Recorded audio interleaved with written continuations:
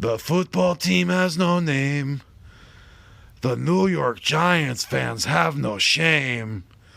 And it's been Batman forever since the Cowboys won the big game.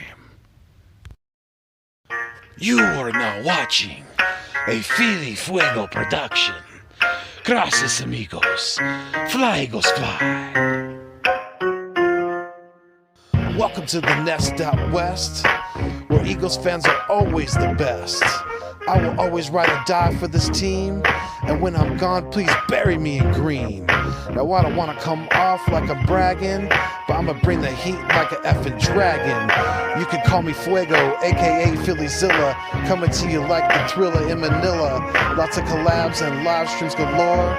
You're gonna love what I have in store. Giving you my all, I always will try.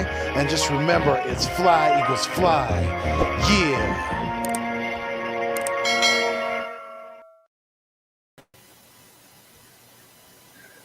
Yes, sir. Who's starting it? What are you doing? What is good? What is going on? And what is cracking? I am Philly Foothills, and I am back in the Nest Out West. I'm trying to bring you the best place to come get shit off your chest when it comes to our Philadelphia Eagles. Welcome in, you guys. Thank you so much for joining us with another Taco Tuesday with my guy here. We're live on double channels. Me and my guy, AK Eagles, to my left here of Eagles Uncensored podcast. And we got a special guest tonight. You guys, I'm sure you're probably familiar with this man. Philly Notion's in the building as well. So we're juiced tonight. You know, we got some things to talk about, definitely. What's going on, guys? I'm doing fantastic, man. Oh, go ahead, sir. You are the guest tonight. You go first. You already know, man. Before we even get this thing started, yeah! Warm it up, though. Hey, you know what time it is. You know who you rocking with. It's your boy Philly Notion, rocking with my brothers. Hey, the Fuego King, Eagles Uncensored. Oh yeah, y'all know how we getting down today. Hey, listen, let's check the 4K on them. Hey.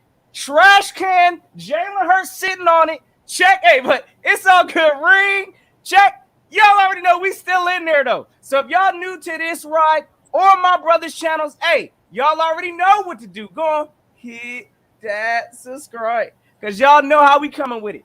Hey, I don't know how y'all fellas is feeling, but even a day after a loss, I'm still kind of bothered. Hey, we lost to the Giants, so, I mean, yeah, I'm all right today. That's how I'm feeling today. Yeah, man. I took this one to the chest pretty hard. I did not have my bulletproof vest on Sunday because I didn't think I needed it, but obviously I did. We got a lot to talk about tonight, and you know who it is. I am your boy, AK Eagles, from the Eagles Uncensored podcast. I may fuss, I may cuss, but you can count on me and my content like the fucking city bus. And if you like the Wagyu, subscribe to. You know what it is. Absolutely. Always loving the energy, fellas. Doing good, Richie. Thank you for checking in. Ooh, Rich. Richie's always in the building. He's in here probably damn near every live stream that I do. So he's a very, very loyal subscriber to, I think, both me and AK. I'm sure he's probably subscribed to Notion as well. Richie MC's always in the building. Thank you so much, sir, for all your great energy that you bring and all your good stuff to the chats and all that. Jay Milt, what's good, buddy? Jay Milt. Always keeping it fuego, buddy. Always 100. Absolutely. Richie MC said, Notion, we supposed to eat that. Subscribe. Salute, Rich. You already know it is. If that means you're hitting it, hey, that's all that matters. Indeed. Absolutely. We got Rafael El Capitan. He said, hey, what's good, everyone? El Capitan Rafael is reporting for duty, sir. Absolutely. Yes, sir. So, yes. Yeah, I'm still haven't swallowed this one completely. It's a damn shame when your team, if you look at the stats, I mean, we killed them in the rushing department. Yeah. Daniel Jones obviously had a way better day than Jalen Hurts, but when you hold the opposing team to 13 points and you rush for over 200 yards and you lose, that's bad news right there, because you're supposed to win those games. You really are, and we probably could have ran for 300 on them if we really would have stepped on their throat, like we should have. We could have ran for three. We could have put up at least 250. I know that, but it is what it is at this point. Like I said, it's a big pill to swallow. Like a big horse pill. So, I mean, I don't know. Jalen Rieger's driving me. Those drops. It's driving me nuts. He's driving you nuts, oh my guy. Hey, listen, I'm gonna tell you just real quick. Again, I know, just like you said, that was a painful game to watch. The Giants is pretty much giving us the game. I mean, you tell me before the game the Giants only scored 13 points and we lose, I would have thought you was done lost your mind. So, yeah, we came out completely stagnant, only putting up 7 points all game. I mean, looking at that score, that looked like a halftime score, honestly. I don't know what that was. So, I understand it. And then on top of that, to lose to the Giants, the pathetic poor performance from Jalen Hurts, which I'm sure we're going to talk about. But Jalen Reagor, oh, yeah, we know he had a bad case of the dropsies. But I'm here to go ahead and try to, hey, listen, let's go and talk about Jalen Reagor real quick, because I need to know from you fellas. Again, this man was a number 1 draft pick. Now, the only reason why I'm saying I'm giving Jalen Reagor just a little bit of a break is because he didn't ask to be no number 1 draft pick. I think we all knew that when he was drafted. So our expectations already for Reagor are out the roof automatically. He didn't ask to be no first round pick. You can't use my shit against me, man. That's what I say. You can't use that against me, man. Hey, that's a fact, though. I'm glad you know what it is. That's exactly what it is. This man did not ask to be no pick, but we set the expectations out the roof for this man. So, again, we know he's probably like barely a wide receiver number 3 or number 4. But, again, we hold him to expectations as a 1. Now, one of the things I'm seeing from Reagor is at this point, it don't look like he's having any kind of fun out there. We are roasting him up Philly style. And all I'm saying is, hey, listen, the kid's got to still learn. He is just a 2020 draft pick, so he's still trying to put it all together. Do we give Reagor that kind of time? Or are y'all, like, I need to know from everybody, like, is everybody checked out? Is he completely buns? Like, I'm hearing it all. He needs to go. I get it just because of the situation. Hey, he had it in his hands, but at the same time, I mean, look, he did make a catch in the game, but I ain't seen nothing that was highlighted from his draft tape talking about he's supposed to be the next Tyreek Hill and have breakaway speed and all of that. So, hey, I'm just interested to know all of y'all's thoughts on Reagor today. AK, I'm going to let you go hit that one first. Oh, no, don't do that. If you do that, we'll be here an hour. You go.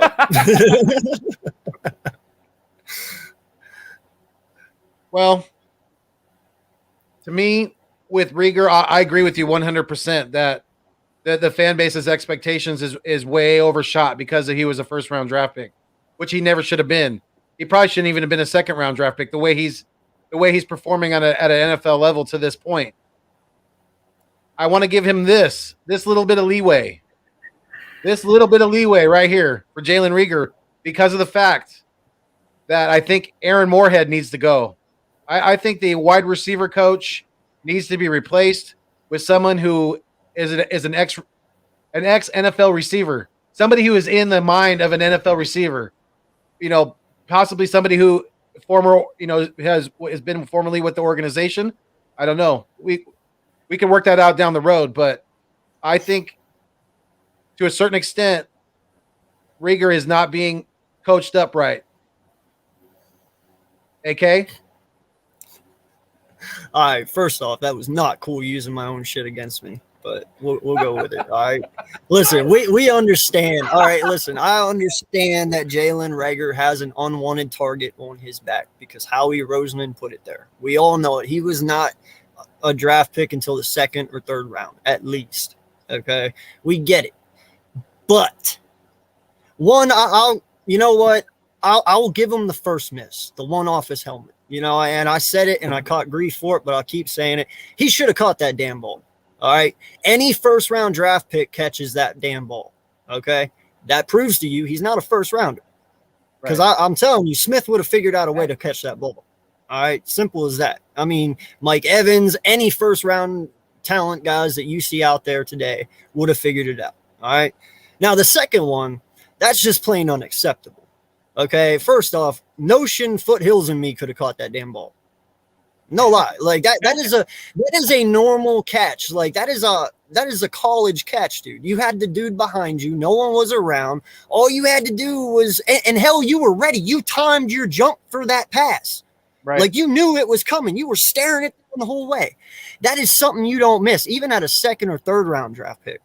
All right. Like that's just unexcusable. He could have been, listen, Jalen Reagor would have had his name in the history books forever as the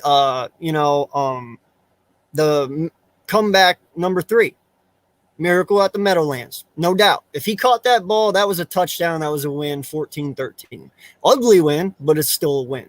All right, dog, your name's not in the record books. You didn't catch 2 of the most important balls all game. That was probably the best 2 throws I've seen Hurts do in a while. You know, no lie. They were beautiful passes.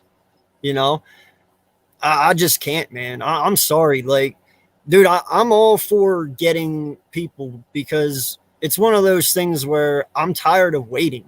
You know, me and Gio, actually, I hope he's in here listening, you know, we talked earlier today. And I told him, I said, you know, we need playmakers. Hurts needs playmakers. You can win a Super Bowl without Hurts being an MVP. You just need to put people around him. A lot of people want to sit there and say, well, it's him and this and that. Dude, it's a lot of everything. All right. Smith gets open. I can't always constantly say that about Reagor and Quez. Now, Quez made some beautiful catches on Sunday. I mean, gorgeous. That one on the sideline, damn, That comeback. that was nice. Yeah. You know, that was beautiful. But Reagor ain't doing that shit. I'm surprised he caught that one on the 1. Remember that one he dove for and jumped up and caught? I was like, okay. Like, whoever saw him coming through that. Yeah. Right. And the one you missed was easier than that. It was. So it's frustrating, bro. It's really bad. And see, honestly, that's the story of this team. Consistency. Like, you see the flash from Jalen Hurts. The man went up there and snagged it to put us, you know, in scoring position. So we can't overlook that. You know, he's got like, I'm with you on that, Foothills. Like, we might have a development problem. I don't know what it is. But for whatever reason, you know, we're just not seeing a consistent overall performance. And I see the question there. And I think Nina put something in there saying, you know, I'm going to sit him, or I think she'd go ahead and sit Reagor right now. Listen, I'm like this, like, what do we have behind Reagor to sit and bring out? I mean, yeah, JJ is, I guess, you know, I don't even know what to call that. Greg Ward, we know what he's been looking like. So it's like all of this pressure rides on Jalen Reagor. And it's like, if he don't succeed, we ain't got nobody else behind him, in my opinion. I mean, we need to pull up John Hightower from practice squad. So there's just a lot of, again, I think Jalen Reagor definitely, he needs to go ahead and find the confidence in himself to kind of get himself out of this mental funk, because I do believe that he has the talent to succeed. It's consistency that we ain't seeing with Reagor. And definitely, again, his route running, like you said, Devontae Smith is a way better route runner. And honestly, he's not a first-round pick. So we need to kind of temper our expectations because he didn't ask to get put there. So that's just kind of how I look at this Reagor situation. So you bring that up real fast. I want to ask you a question because of how suspect the wide receivers are right now. All right, and they are. Our talent at the wide receiver position is better, but it's nowhere near what we need it to be. Okay, it's better than previous years, but not where it needs to be. Do we now again, triple dip in the first round at wide receiver with the second pick, like at 11, 12 if we get that, or 10, and say Olave or Wilson is there? Do you do that? I don't know. I mean, I'm gonna tell you right now, I'm exploring wide receivers. I'm not closing the door. If there's somebody out there that, you know, definitely is, you know, popping off the tape, hey, I mean, it is what it is. We shouldn't just be, acting like we got a top wide receiver core because we don't. But I do also expect for this team, because we got a lot of cap, we probably going to get a veteran up in here, honestly. I don't know who's going to be available. I think that might be the smarter route, but I'm still looking at drafting some kind of a wide receiver at some point in this draft. So I don't know. Again, that's a great question.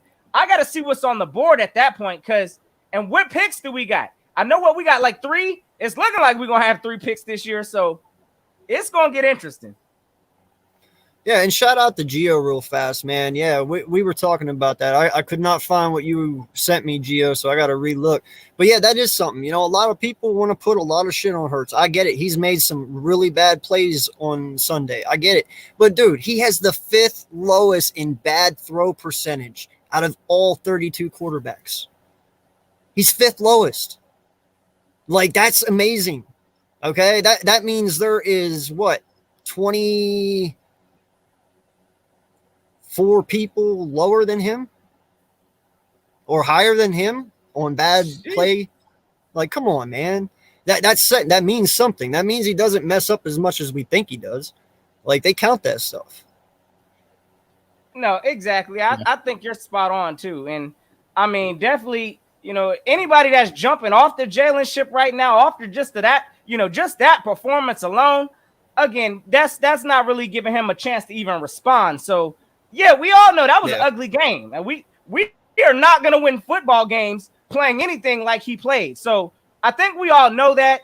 Again, there's certain intangibles that Jalen has that cannot be taught. So with that being said, I mean, we got to ride this thing till the wheels fall off. He needs a full year, full evaluation. I understand right now, and I'm hearing the people in the chat talking about Minshew and, his ankle. Look, I don't know how that's going to come down to play, but hey, you talk about controversy. Oh, that's going to be automatic as soon as Minshew steps on the field. Absolutely. And I'm scared of that, fellas. Listen, man, I want to say something very fast to people out there. And this is coming from a diehard fucking Eagle fan, okay? If you are 20 and younger, shut the fuck up. Okay? you can't talk. All right? You really fucking can't. Because guess what? In the 20 years that your little ass has lived, we've been fucking good. Lived through the late 80s like I did. All the fucking 90s like I did. And all the downfalls that we fucking had and all the turmoil and all the bullshit. Then come fucking talk to me. Until then, if you are 20 and younger, shut the fuck up. You have no room to bitch about this team. You have no room to say shit because you haven't lived through nothing. Okay? You haven't. You don't even know. You can't even compare anything you've seen to what I have seen or Foothills or Notion. Okay? If you have not lived through the 90s, shut up. End of discussion. You need to shut the fuck up. It's that simple, man. It is. Am I wrong? Am I wrong? Real quick, shout out to the 15 in the chat right now. We got 15 people. You guys, we're live not only on my channel, The Nest Out West, but we're live also on Eagles Uncensored. So please make sure you smash that like on both channels. And if you're not already subscribed to my man down below, make sure you do so. Billy Notions in the building. He's always doing that. He's always keeping it fuego, like like we do here. As well out here in the Nest Out West. But no, I really appreciate you coming on with us tonight, Notion. I really do. It's like we said earlier. We definitely got some things to discuss because at this point, I want to ask you guys this. When I asked this question to AK earlier and I asked this question actually on Tone's channel just a little while ago. Tone to Shield, shout out to him. That's my co-host, our Sunday podcast, our pregame podcast. He's got his Chalk It Up Sports with Tone to Shield. So make sure you go check that out. Like and subscribe to him as well. But yeah, do you guys think with the ups and downs, with the injury issues for Miles Sanders, with the recent success of Jordan Howard and the way that our offensive line has been opened up some good nice holes from him and he's running very confidently, do you guys think that we should extend him? What are your thoughts on that? I want to get it from you, Notion, first. So if we're talking about extension right now, I'm not extending nothing because right now Miles Sanders is looking borderline expendable. I mean, looking at how he plays when he comes in the game, our offense, I mean, it looks completely different. Honestly, Miles Sanders is just a way different type of a runner. Not saying that he's not talented, because he does have explosion once he hits that hole. But he does some dancing from time to time. And the biggest thing with Miles Sanders, injuries. This man can't stay on the field. So I'm not extending nothing. We've been having more production, unfortunately, without Miles Sanders. So, I mean, just the way this offense is structured, we can still be successful without Miles Sanders. So, honestly, I'm not extending nothing. You ask me, I'm honestly considering, and I know this probably going to hurt some, and I'm a Miles Sanders fan. I got his jersey and all of that. But I'd be opening up trade offers to try to see who's coming off of what from Miles. Because if the price is right, oh, yeah, he can go. And exactly that's what I'm talking about right there. That's what we should be doing. So running backs, again, you can find those in the draft. It's not like, running backs don't come and go. You can get a pretty solid running back in the mid-round. So, again, yes, it's tough just because I was a huge Miles fan. But being realistic, no, I'm not extending nothing right now. And honestly, I'm probably at least listening to trade offers for Miles. So you think that we, as far as extending Jordan Howard, would you do that right now? Absolutely. I'd be opening up some kind of a book to a small contract or something, or I wouldn't sign him to no massive, running back contract. But yeah, he'd be on this team for at least the next couple years. I mean, he's a stone to this offense if this is the direction we're going.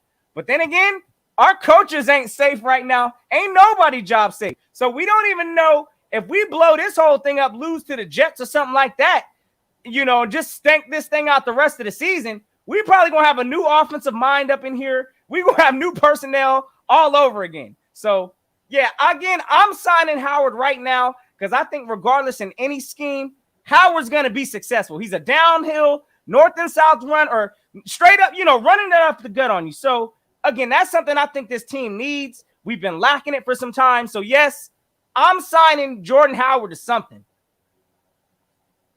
Got you. AK, what are your thoughts? Yeah, man. I would definitely extend Howard. I'd probably give him like an extra 1 or 2 year deal here. I would trade Miles. I would get rid of him. I'm a huge Penn State fan. I've loved this boy from the moment I seen him play, and Saquon both. I was so ecstatic to get him in Philly, and you know what? But he hasn't been what I thought he would be, and that's okay. I told this to you like last month or whatever. We need to stop being fans who like literally grab on to people and don't want to let go. It's okay to let go. It really is. It's football. It happens. And I'm okay with letting go of Miles because, one, he can go somewhere else, do a lot better for him and help another football team, and we'll just be just fine. We've had that, and we've proven it, And you extend Jordan Howard for like 1-2 years. You bring in a rookie this offseason in the draft or whatever, be in free agency, however you want to do it. But you build and you let Howard – why I say do it in the draft, though, is let Howard kind of mentor the new guy up. I have a couple halfbacks in mind in free agency that I would not mind getting. And Notion's right. Halfbacks are dimes a dozen. You can find them anywhere, So it's not that big of a deal to me. It really isn't. Yeah.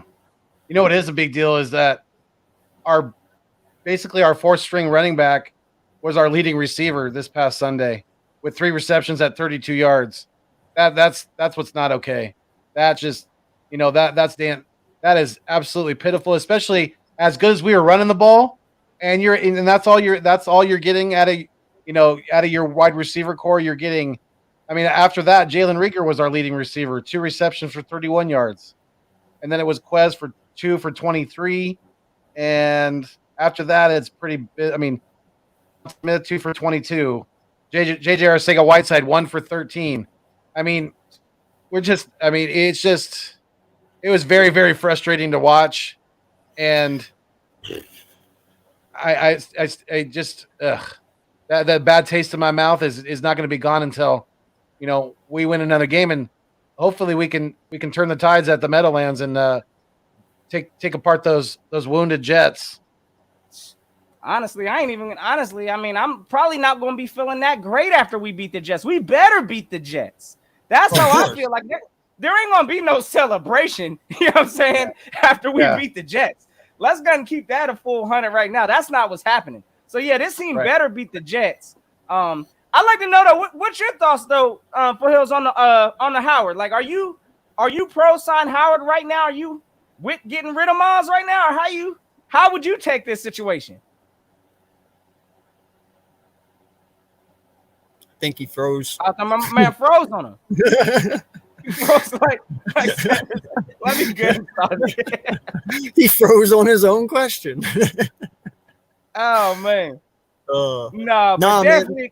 we just got a way different. We got a way different run style when we got Howard in the game. And again, like for whatever reason, the coach went away from that. I look at coaching also the first half. Of the game, we didn't run the ball. We were pass heavy. So yeah, a lot of this stuff, it's like once Jordan Howard's out, we get scared and act like we don't know how to run the ball. So, yeah. I'm definitely with exploring. We need to sign Howard to some kind of contract or something. So, yeah. Like I said, just a little one, just so he's there, for a year or two. Nothing ridiculous because, he is getting up there in age. He's like, going to be 27 next year. So, it catches up. And I'm not expecting Jordan Howard to be Frank Gore playing up till he's 35, So, no, I just use him for what we use him for, inside the 20, inside the 10, getting the little 3rd and 2s, stuff like that. But I would use him more as a mentor than anything. Get a rookie, somebody you're looking at, somebody you think works, let Nick pick it. If we can get another Jonathan Taylor. You're looking like Taylor. A style of a Jonathan Taylor? Yeah, like something like that, bro. Someone a little with some meat on his bones that can really get up in there, A little power behind the speed. I agree. I'm tired of these little scat backs and stuff. We need some thumpers. Yeah, I agree too. Notion, what was the question? I missed it. My internet cut out. Oh no, you're good, bro. I was just asking just pretty much how you felt about the signing Howard and what would you do with the Miles Sanders? Maybe I'm just tripping, but again, like I'm not extending nothing based off of we don't even use Miles Sanders, and this ain't the first year. We've been just, sitting this gym or whatever you want to call it, hidden gym, because we ain't really seen his true potential. Just, either injured or whatever the case may be. So yeah, no, I just wanted to get your thoughts on it, brother. Yeah, I definitely would not. I would definitely not extend Sanders right now. I really wouldn't. If he's willing to take less money to stay on the team, then possibly we could discuss that. But yeah, his inconsistency on the field when he is on the field, because he's obviously had the injury issues as well. So those combined, it seems like as soon as he gets going, he had that nice run on Sunday. I think it was in the beginning of the second half, I believe. And then he gets, he tweaks the ankle or whatever. It seems like as soon as he gets going, he's in the blue tent again. And it just, it's really frustrating. So yeah, I'm not extending Miles at all. I definitely would highly consider extending Howard at least a year, if not 2, because we have to remember he's only 27 years old. He did not even play when he was in Miami. Thanks. His tires are still pretty fresh. Definitely. I think he's a very dedicated guy to his craft. And I've been liking what I'm seeing out of Jordan Howard. And I think this offensive line loves what they see out of him too, because he hits that hole. He's been shot out of a cannon sometimes and more times than not. And I love what I'm seeing out of Jordan Howard. So I want him around on this team for, next year, if not the next 2 years. Yeah. Hey, I completely agree. And yeah, that's one of the things, again, Jordan Howard, I think we all understand, and I don't know what it is, but every time it's like, and I don't know, was he injured over in Miami before he came to us? No, they just never used him. Yeah. Okay, so it's like, why when everybody comes to Philadelphia, they get hurt. Jordan Howard's hurt right now because he came to Philadelphia. So I don't know what it is, but yeah, we got to figure it out. As far as this running back situation, we need some thumpers, and yeah, we need to sign somebody. So I'm on board with that. Yeah, I mean, why not? Definitely, why not? You know what I'm saying? It's him, Birdman, that guy over there. Is he asking to come? Okay, Birdman, I'm going to send you Yeah. the link. Hold on, give me 1 second. Let me do that. Birdman, yes, sir. Talks amongst Yes, yourselves. I can do that real quick. I'm gonna get a lot of shit. It's coming right now. I know what's gonna happen. Fellas, I was actually and I'd like to get your take real quick too for him, because I know you kind of talked about it a little backstage, Yeah. and I was like, hold up. But on that play, let's talk about this last play, because I know we kind of came in here ripping up Jalen Reagor and all of that. And again, as y'all can see, your boy Notion is rocking the number 18. I'm still on the Reagor. I'm trying to build this man up. Again, it don't even look like he's having fun on the field, because we are roasting him up on Philly. In Philly, he done deleted his Twitter accounts, all of that. So again, I'm just hope that he could find some kind of funness, because once he's mentally checked out and he just ain't having fun on the field, he's not going to grow and learn and develop. So he needs to find that. Hopefully he bounces back. Again, tough moment for the kid, but at the same time, he need to go ahead and pick up his lunch pail and keep it moving. So I want to talk about what you said with this last, play with Devontae Smith. Hey, was Devontae Smith wide open? And I just want to hear your thoughts on it. Well, I mean, he definitely had. I mean, he's not wide open. Is not covered at all. He's got 3 steps on his defender though. So I mean, that's pretty damn close to wide open. That's probably like 80 to 85% wide. To being completely wide open. But he had to kind of turn his body, because he was running one direction, and then he kind of had it right when Jalen was going to throw the ball. He kind of had to.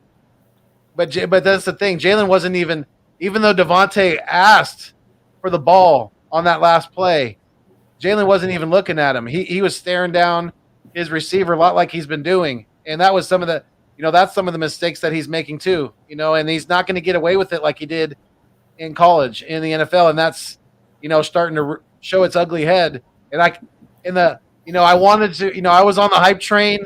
I thought the Eagles were going to come out and play really strong and somewhat blow out the Giants. I predicted I think I said 31-17, and I said it wasn't even going to be that close. Yes, sir. But in the back of my head, in the back of my mind, though, because Jordan Howard was out, I was nervous. I was nervous. And for that fact, and for also the fact that Freddie Kitchens, just recently took over as offensive coordinator for the Giants, and he's got head coaching experience. So this guy definitely knows what he's doing when it comes to the the NFL, and you can see he's not bad at calling plays. He's just got to have some of the right tools to do it. But yeah, I was in the closet, definitely nervous about Sunday, and my worst nightmares came to fruition. Unfortunately, on that Smith pass, man, I'm gonna say it like this. This might backfire on me. This might end up starting a fucking roo-rah about it, but whatever. Listen, there is maybe 5 quarterbacks in the NFL that can make that throw right there to Smith. Okay, I'm going to be 100% honest with you. That is not an easy throw. Okay, one, you have to look at the safety. The safety caught Smith, and he started to turn to go. If Jalen threw that between the G and their logo, it was a pick instantly. He had to throw it to the back corner pylon pretty much for Smith to even have a chance at that. That is a very, very tough throw. Not just that, he had to roll to his left a little bit and reset. It's a lot harder to make that throw than what everybody truly thinks. All you see is Smith wide open, and you're like, oh my God, he should hit that pass. Well, guess what? It's not that fucking simple. Okay? It really isn't. We all sit here and we criticize quarterbacks all over for how bad they do or what they miss or what they don't miss.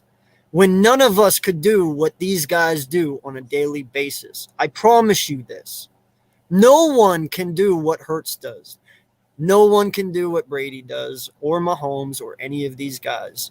They are special human beings with special abilities. No lie. And I'm sorry to tell you, but I'm pretty sure Hurts can't hit that throw. That is a very, very tough throw. Now, when I say that, instantly everybody's going to be like, then he's not our guy. You're probably fucking right. Arm-wise. But not mental-wise. This kid brings a lot more to the table than just arm talent. I'm going to tell you that right now. But that's my take on it, man. Hey, no, I like that take. Now, what you got, Phil? No, I was just going to say that, some people earlier in the chat were saying that, obviously the big time receivers, they have drops too. But more times than not, when it comes down to it, when it matters the most, they make the play. Jalen Reagor had a prime opportunity to get all of Philadelphia Eagles Nation off of his back. He had 2 opportunities. You're right, but the last one definitely. I mean, that was an absolute 100% pure drop, and that's what you get paid to do. That's what you're getting paid a lot of money. You're supposed to be a professional, and you draw. I mean, that's just a bad look. And he's the type of player you can tell when his confidence level is low, his play is going to be even lower. It's just that way with him. And until it starts to, kind of 180 itself, then it's not going to get much better for him. I don't have a good feeling for him right now. Facts. I mean, again, like you said, like I look at that whole play, that last play, Devontae Smith. Yeah, he flashed open. Like you said, that could have been a throw that you could have tried to squeeze something in that window right there of that, of when he was open. But that window was like open, close, open, because it opened twice. So he kind of had to either make that split decision. Now, mind you, Jalen Hurts already threw 3 interceptions come up to that point. So the gambling at that point, why is he going to do that when you got Jalen Reagor, like you said, wide, pretty much dead in his hands? Again, I'm going with that option again over and again. I'm sorry, Devontae. Maybe they should have had Devontae run Rager's route. I don't know. I don't know what the coverage would have commanded. But I'm not going to rip Jalen up, just because I know a lot of people are saying, Devontae Smith was wide open. And, yes, he was open, but at the same time, you got to make a business decision at that point. Look, I already threw 3 picks. Like Eagles Uncensored said, look, there's not that many quarterbacks that could throw that kind of dart or laser, pinpoint accuracy. And we know Jalen Hurts is developing. I'm not saying he's never going to get there. Right now, it don't look like he's, he ain't there right now. But at the same time, Reagor, we trusted in that man to make a play, and he didn't get it done. And again, now it's like, that's what he's going to be remembered for in Philadelphia, to play that didn't happen. So I feel bad for the kid because, again, this kid ain't having no fun anymore. And it's like, how do you build confidence when you going out there on the field every time and the crowd, everybody's about to be against you because you dropped the ball, in a critical situation. So I got to see him bounce back. I need Jalen Reagor. This is a low point for him, and I need to see how he responds. Yeah, that play that they ran, that play call that they ran at the end of the half, that last play, that was an absolute shit call. They should have ran, run a bubble screen or a wide receiver screen or something like that right there. Don't have Jalen run out and then roll out to his right like they know he's going to do. It's too predictable, and we have to at least get 3 points right there. And we walked out with nothing. That was an absolute kick in the gut that we could never recover from, really, in my opinion. Nah, that's fast. So I want to, Ethan was asking this question a couple times in the chat. I want to definitely get your guys' thoughts on this because I was thinking about this earlier too. Because with Jack Driscoll going on the IR, so it's probably going to be Nate Herbig, who cost us a touchdown on Sunday. You know, Boston Scott had a nice run, but it got called back for holding. I mean, the Giants were holding us all day, and the refs weren't calling it. So that was frustrating too. But what's your guys' thoughts on Driscoll's injury impact to the offensive line? AK? I'm not too worried about it, man, because you know what? Herbig's really good at guard. I'm not sold at center. Right. Okay, I'm really not.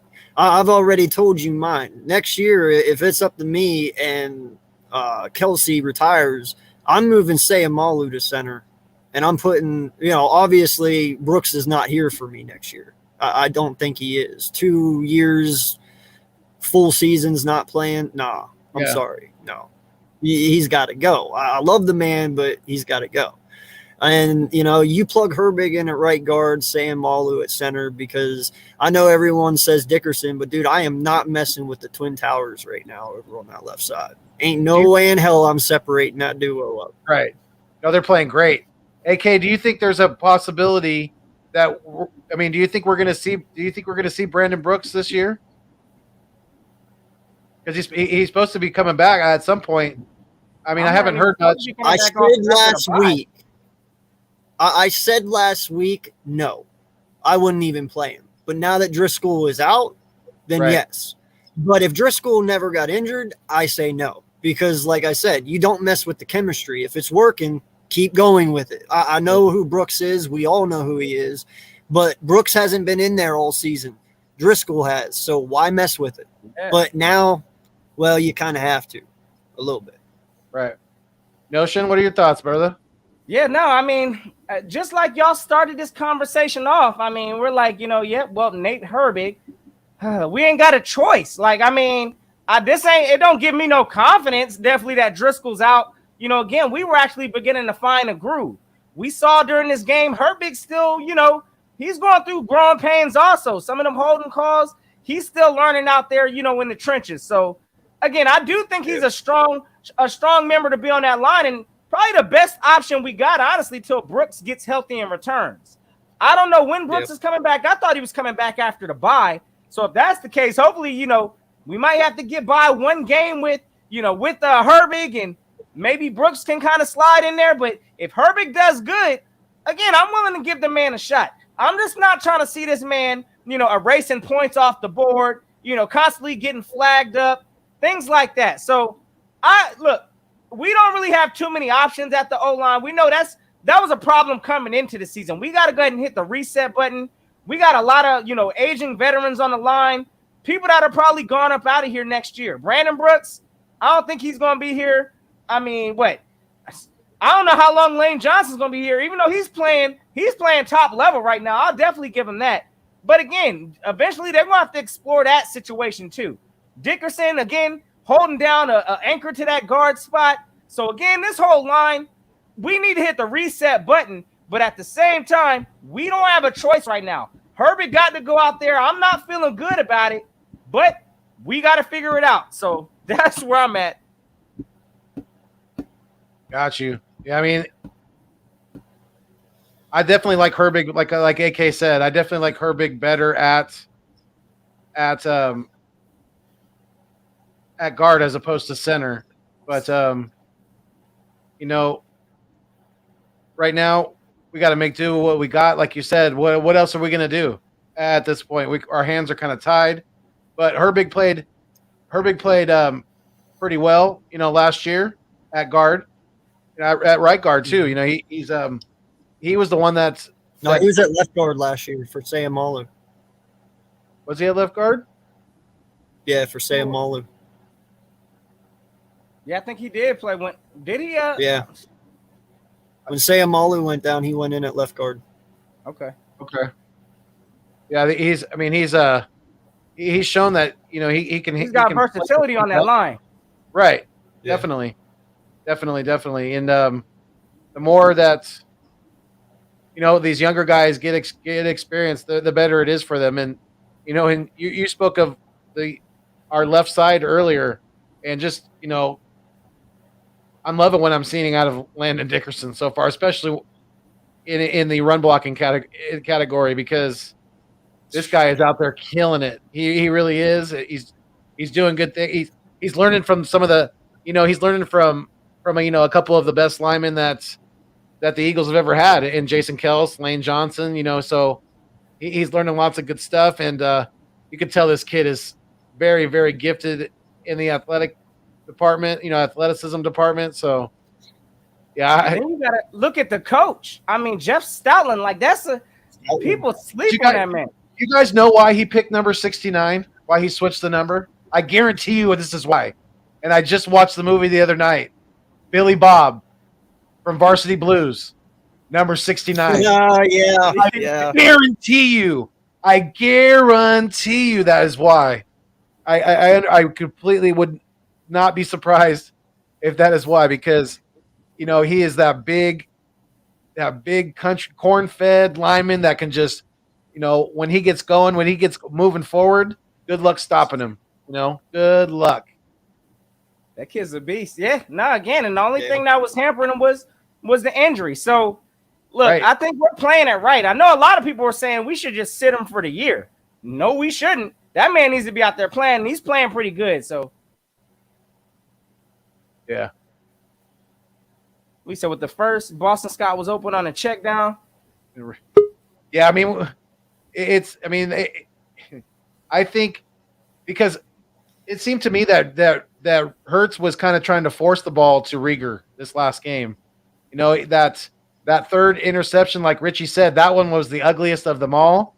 He forced it into double coverage. He badly underthrew it, and it just seemed like he was trying to force the ball to Jalen Rieger down the field.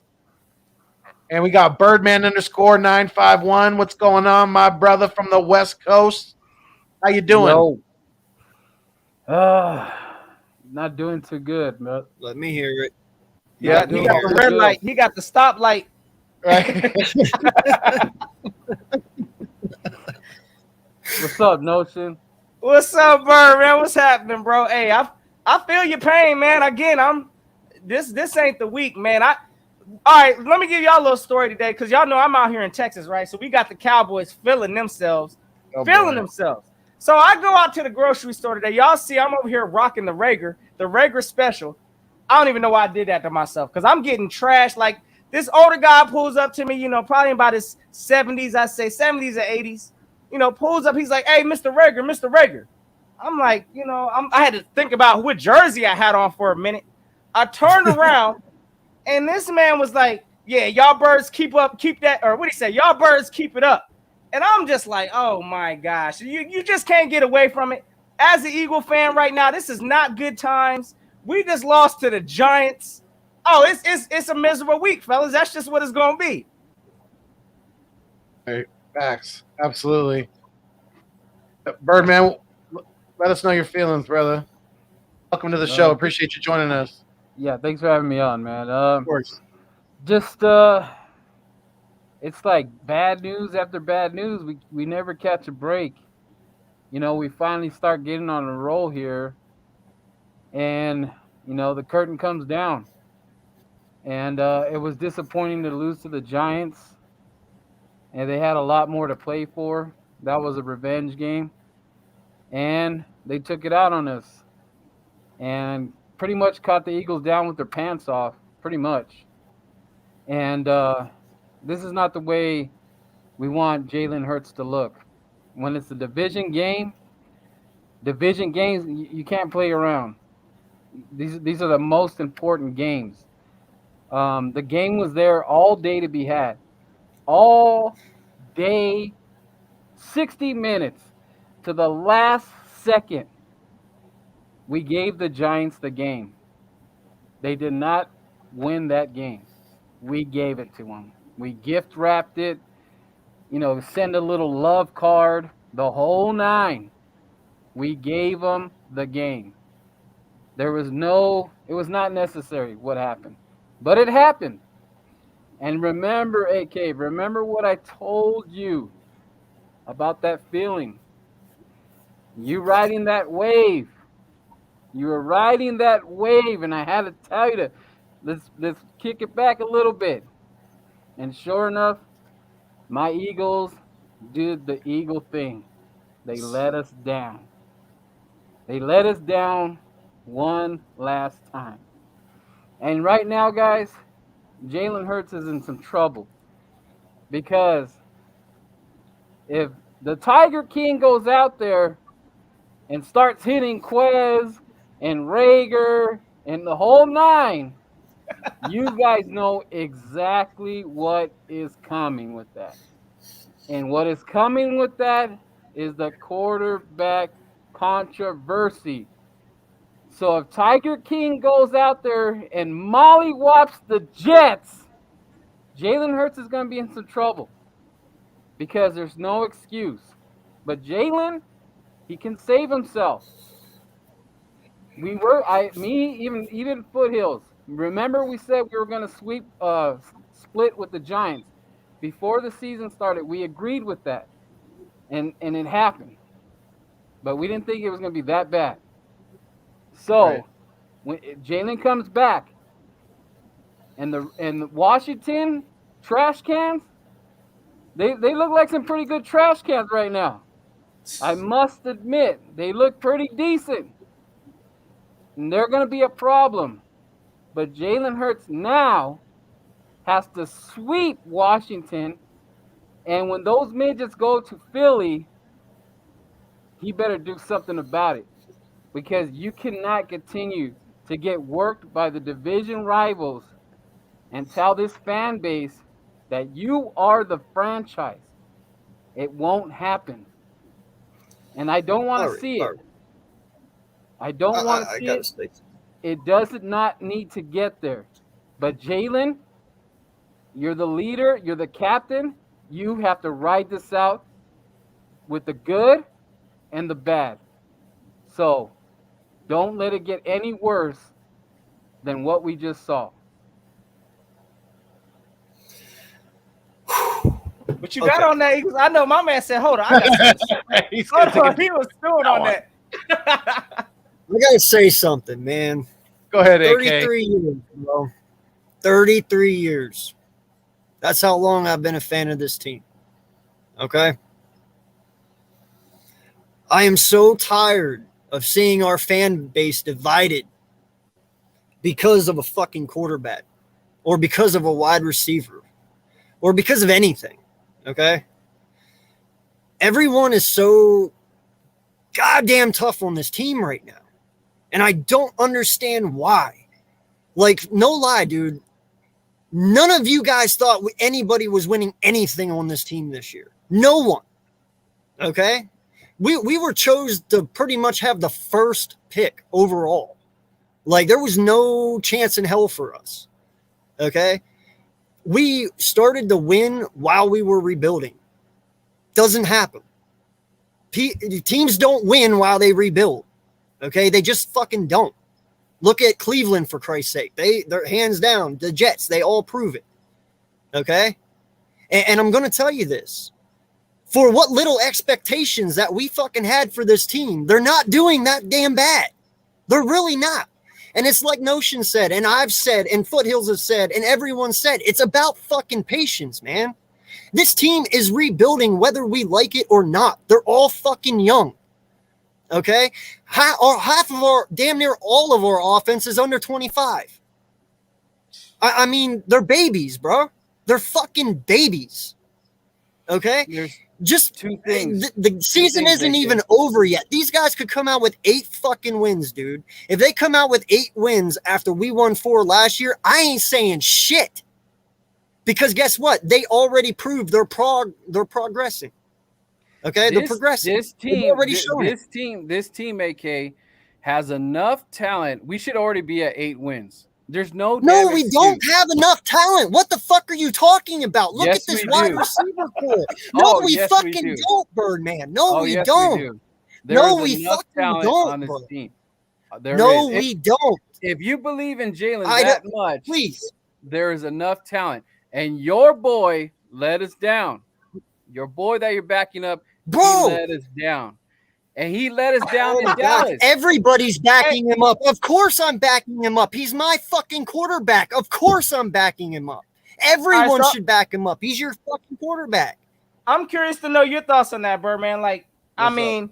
like where are you at with Hurts right now? Again, we're all kind of putting our own judgment on Hurts right now. Again, the season's not over. Only some has been written. And I know a lot of people right now, it's, all we want to do, the common goal that we all want in Philadelphia is we want to win.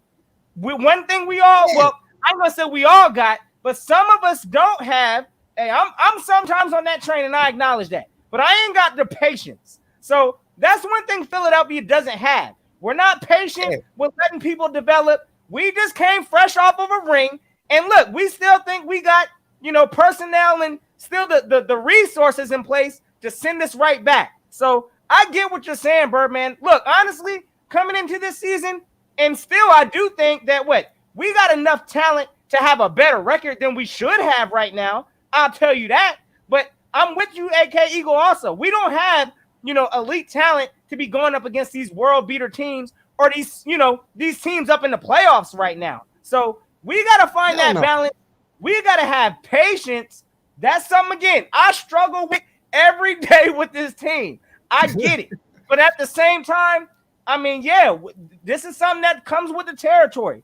We're rebuilding, new coaching staff, new quarterbacks, new players. Yeah, like Birdman, check this out. Listen, this is what I'm tired of. Micah Hyde, Rowe. Oh, recently added Razul fucking Douglas, balling out in Green Bay. You got Sidney Jones in Seattle playing good. Raheem Mostert we drafted and then let him go, and now he's in San Francisco being fucking good. That's what I'm talking about, patience. I'm tired of fucking sitting here drafting guys, letting them go, and them going somewhere else and balling out.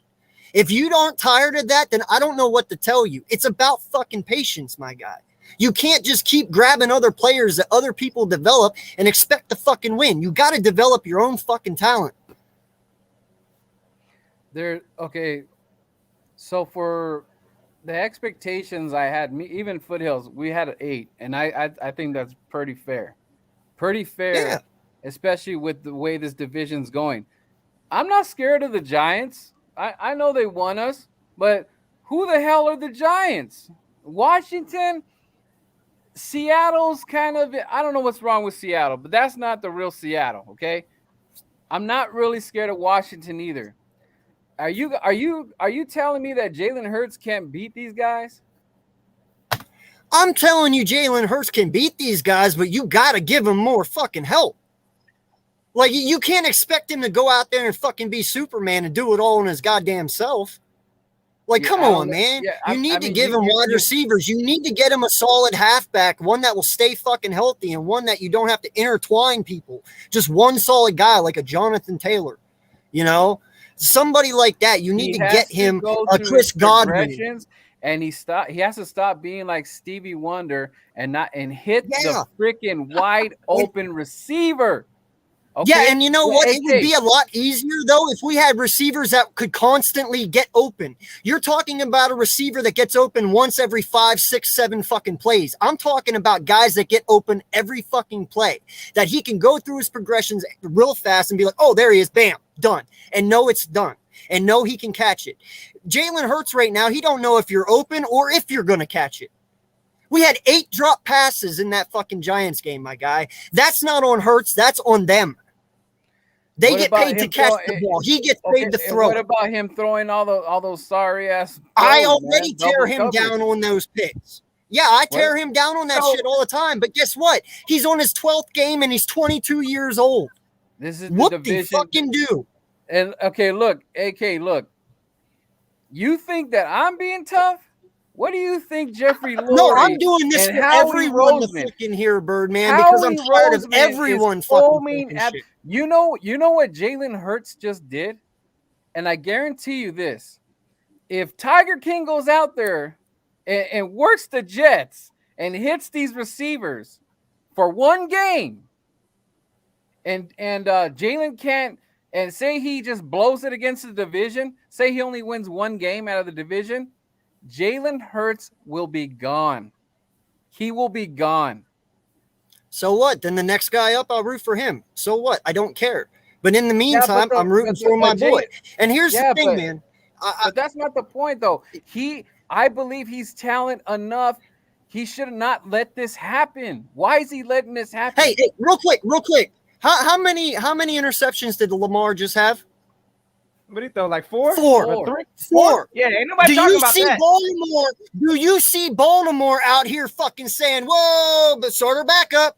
Oh yeah, granted they won the fucking game. I understand that. You know what? If Jalen won this game, we probably wouldn't be having this conversation right now. I would. Okay. He Well, like you might. You might. Some people might. But guess what? To me, a win's a win. It don't matter if it's ugly or not. A fucking W is a W. If you win, you can correct shit. If you lose, you can correct shit. You act like he throws 3 interceptions a game. And when I say you, I mean everyone who's bitching about it. He doesn't. This is his first game that's ever happened. So AK, fucking what? The thing is, he can't do this. And Nick Sirianni also, he did F up this game. Would you please feed Boston It's a collective Scott? thing. This was Boston Scott's game. This was his fucking game. Yep. And Nick Sirianni wanted to water the plants instead of using your brain. I know Boston had that drop, but if you would have kept running the rock in the beginning, we would have never run why? We had Jordan Howard. Did you see the formula? Mm-hmm. You guys looked like buffoons. There was no way, no how we should have lost this game. I understand that. But why do you think I talked my shit all fucking week long? There was no reason for it. Hey, listen. And I look like the dumbass, don't you? And that's why I'm fucking pissed. No, I'm just saying, like, and I hear this frustration too, and I feel it because it's like, we all try to figure out where to put this, this blame or this pie at. Is it Jalen's fault, completely that, like you're saying, some of the play calling that we're doing is we're not doing nothing to help Jalen out. Some of the other things, I mean, his weapons that he has, it looks like there's only really 2 out there that he could trust at this point. I don't know why we paid Goddard.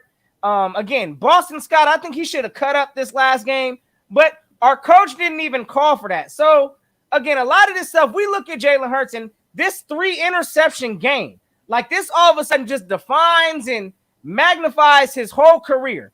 I don't think so. I know he has a problem. Again, from what I saw this last game, somebody needs to work with this man on his zone coverage, reading coverages and things like that, because evidently he's throwing too much into double coverage. I'm not liking stuff like that. Again, working on some of his smaller mechanics, such as rolling out the pocket. But at the same time, we need to.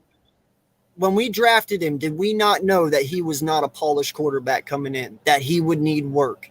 He needed work going through progressions. Exactly. He needed work to go through progressions. He needed work on everything, his mechanics, all that.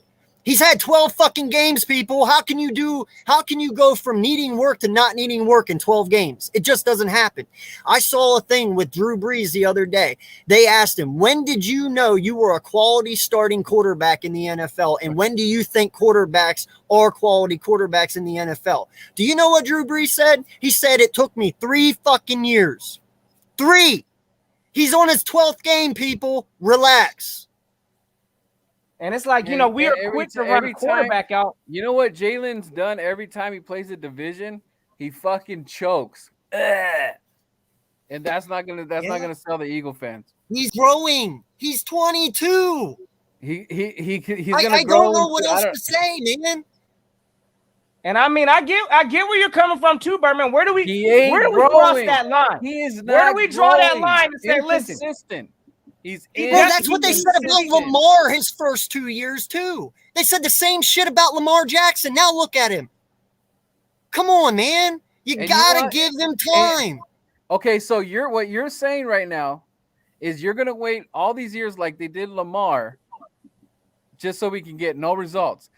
Lamar Jackson. Listen, by the time you get to that point, this team's already built. If he is still the fucking issue, then you pull Jalen and you plug the quarterback you want in and start winning. But the point is, build the team first, make sure he is the reason, and then pull him. Don't just pull him because you think he's the fucking reason right off the bat. MVP-like season, and he did not touch the AFC Championship. Correct? Did he? Who, Lamar? Did he go to Who? the AFC Nah, Championship? he didn't go to the No, wait. No, So, Yeah, he went. no.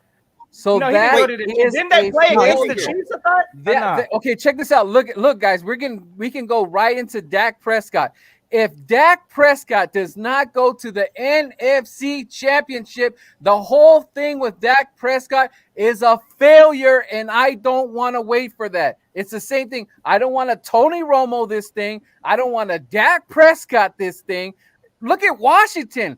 They got thousands of quarterbacks. I don't want no Washington situation, Daniel Jones situation. I know he just beat us, but the dude is sorry. He's sorry.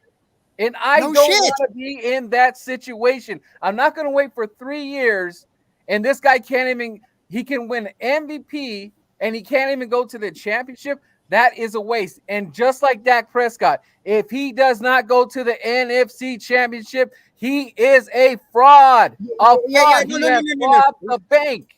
First off, you're right. First off, you're right. Dak Prescott is a wash if he don't make it because he has 3 first-round fucking wide receivers to throw to. When Lamar Jackson won MVP and he almost made it to the championship game, he had no one to fucking throw to. No one.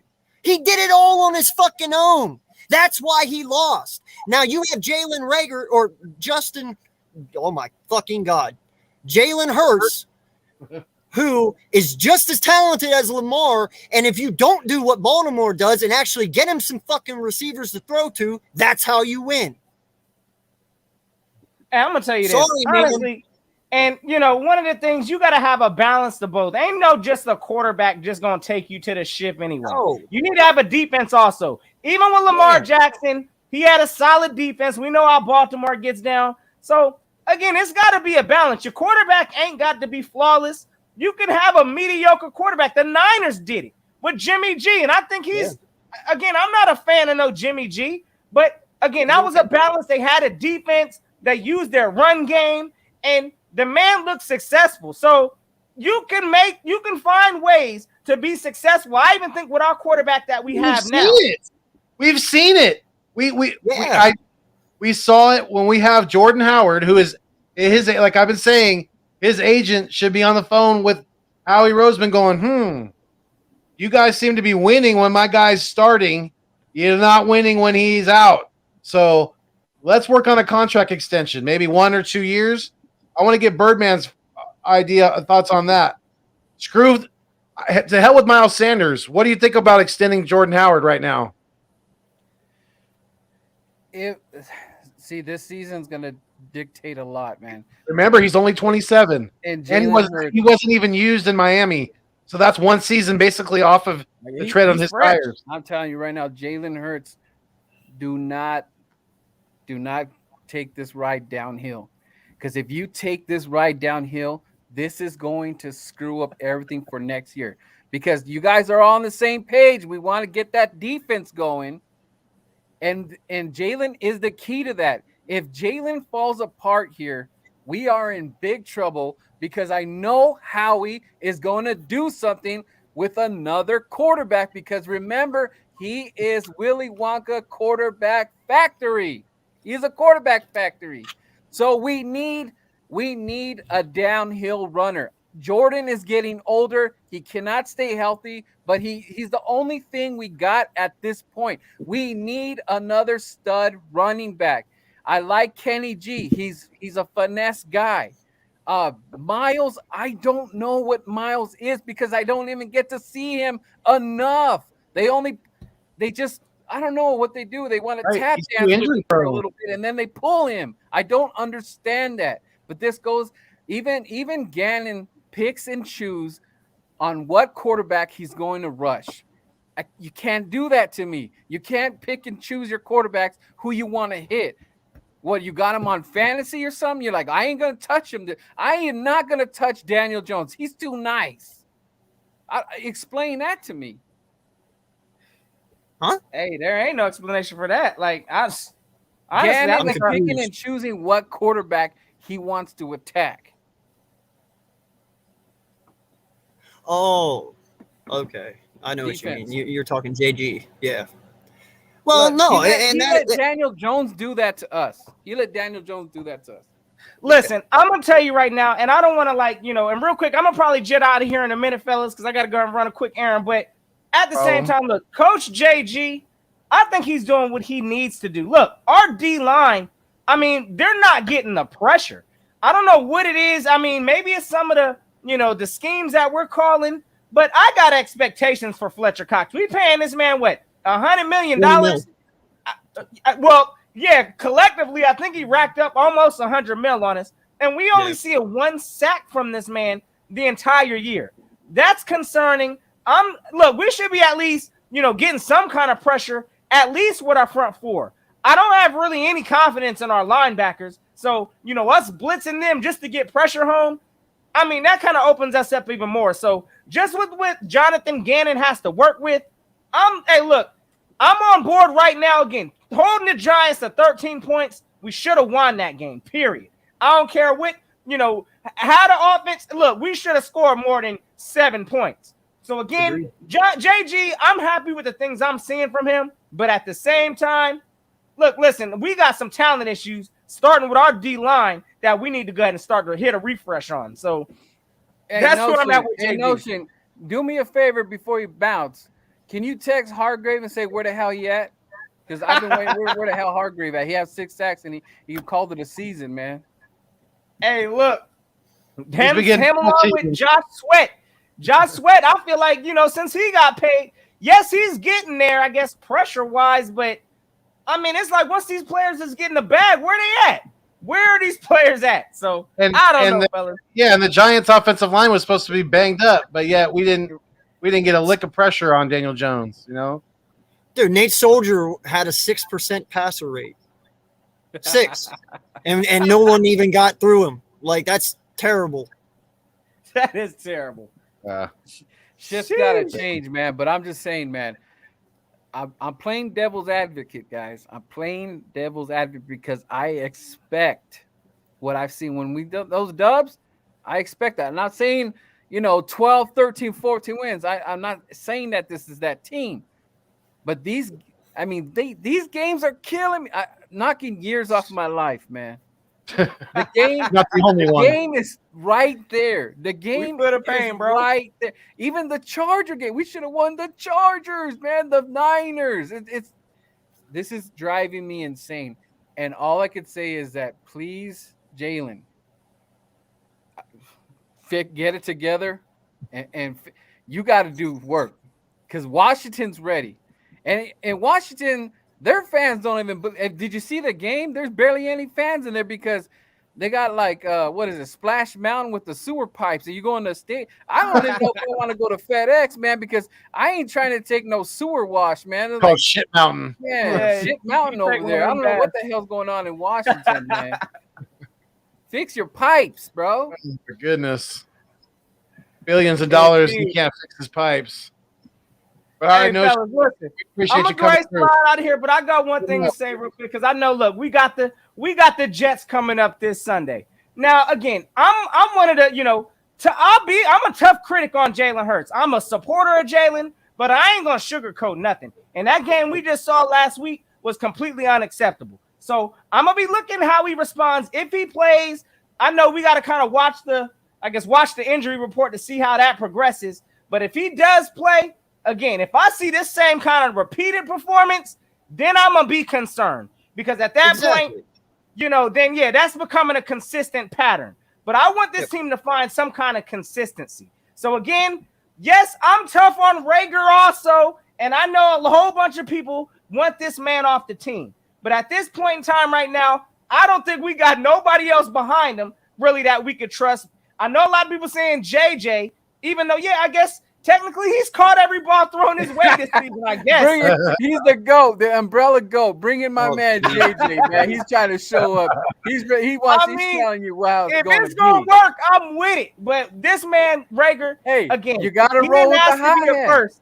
You roll with the high hand. He didn't ask to be a first-round pick, so I just think we need to give him some kind of a pass on that. Because, again, he didn't ask for it, but, he should have caught that ball, fellas. Let's not even act like it. He's a first-round dip. He gotta go. He's a first round dip.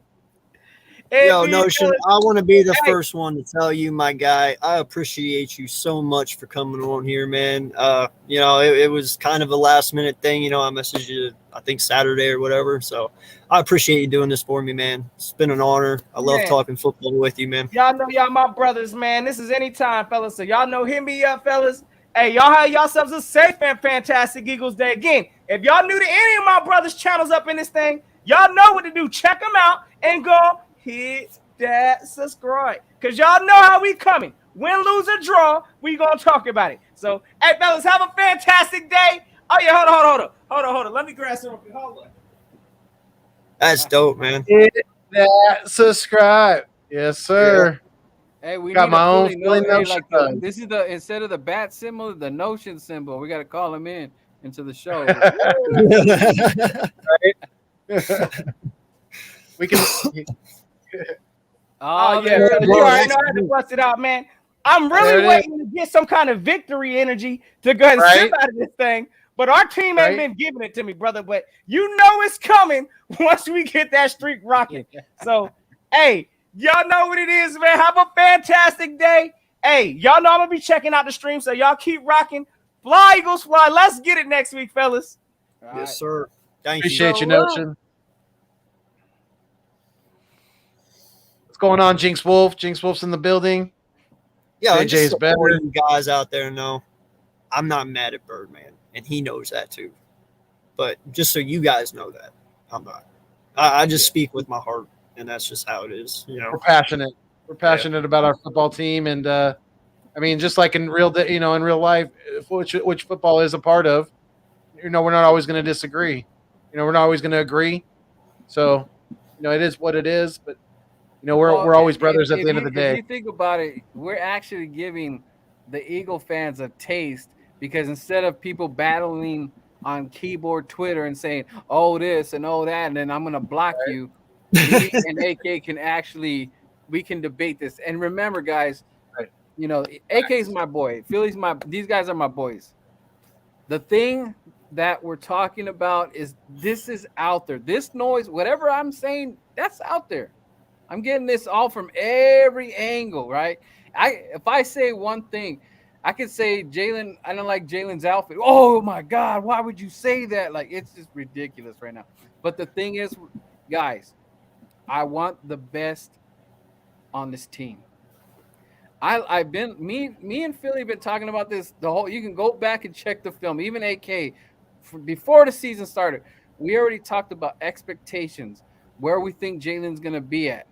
The problem right now is that we're beating a dead horse here with that stupid inconsistency. I knew that, and I told you that this Giants thing just didn't feel right. They had so much against us that they were so pissed off, and it was Michael Strahan night. You got to remember, if it was Brian Dawkins night, we expect our Eagles to bring everything and the kitchen sink because you're trying to show out for a legend. That's their legend over there in Midget Town. So they had an extra oomph. Daniel Jones probably played the game. That was their Super Bowl, guys. That was the Giants' Super Bowl. And now he's going to be out. Now all of a sudden he's got a neck strain from what? Who? From Daniel Jones. He's going to be out. Yeah, he's going to be out. He's Mike Glennon's going to be their quarterback Sunday. Yeah, against come on, Dolphins. guys. He's soft serve, man. I don't have to say anything else. He's soft serve. We do not like Daniel food stamps, Daniel pesos, everything. We already knew about this or something. The Giants, before they beat the Philadelphia Eagles, they were already singing in the choir about Russell Wilson. And those are the facts, gentlemen. They are not sold on Daniel Jones. And I am not sold on Daniel Jones. But what pisses me off so much, guys, is that Cop Pizzle literally celebrated like he won the Super Bowl with his baby doll, blow the whistle, and the whole nine, right? Because now he thinks that he owns the Eagles. But remember what Cop was telling me that because Shepard dropped that pass last year, that the Giants swept the Eagles in his little brain. So I'm gonna say this: Jalen Rager dropped that pass. So technically, we beat the Giants. So by his mindset, we actually won that game because it was Rager that had dropped it. So we actually won that game. But anyways, Cop, go ahead and celebrate your Super Bowl because you're not going in the playoffs. You're not doing nothing. That was your Super Bowl. And when you midgets go to Philadelphia, you are going to get smacked right in the face because now you pissed us off. And you even pissed the man from down under, Mr. Jordan Mailata, and he is pissed. Jordan Mailata is not going to forget that damn midget game, and he is going to be ready with Jalen because you saw at the end they took that picture, right? And my guy Jordan was emotional because he felt that that was his fault. That I forgot who got to Jalen because he probably would have hit Devontae, but the rush came in. So Jordan, he took that, man, and that hurt him. That's why he got emotional. He put that on himself. So best believe Jordan Mailata is gonna be ready. I don't care who's quarterback. I don't. You could go get Eli Manning, Chris Sims, whoever you want to go get. You could bring the whole Sims family to play quarterback. I don't care who's on there. But when you go in Philly, you guys are gonna get smacked, and you can book that. I ain't saying shit. I learned my lesson. And the obviously the football team was nothing close to world beaters last night, but yet they looked pretty solid. And even with the injuries that they've had on the defensive side of the ball, they look like they're still, with the way that they can run the ball, they're not going to be cakewalk either. So maybe the schedule is not as easy as we thought it was going to be down the stretch.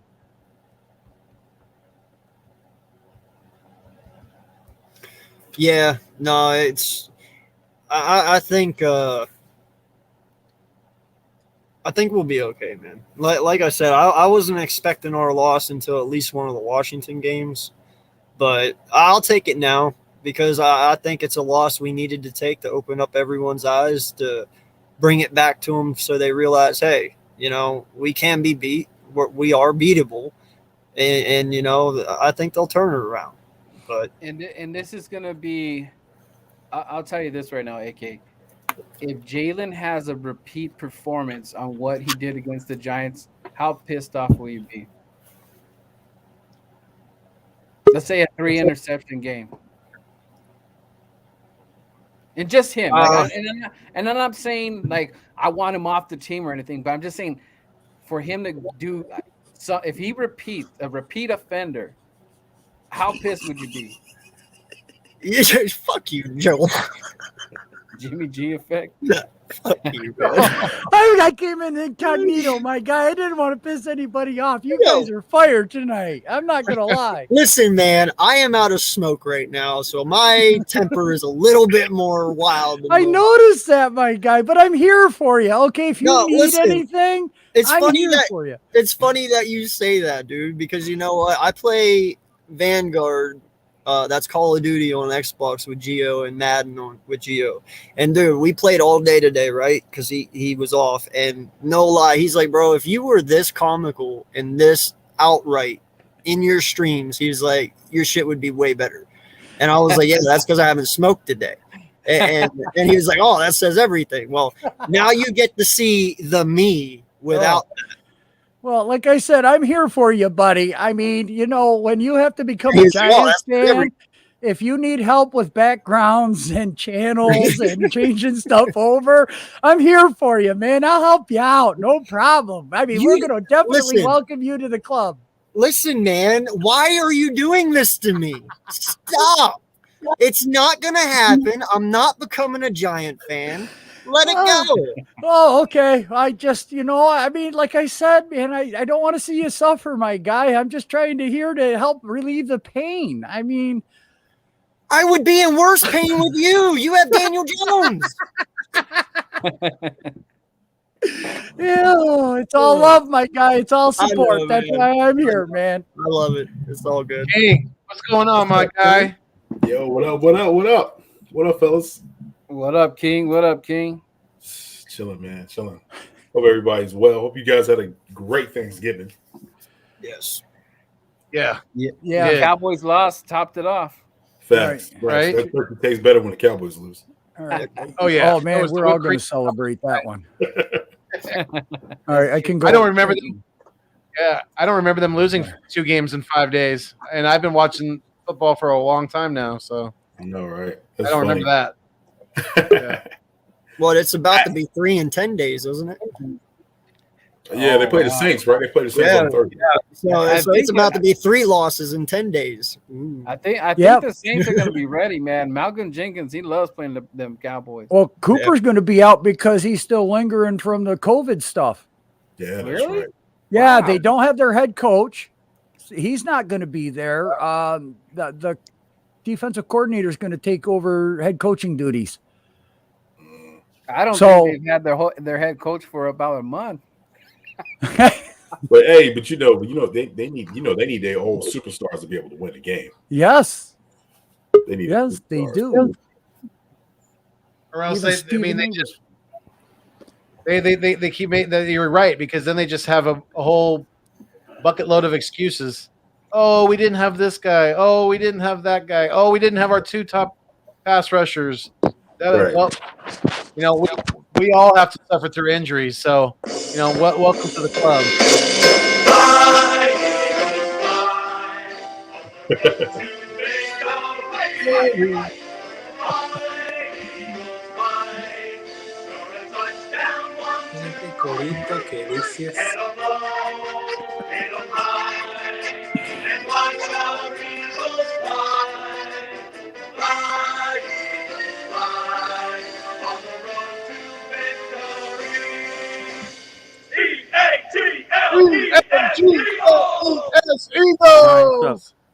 Go Birds.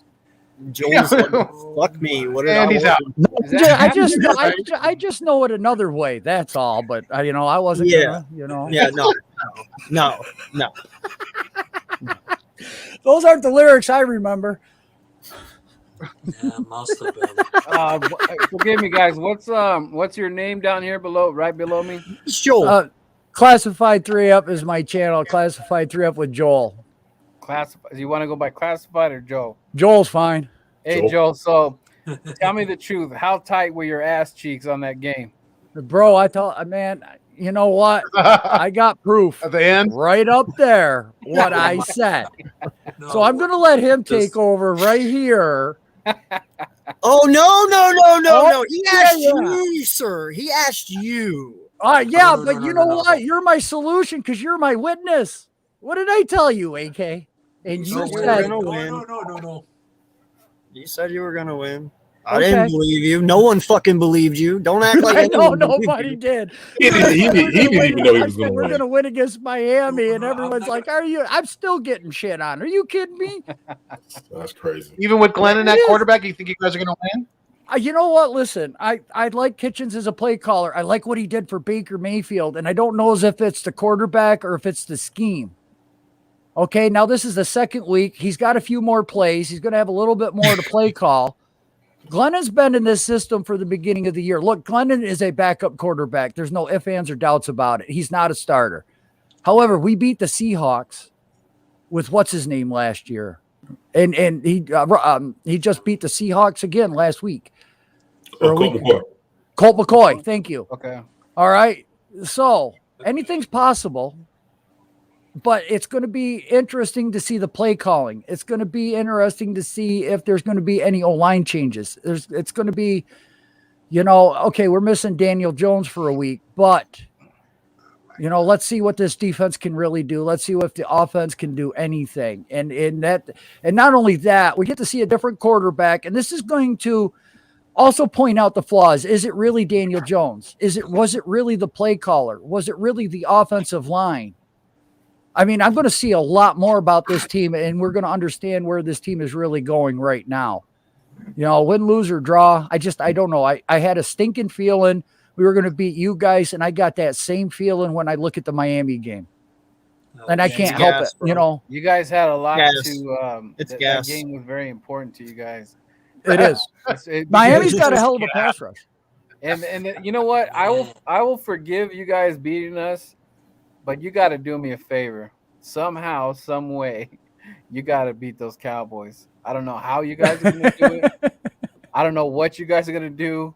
Get some salt or powder and throw it in Dak's eye. I don't know what you guys got to do, but you guys got to help us out so we can make the fall of this Cowboys, Man, even You greater. need But you Dallas. guys the Cowboys are ain't the going to fall. be able to open the windows and let the sunlight in on our stadium. Damn it. They're going to have to come up here in 20-degree weather and play our asses. Yep. So, you know, hey, welcome. You know, Yeah, they don't. It's crazy because the Cowboys they don't like to play out in the real cold football. yeah, But, they don't. you know what I'm saying? They don't like none of that. I'm be honest like with that. you. I don't miss it. I don't miss it at all. Regulated. That's why I'm a firm believer that some of the Super Bowls should be played up in like Chicago and in Green Bay and shit. Because I'm tired of nice weather games. I want to start Dome seeing teams. snow Super Bowls. Let's make it interesting. Why did they get to have perfect weather? Right. It ain't like that. Nah, It's never been no perfect weather. nah.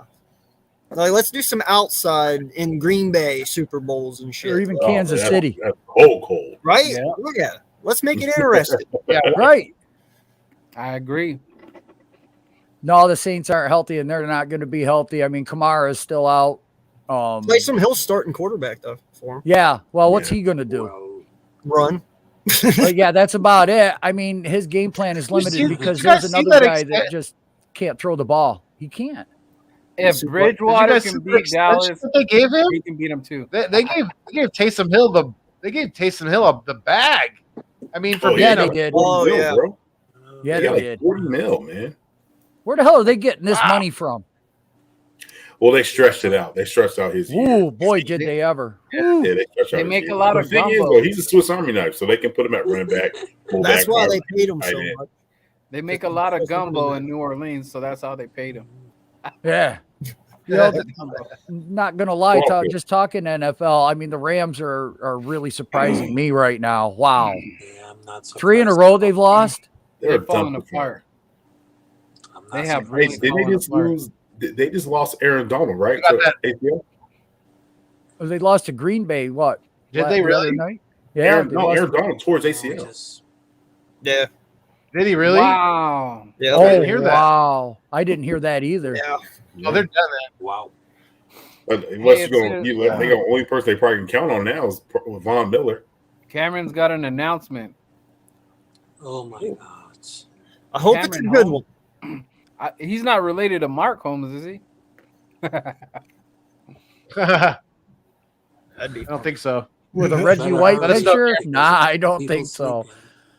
It could Okay. be his twin, his evil twin. Five. Absolutely. It's crazy that isn't Mark. You know, Mark Holmes is from Delaware, right? Yeah. Oh, Delaware. Yeah. Yeah, he Isn't he living? Isn't he living He for should be one Virginia? of us. He should be one of Yeah. us. Man, he ended up throwing his hat, hollering another flag. That was gold, man. That was just monumental gold. I loved what Philly 500 did there. I'm not gonna lie, okay? that was gold. I don't want to get in between those guys' argument with Copizzle and Philly 500 and Mark Holmes, but man, that was funny. Yeah. Oh shoot. Man, Captain, man, what's up with McCaffrey, man? He sure let me down in my fantasy. No. Out for the They're year. out of the season. Better. here. Yeah. Yeah, What happened? to Cam Because Newton? I gotta confess it all. For me, the gonna pick Carolina up Chuba Panthers Hubbard. season is done. I'm The just like, season is oh, done?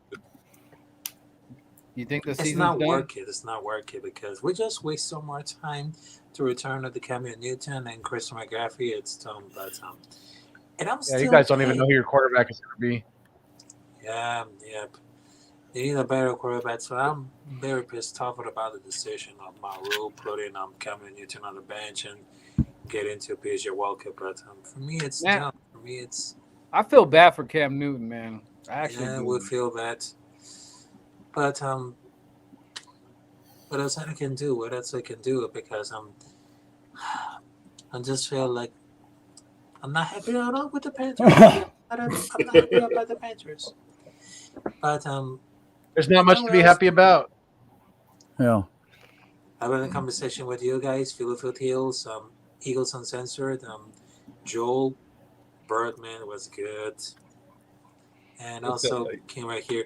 You know, I would love to have a conversation with Phil Nation, but what happened with that guy over here? Because that content right here is very amazing, but I don't know where he left.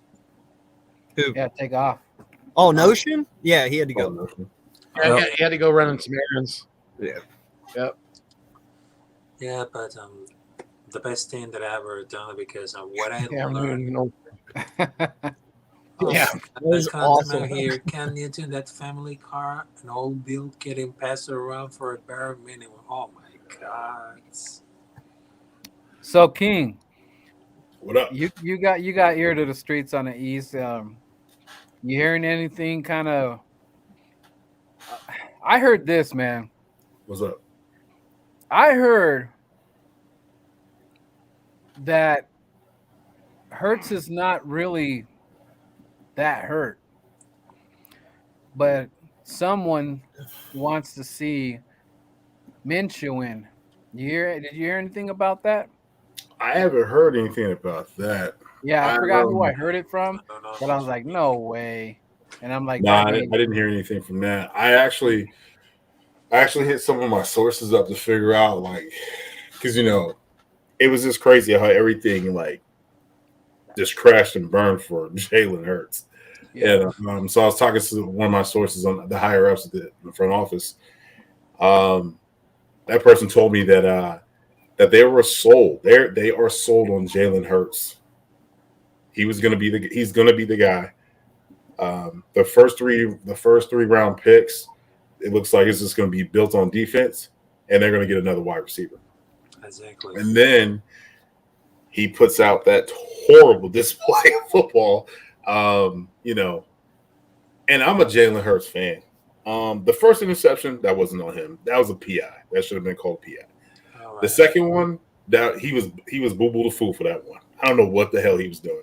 Yep. He should have just threw the ball out and take the 3 points, kick it, field goal. That's it. Go into the locker room and come back, get the ball back.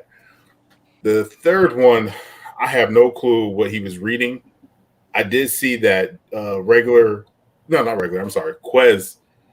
literally just stopped. So I didn't know what was going on.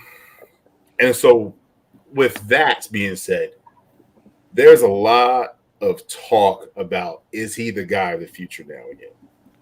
So, and from what I'm hearing from the front office, there's a lot of yays and there's a lot of uncertainties.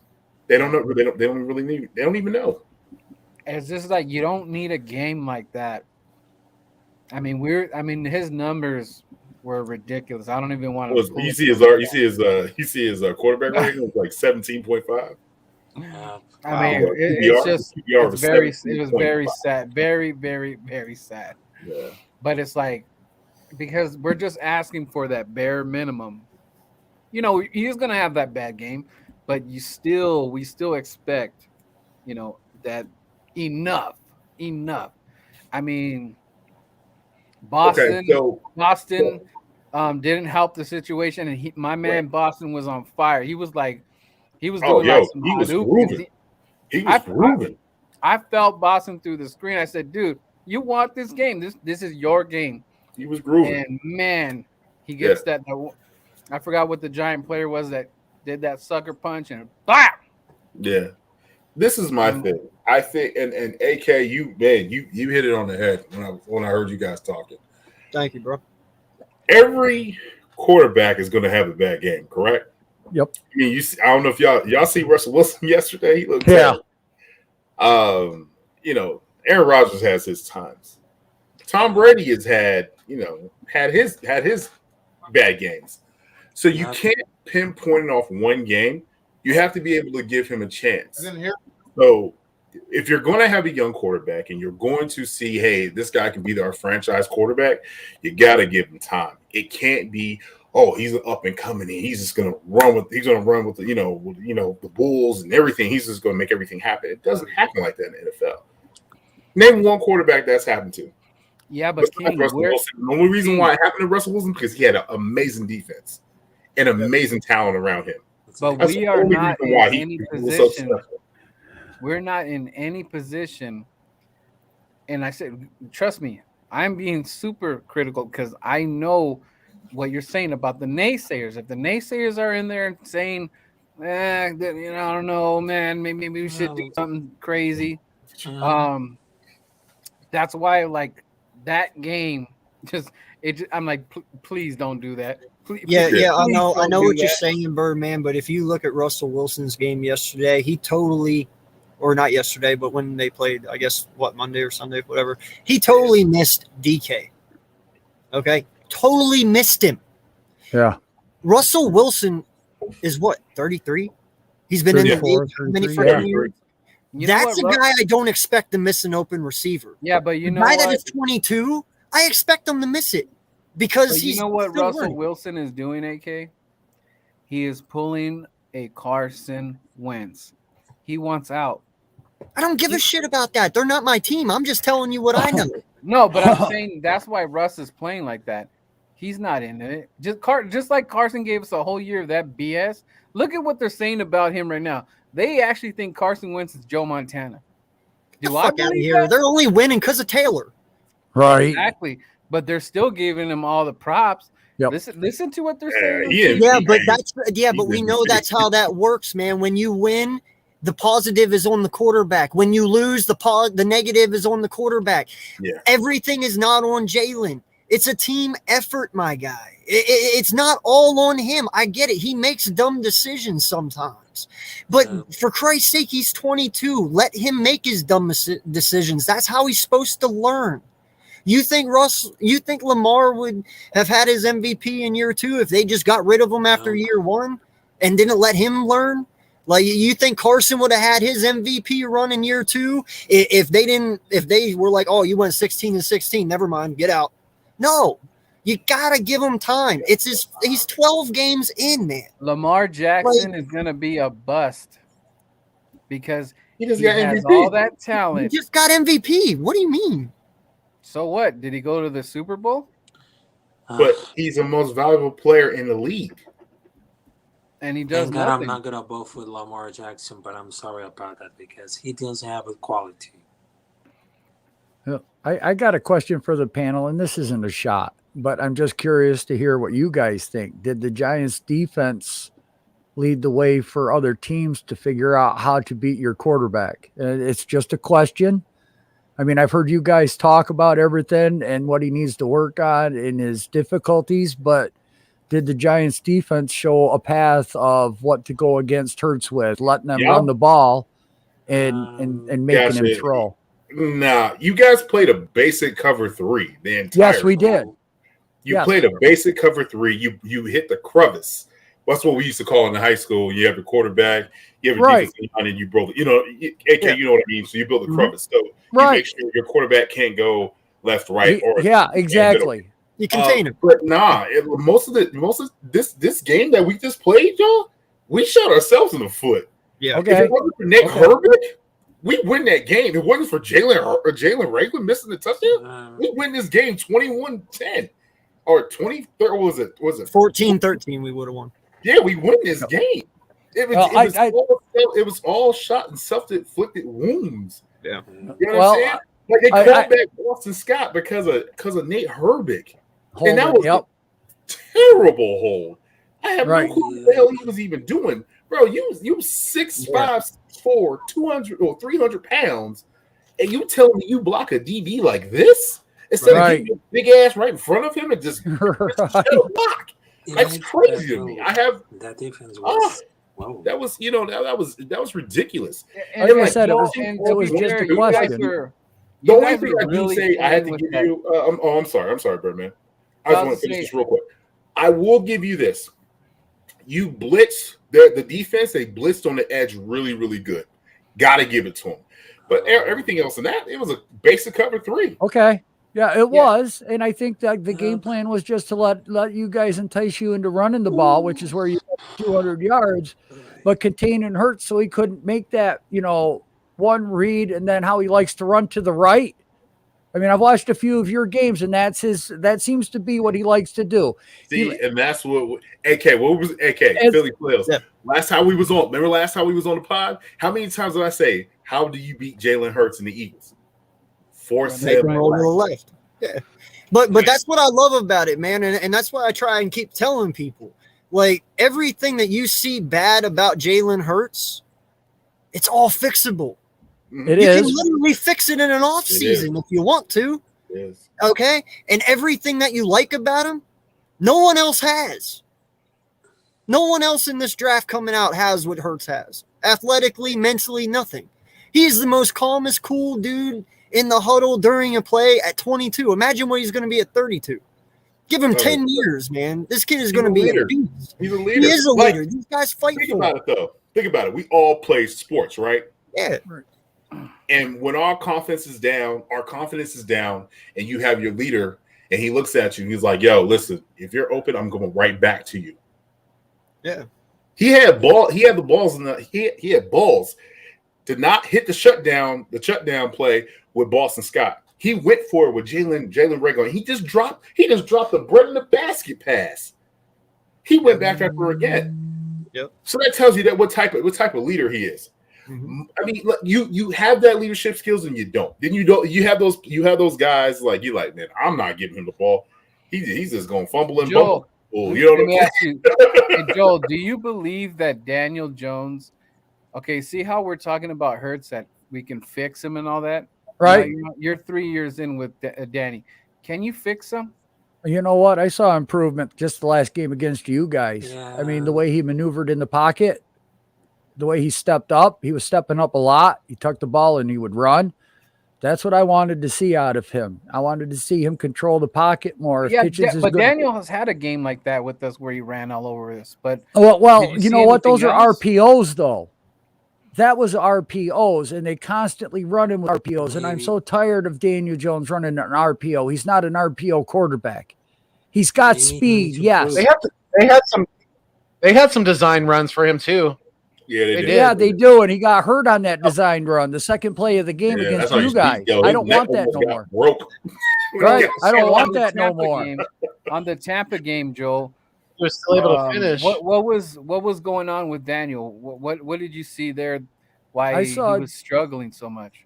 I saw Jason Garrett make him a one-read quarterback and stand in the pocket and not move around. Reminiscence of Tony Romo. But Tony Romo would get pressured and block and move and duck and squirm and worm and break tackles and roll out to the right, and some miraculous freaking pass, they go out and win a game. So do you think there's any chance Daniel saves his ass? Because, I don't know what's going to happen the rest of the season here. But if he has, like let's say just sort of average dude, do Giants go get somebody? I'm kind of out on a limb on my own right now, and I want to keep DJ for next year.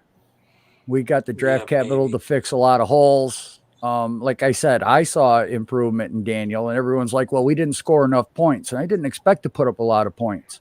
Now, will upper management kind of see your way of what you just said, or do you think they're going to be – because the Russell Wilson is enticing and the whole New York thing and all that Sierra. Right. It does sound like that could be a thing, but how do you feel about your management? Because I don't trust my management. I don't know what the hell they're going to do.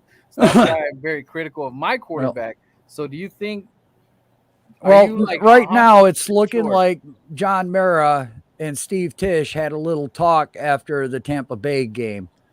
And Joe Judge was involved into that because it came out that Joe Judge wanted Jason Garrett gone last year this time. He didn't even want him. He wanted to blow up the offensive position, hence why Colombo got fired, but Jason Garrett stayed. But you still have Gettleman, right, as your GM? Gettleman's probably going to be gone after this year, and everyone gives him crap, okay? Yeah. But now with just Jason Garrett being protected by John Mara, that's letting me know that Gettleman was also hindered. because I think John Mara was dictating to Gettleman what to do, what to draft, who to get. Like the Barkley pick, that was for Eli. They wanted to get Eli another run. Hence, that's why they went out and grabbed Nate Solder, who was the best left tackle available on the free market. There was nobody else. He's and coming from the Patriots, right? He's Yeah. coming from the Patriots, right? Yeah, and he was the only left tackle there. Knew we needed help at that scenario, but Brady's such a master in the pocket that he made Solder look phenomenal, all world. And when he actually got away from that system, he stinks, man. I mean, he's on his ass every freaking game, every play. The guy's a traffic cone. You can go around him with ease. Joel, does Daniel need a great running game to be successful? Kind of like I believe we need a great running game to make Jalen successful. Do you think it's the same for Daniel, or do you think he could kind of, Mac Jones is doing the Lord's work over there, and I could just hear the fans, but what is Daniel Jones like? What do you see needs to work for him to work? Man, for a while there, it looked like it was just Andrew Thomas, the left tackle, was protecting his blind side, and he was looking better each game. Okay. Now let's take in mind, though, we're still talking about Jason Garrett. We have to see Daniel Jones outside of the realm of Jason Garrett. Okay. Because I think Daniel Jones has the tangibles to be a top 10 quarterback. If you have a top 10 quarterback, you have a playoff team. All right. Then if you've got the stout defense, you're a contender. Well, we're getting there with the defense. We need to fix the offensive line so that way Barkley has somebody to run behind. And that does go into the running game. But if they want to stack the box with 8 and we've got an offensive line that can hold up for 3 seconds, I think Daniel Jones will pick a defense apart like any other quarterback in the league, because he proved that in the Saints game. When we went into the Saints game, they weren't as hindered as they were because what was it? Haskins got his knee hurt the following week. Yeah. All right. So we were going against the Saints. That was a really good team, and he brought us back and we won the game. So the Giants are almost in a similar situation as Philadelphia, because if you do keep Daniel, you could build in the trenches a little bit. Get him what you're talking about. Right. So, and if upper management goes, no, we need a quarterback, then you guys might be taking 3 steps back. Right. But you also need to remember this too, Birdman. They're paying their quarterback way more than what we are. Way more. Well, I'm just saying, like, the situation is kind of similar because but I mean, the money is going to be a part of that decision, right? Yeah, because you got to look at it this way: Jalen Hurts is making what, $400,000 the next 2 years? Pennies. Yeah, nothing. So Daniel Jones is what's he making, Joel? I don't know, like 3-4 million, 5 million. Yeah, if we franchise him, it's like 21. Exactly. So Daniel Jones surviving in New Jersey, I'm going to say New Jersey, but New York is less likely than Jalen Hurts surviving in Philly because they're not paying him and the abilities are there. Okay, but not only that, if we did keep Daniel Jones around, let's get some offensive linemen in here, because if we do need a quarterback, let's say he's not the answer, at least we got an offensive line here. And the next Gettleman ain't building no. He's not building. Listen, you know what? I still say Mara's the one, because if you listen to the end of last year, you can pull up videos. What's Mara saying? We need to get Daniel Jones weapons. And what did they go out and get? Because what did Mara want? Weapons. Yeah, but Gettleman's been saying he wants. You know what? I'm telling you right now, if that was Gettleman's draft, he's taking Parsons or Slater. He's not trading down. I got you. But the thing is, though, with you guys, you got to realize something with the Giants. You guys, you say that you're only one on the limb, right? You're sticking with Daniel Jones, right? I am, yeah. Right. So how long has Daniel Jones been in the league for? 4 years now? 3 years? This is his 3 years. 3 years? This is his 3rd year. And he has had a different coordinator almost every year. Well, yeah, just about now. Because you got to give him a chance with a point. And I think I'm not saying like I'm a holy god or anything like that. Right. But I agree. You're gonna have to give him a chance to figure out what he can do to see what he can do. Because if you don't, you're gonna set your speaking of which, you know, you got Joel down here saying that while our quarterback has better stats and way more touchdowns than his. That's what but yet we're supposed to be the ones that get rid of our quarterback, right? Yeah. Yeah, okay. That's what I'm just asking. I mean, listen, he went from 25 touchdowns his rookie year to 11 last year to only 8 this year. Jalen Hurts in 12 games has 17 or 18 touchdowns. And he should have more because 8 of them got called back. Yeah, because 8 of them came back. So why the fuck are we sitting here talking about getting rid of our fucking quarterback when this guy only has 8 touchdowns? Come on now. Oh, I like it. Diversity in the ranks. Yes, I'm involved in it. No, I'm just kidding. I'm just kidding. No, you get what bring him in. It's all good. You get what I'm saying, though. Yeah, but the thing is, they drafted Daniel Jones at what? What the hell? Hey, can you get rid of that, please? This dude. Oh, no, man. I got a bunch of mods. Oh, that's not in my chat. Never mind. There you go. Damn, it's like that. Oh, dude, when you get popular, bro, they come everywhere. Yeah, they do because I get them. Joe, what was Daniel taking at? What was his 6? He was a 6th round pick? Yeah. No, he's number 6 overall. Oh, okay. All right. See, and that's why I think that they're in a different situation where I feel like they feel our organization that Jalen is expendable because he was just a 2. And that's what I feel like. And as far as comparing the 2 quarterbacks, I think upper management saying like, well, you know, we only did get him at a 2. So, well, let's just see what else is out there. If this goes south, AK, don't kill me. No, I'm not. But did you not just sit here a little bit ago and say you think Rager stays because he was a Howie Roseman pick? Well, guess what? Jalen Hurts was a Howie Roseman pick too. Unfortunately, what's going to happen this year, and probably with both of our teams, is it's all going to depend on what the season-ending record is. Yeah. Because we have not heard the so-called experts start talking up these quarterbacks. He's got a strong arm. Look at his footwork. His hand is 10 inches wide from tip to tip. You know, he can make all the pro throws. He can do this in his underwear. He can do that in his underwear. You know, once that starts happening, do you realize what our fan bases are going to be like? Nice. Because they're not getting talked about now, but we all know what happens at Indianapolis. The underwear but Joel, famous. unless there's a guy out there that hurts his legs, I don't want him. Unless there's a guy out there that can Malik Willis has Daniel Jones, you shouldn't want him. Malik Willis, dude, he just lost the fucking army. I know. That's terrible. No.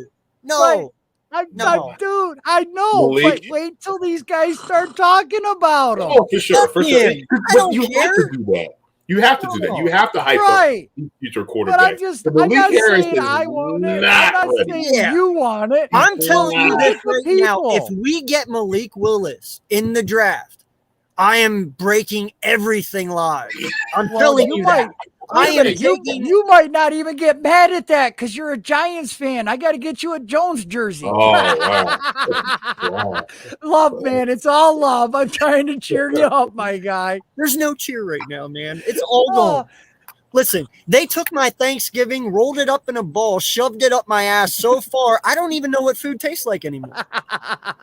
Nothing like a high colonic on Thanksgiving. Oh, my God. Yeah, Malik, he is going to be a project. You know, yes. I mean, mechanics he has to learn. You're gonna have to work. Mean Jesus gonna have to work with him. Right. Well, you know that kid from Pittsburgh. I watched him against Syracuse. He's got a cannon for an arm, but wow, he's not very accurate. He's going to be a work too. And then I don't know if you guys see that, but Spencer's heading out of Oklahoma. Yeah, he's in the transfer portal. Spencer Rattler. Yeah. So where's he going to go? You think he's going to go to Oklahoma State or USC? Or I think he's going to USC. Because Lincoln Riley just went there. It don't matter. It don't matter. He sucks anyway. I know he does, but he was the number 1 prospect. And he's I live in Arizona now. Yeah. And I used to watch this kid in high school. I'm like, all right, okay. But Arizona talent though. Yeah. Well, I mean, he went to one of the best schools for passing in Oklahoma. I mean, if you look at the quarterbacks that had come out of there, I'm like, yeah, okay. You know, you had Baker Mayfield, you had which is not top 20. Johnny Manziel. He never panned out, but he got all the hype. I mean, Oklahoma's known for hyping up a quarterback. That's why Hurts went from Alabama to Oklahoma, you know, to help with his passing game. And that's why he went there, was for helping his passing game. Yeah. You know, Lincoln Riley is really good at developing guys. It did help some, but you know, you look at those guys coming out of Oklahoma, but now where's he going to go where he's going to get that kind of recognition? Because his attitude was like, who's going to want him? I mean, that's my only problem with him going in the transfer portal. You know, would NFL teams be more encouraged if he stayed at Oklahoma and fought and won his job back? Would that up his rep in the draft picks? That stuff matters. That stuff matters. Does. It's the little stuff, you know. I got people. That's what I was talking to Gail. We were talking about that. You know, AK. We were talking about that. Jalen Reagor. Mm-hmm. Like he went to TCU, and we were trying to figure out why did he go to TCU, and he's saying that he went to TCU because of his grandmother. Yeah. And then you have Devontae Smith. He committed and was going to go to Oklahoma. He was going to go to Alabama. And Alabama already had Waddle. They had all kinds of wide receivers. He was like, I'm going to go there and I'm going to compete and I'm going to be the guy. You know what I'm saying? Like there's two different mentalities. So you're going to go to a spot where you know you're going to be the man, and you'll probably never win nothing or do anything. And then you got another guy that's like, you know what? I'm just, you know, like what they said. They said he went up to they went to Sirianni and told him, I want the ball. You know, now has everybody arguing about if he was open. I'm be honest with you, he was open for like 2 or 3 seconds, and then because there was a safety up top. I don't think people seen that. There was a safety up top. Yeah. He wasn't open. And then man, Tom Brady can't make that throw. Well, and that's what I was saying earlier, man. There's like only maybe 5 quarterbacks in the NFL that could have made that pass right there. I mean, it had to be perfect. It had to be on point. And I mean, dude, it had to be at the back far pylon of the end zone. Because like you said, that safety saw Smith at the very last minute. Well, they doubled the entire time. Yeah. They doubled Smith. They doubled Goddard. Because Goddard, people were like, oh, where's Goddard? I'm like, bro, I don't know if y'all are watching this, but as soon as Goddard get off his release, bro, he had a safety coming up. He had a linebacker on him, and then sometimes they would switch it up, and they would put the slot. They put the slot on him, and then have the safety come down and play box a little bit. You know, it's hard to thread a needle, man. You can't. You know what I'm saying? And what sucks about it is like the Eagles only have 2 pass catchers, man, and that's Devontae Smith, which is a rookie, which is pretty sad, and then you got Dallas Goedert. And yes, he does have a couple drops, but as an all-around tight end, we have that tight end. Dallas is a great blocker. He understands, and he understands the reading the defense, the sitting in zone. He understands that, and he's good at getting yak. We haven't had that in so long because Zach Hurts wasn't doing that for us, bro. Yeah, no, I know, man, and I mean. I'm all for it, but when you know what, it's like I said, when you pay somebody $59 million, though, I want you to catch that ball. Right. I want you to catch that ball, you know, because when I sit there and I put $59 million in your bank account, that means I fucking believe in you. That means I want the ball. Yeah. So. I mean, now you guys know what it's like to have Evan Ingram on your friggin' team. No, he's nowhere near Evan Ingram. No. They got the same hands. They got the same hands right now. Ingram. No. Oh my God, I can't stand that friggin' guy. Joel, you're capping right now, bro. Well, I wasn't doing that, but you know what? It was funny. You know what's crazy though? He was smiled. a beast at Ole Miss, bro. He was a beast in Ole Miss, yo. He was, but he was a beast. I remember I was like, damn, this kid is a beast. You see how he caused that? It's every time he lets a pass go through his hands, it goes up in the friggin' air. It's not down, it's up every friggin' time. I don't know what the hell he's doing. Yeah. Yeah, man. Man, that game was so depressing, man. I mean, when you know what, I got deflated when Boston Scott fumbled. I got deflated. I said, wow. Just wow. Right. And then Jalen Reagor, I think he needs some time to clear his head, and we need to promote Jonathan Hightower. At this moment, we need another. We need something. We need somebody. And I heard people giving him hell, but not holding Greg Ward accountable. Yeah. Greg Ward should have caught that pass. He should have caught that pass. That was terrible, man. No lie, bro. That is great. That is Quez Watkins' route. He is 4 for 4 on those. Why the hell was Quez Watkins not on that damn route? He's 4 for 4. AK, I can't understand why we're not putting our best talent on the field in the correct positions where they need to be successful. I don't understand it. Welcome to the Giants. Understand why we get so damn cute at the goal line. I don't understand it. Run the ball. I think we're number 2 in rushing. Like, come on, man. We got a good offensive line. Just run the ball. There's got to be something in the water on the East Coast because that's what Jason Garrett did. We had Galladay and Tony on the sidelines. We got a tight end that we just signed off the practice squad, Darius Slayton, on a 4th and 2. Who the hell are we fooling? Well, yeah, but that's the thing, though. You got Jalen Reagor that went and made that amazing catch. The one fucking catch he couldn't make, he made. And that was the one on the 2-yard line. And it's 1st and 2, and you fucking throw the ball? Why? That's what I said. That's what I said. The ball 3 fucking times. It's not like they were going to stop you. It's like, dude, it's the same thing with the Giants in the red zone, my guy. We're the same damn team right now because we're both frustrated about the play calling in the red zone. Yeah, well, you just fucking won. I don't want to hear it. Oh, yeah. Okay, we're still last in the division, goddammit, even though we won. Okay, we're still cellar dwellers. You're right. Oh, yeah, that cheered you up, didn't it? God damn it, you had me make me talk bad about my own team. Some bitch. Hey, I got to do something. You're calling me I know already, and I haven't even lost the second game yet.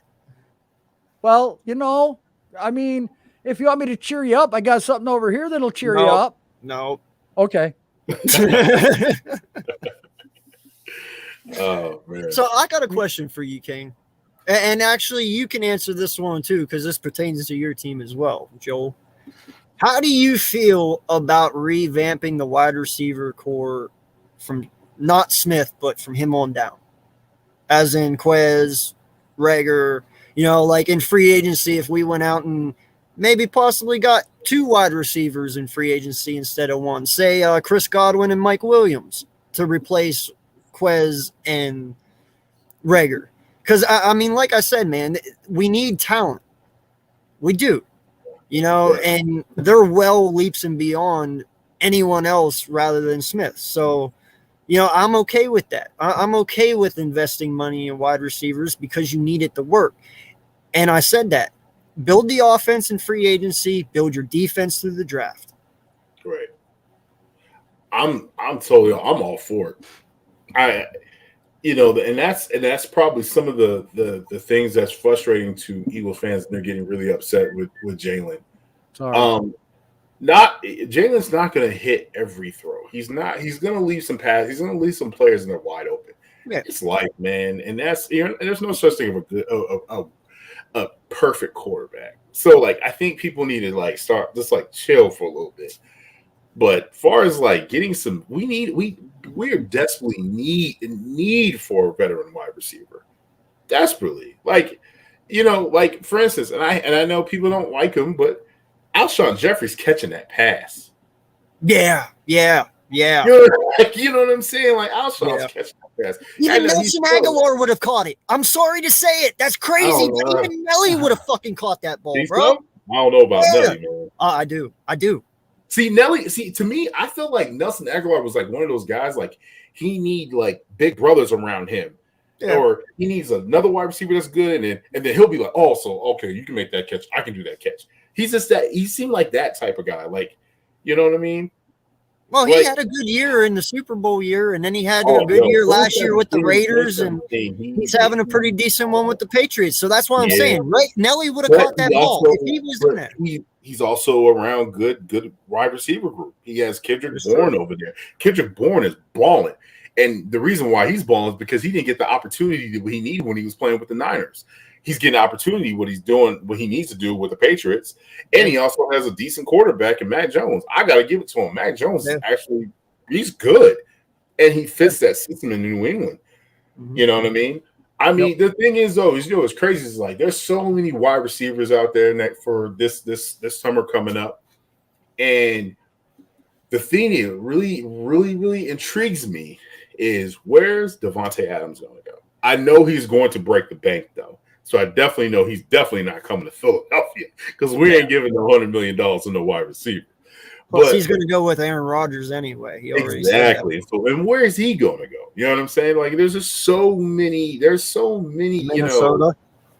Oh yeah, I think so. He's pulling a Favre. I'm telling you. I am the only one calling this. He is pulling a Brett Favre and going to Minnesota to take over for Kirk Cousins, and then you're going to have Devontae Smith, Adam Thielen, and Justin has one more year in the left in his deal, doesn't he? He has one more year. No, this is it. He only had 4 years. Yeah. What about the kid for the Bears there?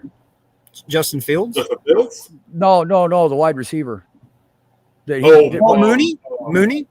Yeah, isn't he free agent next year? No, Allen Robinson. Oh, Allen Robinson. Or Allen Robinson. Yeah. Okay, check this out. Check this out. We had a deal ready to go, lock and load to get Allen Robinson. The problem was they wanted to see if they were going to win. I think it was against the Chiefs or something. It was I think it was like week 4, week 5. We had a deal. Allen Robinson was going to go. He was going to be a Philadelphia Eagle, but they did not. They already had a deal. It was like 4 years, $46 million. Deal was set, and it just crumbled. What else was in that though? I mean, he's not a free agent, so you would have no. So it was. So we had 2 deals. So summer, Zach Ertz for Christian Kirk. Yeah, that crumbled because Cardinals weren't budging. And then Allen Robinson, and then Robinson's franchised this year, wasn't he? Say what? Robinson was franchised this year, wasn't he? This is last year. This is his last year under contract? Yeah. Okay. So they already had a deal in place. Like I was waiting the entire time I was waiting. I talked to my connect. They were like, "Yo, it's done." They just waiting on to see what happens. He didn't even play the game. Right. I was like, and it didn't go through. Oh, Jeffrey says Robinson was franchised. That's what I thought, Jeffrey. Well, then he's still a free agent at the end of the year. Yeah, exactly. That's why I said, what about him to you guys next year? I mean, what would you figure he would want? 14, 15? I'd pay Robinson. I'll pay Robinson 12, 13. Yeah, 12, 13. Reliable hands. The only thing that might bother me about Robinson is he is always hurt. He's another Alshon Jeffrey coming. Yeah, he's always hurt. But he is good, though. I won't lie. Right. Penn State, too. Penn State. Yes, sir. Mm-hmm. Oh, man, imagine if you could pull Allen Robinson and Godwin. Yeah, but Godwin has a drop pop. Anyway. I know. What the hell was that about? Bro, do you know how many wide receivers I can go through that we didn't draft? Devontae Adams. Well, who do we go after? Jordan Matthews. AJ Brown. Who do we go after? JJ Arthega. DK. Like the list just goes on and on and on. Yeah. Yeah, no, how about you there, man? I know you guys got Galladay this year and stuff, but I've heard your frustrations on Slayton and Sterling Shepard and, every guy after Tony too. So, I know you probably can't get out of the Galladay thing. Maybe you can, you can't, I don't know. But, I mean, you guys definitely need to revamp just like us. Wait, Courtland Sutton is a. He decided to deal with the Broncos. He's not. I was just about to say Okay. He Yeah. does. So anyway, go ahead. Or last guy too, by the way. And I heard they were trying to get rid of him, and I wouldn't mind picking him up. Who's Brandon Ayuk from San Francisco. Oh, Remember? San Fran? They were saying they don't use him enough. He's not, blah blah blah. Yeah, If but they're you got willing to get rid of Brandon Ayuk, you can send him my way. when you got that bad man by the name of Debo, where my chain at? Yeah. You can go ahead and get. Yeah. He's out for a couple games, though, I believe. Yeah. My wife is sad. My wife is from the Bay. Yeah. She's a Niner fan. So. But, as far as our You're wide not- receiving core, look, Slayton's a 5th-round pick. Okay. Okay. You know what? Let me tell you something. John Ross has really showed out this year. I don't think he's dropped a pass. Really? And he was known for coming. And yes, he's been very, very good for us. Good. I mean, he hasn't played a lot, but when he's been needed and called upon, he had that nice slant across you guys in the middle of the field there, that one play. I mean, I think he only had 1 or 2 targets, but so he's your JJ Arcega-Whiteside, so to speak. Well, I mean, Ross is the 4th, 5th wide receiver, but with the injuries and everything, he's a one-trick pony. He is the spread. He's going over the top and spread the field. Right. He was just always hurting when he played for the Bengals. He was always hurt. He could never soft tissue injuries. It was just terrible. Shepard. I mean, I almost wonder how much of it is the wide receiver cores that are getting injury prone, or if it's just our training staff. Because it's not like just a couple of guys right here, brother. Yeah, exactly. I mean, I almost wonder if Judge has to look into the training staff and personnel in that department, because whether guys are coming back too early and getting re-injured, or, whatever, their conditioning isn't right, or, because we're not looking at just, a couple injuries here or there. I mean, look, the league has 47 ACL tears this year. Yeah. It's up there. I mean, last count I think I had was 44, but that was like 2-3 weeks ago. And I know there's a couple more that's happened. So it's almost 50 ACLs this year. Star players are going out. In them? What's that, Eagles? Is that counting Aaron Darnold now? No, that was up in the numbers just a couple. That's what I mean. The stars are going out. Aaron Darnold is now out with an ACL. Yeah. And there was a couple of more that got MCLs, and, these guys' knees are just, you can't hit anybody anymore in the chest. You got to take their knees out. So everyone's tackling low. And that's where some of these injuries are coming from. Some of it is this damn AstroTurf that, I mean, our guys are injured whenever we play at home. So everyone's saying our field sucks. And I believe it. Man, that's like when you get hurt, when you hit the ground at Astro, it feels like you fall on cement. Yeah, well, that's what's under there. Yeah, there's no give. Yeah, Jeff.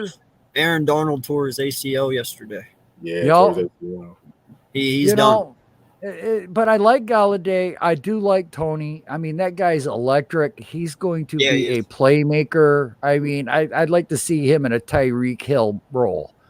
The end arounds, the sweeps, the quick slants, the wide receiver screens, the 10-yard, let him get crazy out there with that kid. He is just a playmaker.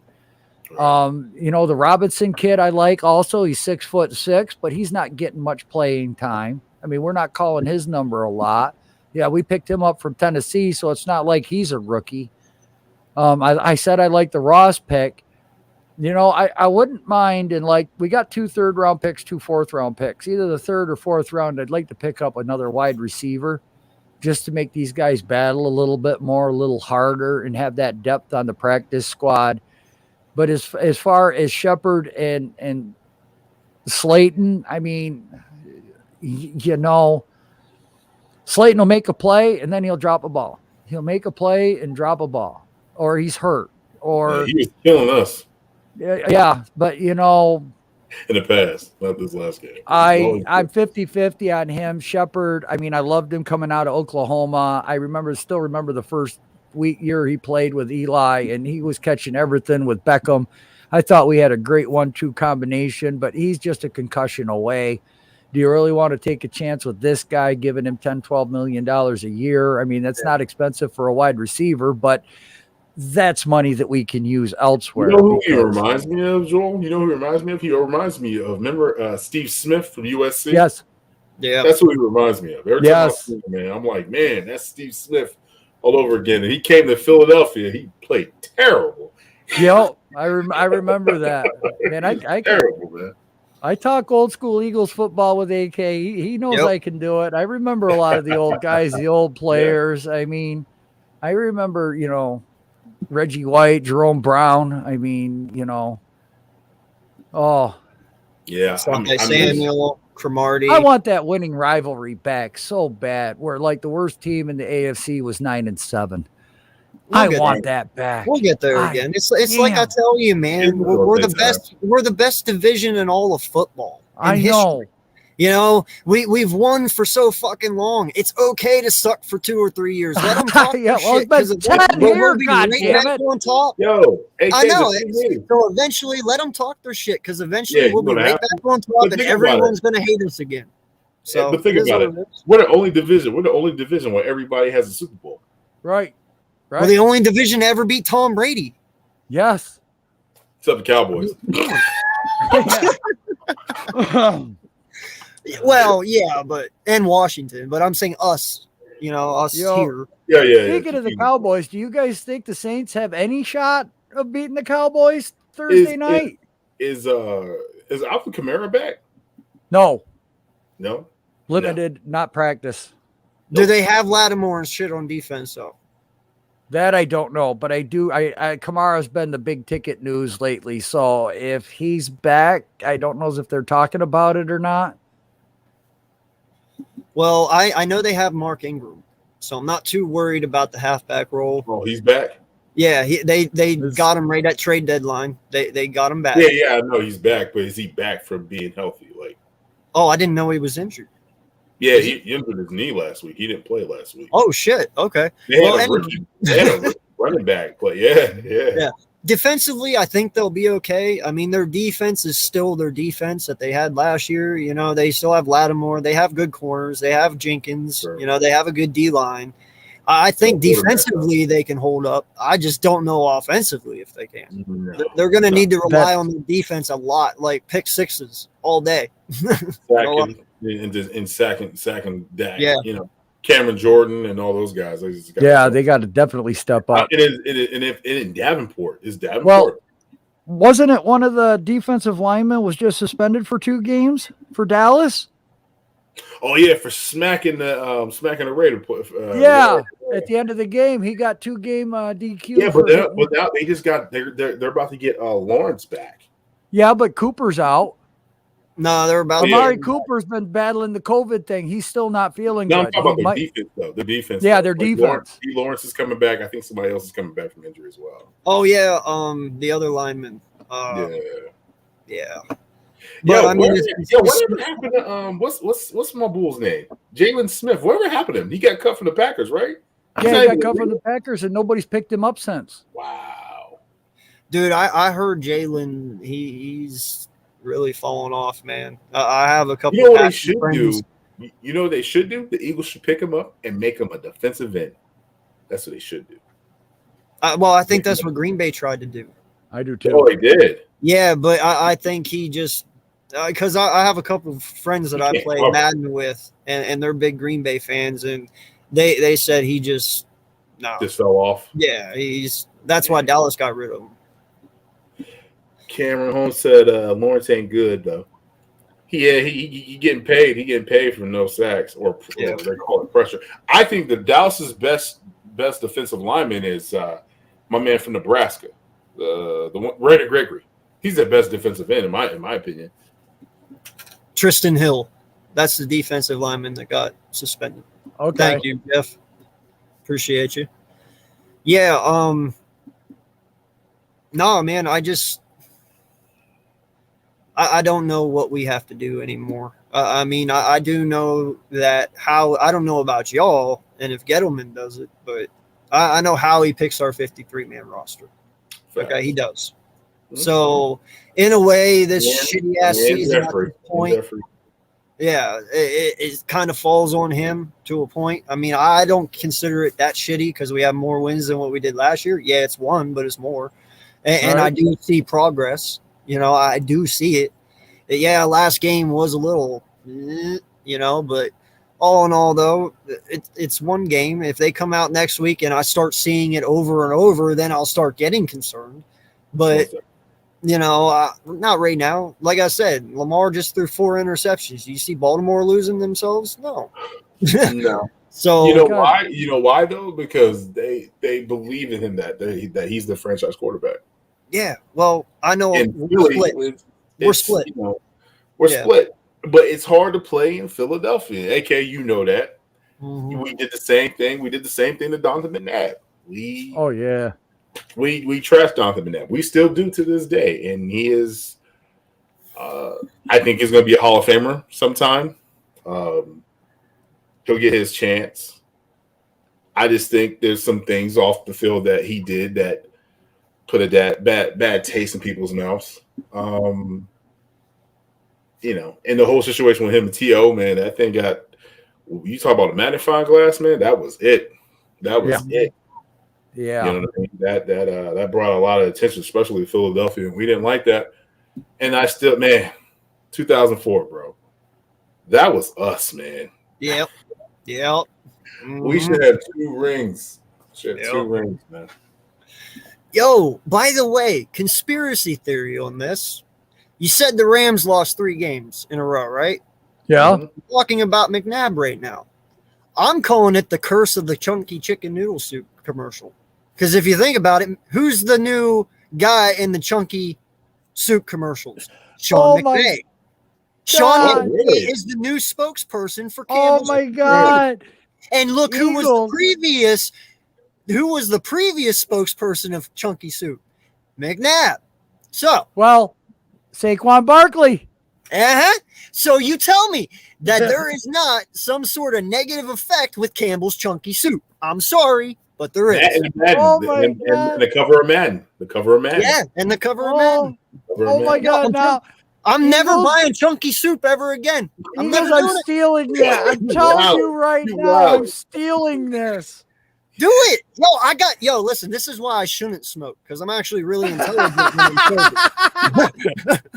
We need a GoFundMe for AK so he can stay supplied on herb, or that'll get him a better guy to contact.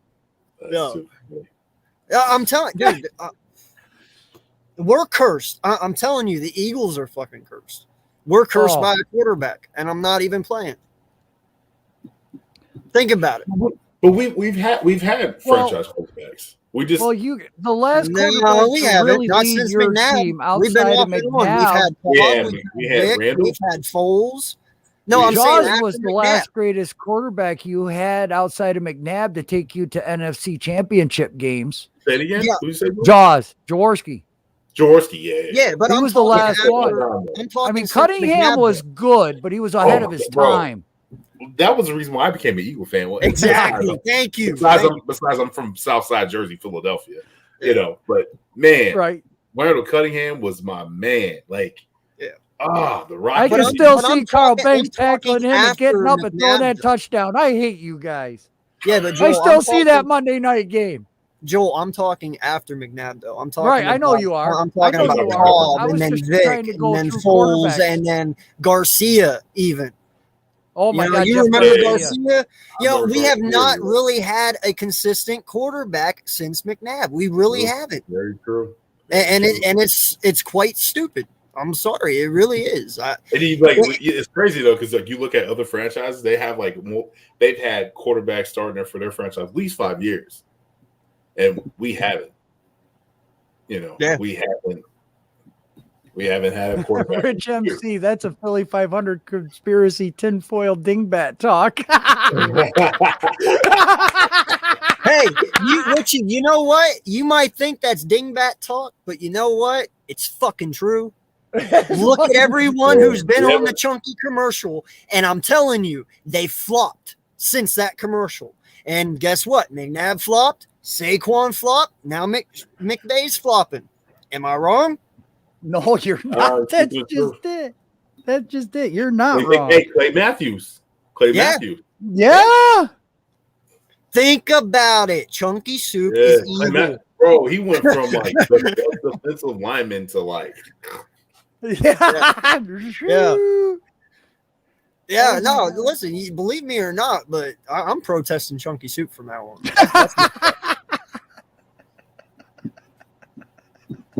You're killing my sport, Chunky Soup. Yeah, Knock you it are. You're taking all the I'm good just- ones away.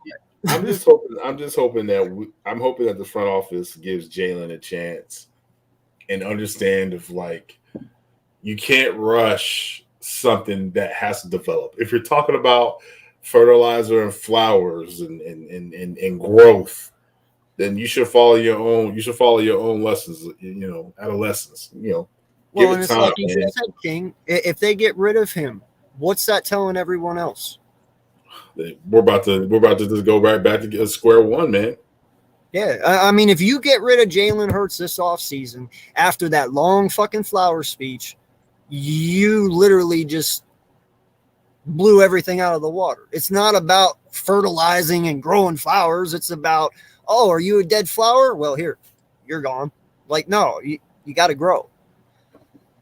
Oh, Yeah. man. I don't know, with the way you guys have been talking tonight, looking at your team and everything, and my team being in the same scenario with Mara and Tish, is Lurie going to really just let's say you win 6, 7, 8 games? Is he really going to stick with Hurts? Or do you think he's going to fall in love with one of these guys coming out of college? Because that's what I'm afraid of if we get a new GM. I'm not going to lie. We're going to get rid of Joe. We're going to be in the same friggin' boat. And we are in the same friggin' boat right now, if you really want to look at it that way. A new GM going to want to bring in his own guys, his own coach, his own quarterback, make a name for himself that way, because they're not going to.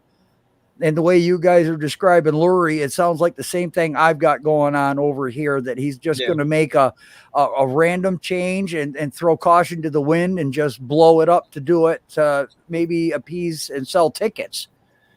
This is what I suggest that our teams do, because we are very similar. Even though we hate each other's guts, our teams really, truly follow the same path for the most. Yes.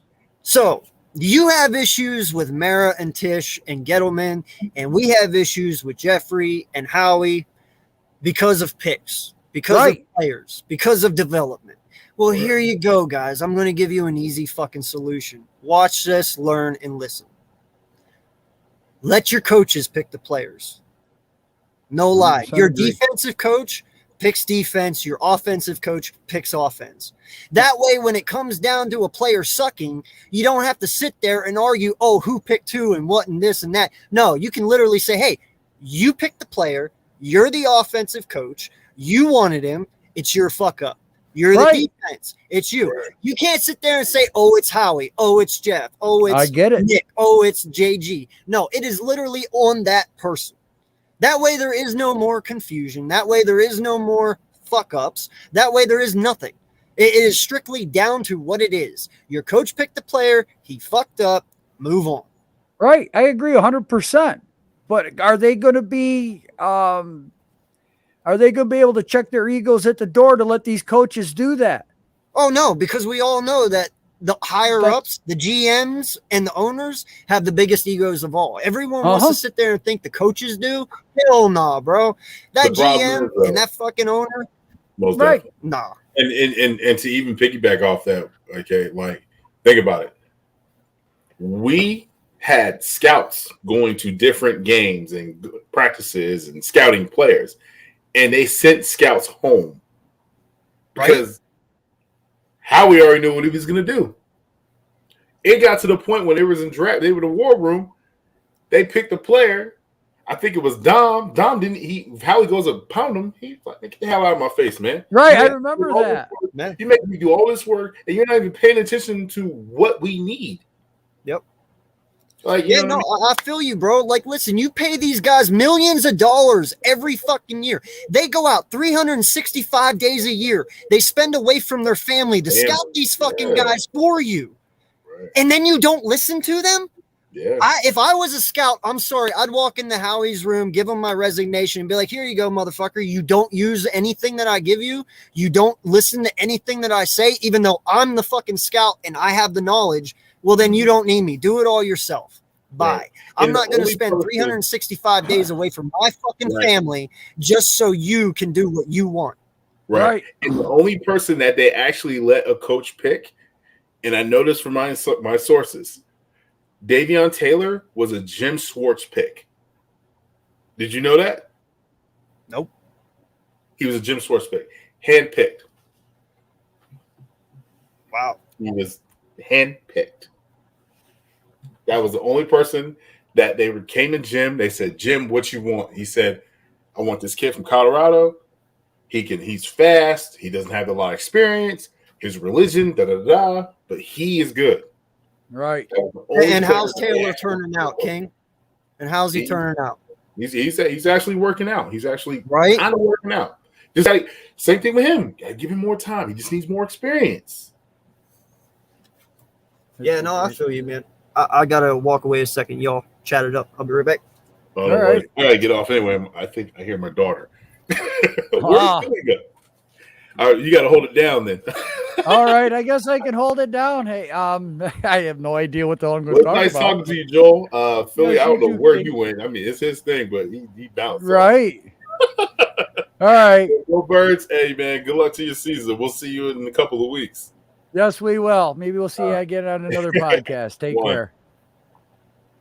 All right. So, yeah, the star of the show. Yay, me. I'm on. No, you're not. I'm okay. here. Thank God he's back. So, we talked a little bit about the Eagles, man. Right. You know, you got your game coming up. Yes. I'm sorry that Mike Glennon's starting for you because I believe that's going to be a huge fucking tragedy. But I mean, that's me.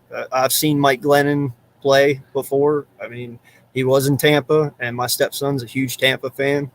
Right. He failed there. You know, I know he did. He is just a backup, but you know what do you guys got to do this week to get prepared for this game, and what do you got to do to win, man? Like, man, we're going to have to rely on a running game somehow. We've got to create a running game against this Miami defense that has taken the ball away quite a bit. I mean, they've turned up the juice a lot lately. I mean, look what they did to Lamar and the Ravens. I mean, we called that game. Yeah. I mean, we're looking at a Miami defense that can cover really, really good shifty wide receivers. Yep.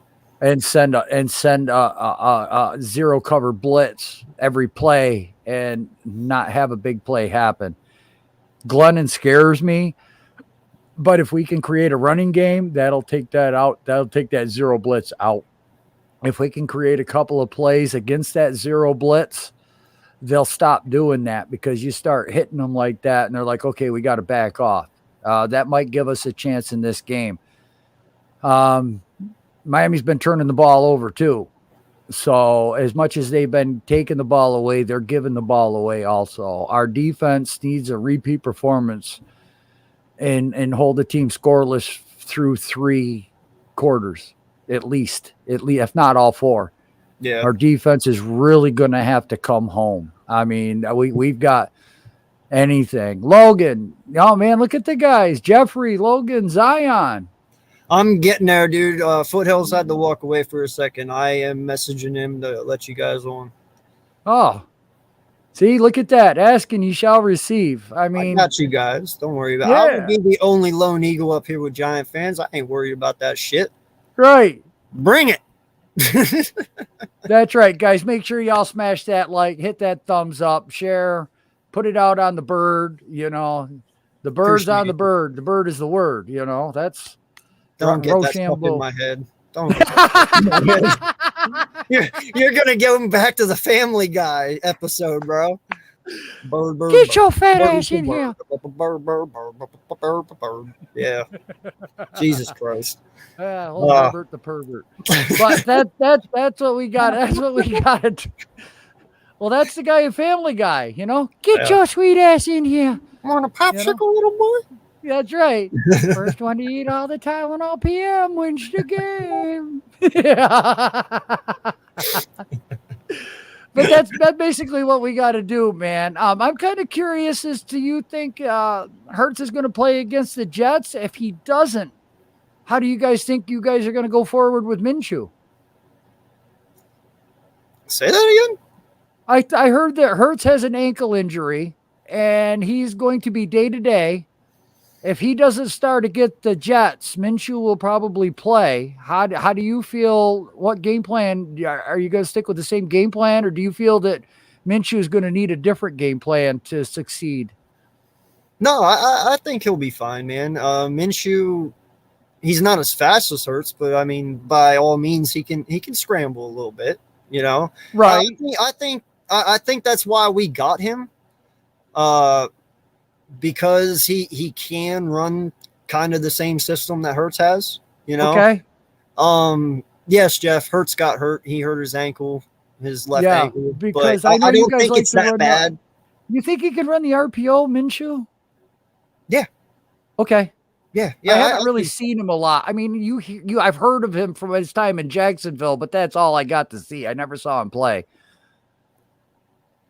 Hey, real quick, if y'all are not in the back room anymore, Foothills is here and he'll let you on, but he said no one's back there. So any Giant fans want to come on, hit the link and come on.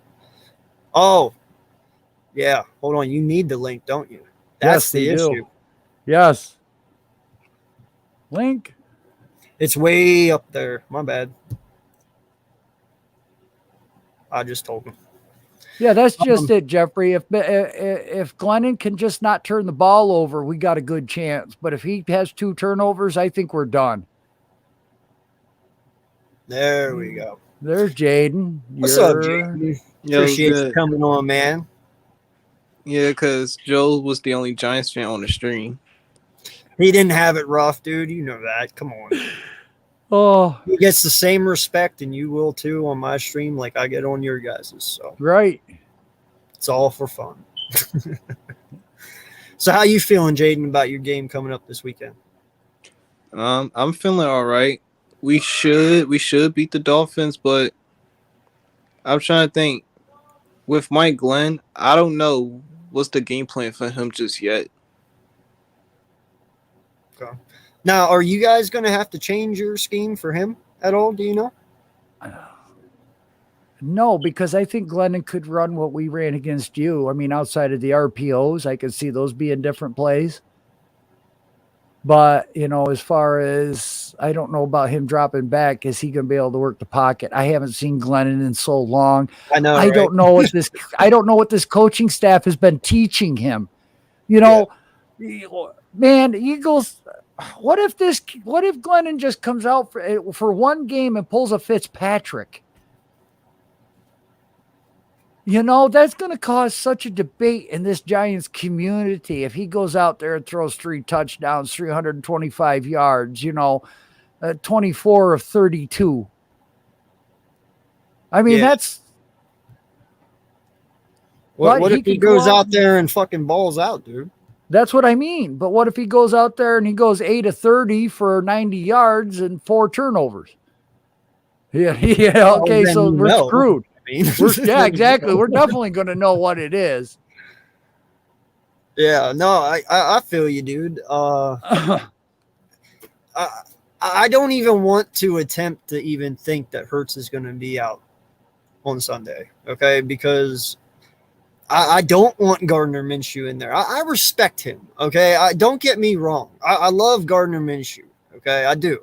What he did in Jacksonville with that shitty team his first year and then the next year, his stats aren't actually that bad for what he had to work with. And you know what I'm talking about, Joel, because we discussed that before. He has talent. So if you put him around a really good team, he might even be really better. Right. But I don't want to put that notion in anyone's head up top. Yeah, that's what I'm worried about with Glenn. Exactly.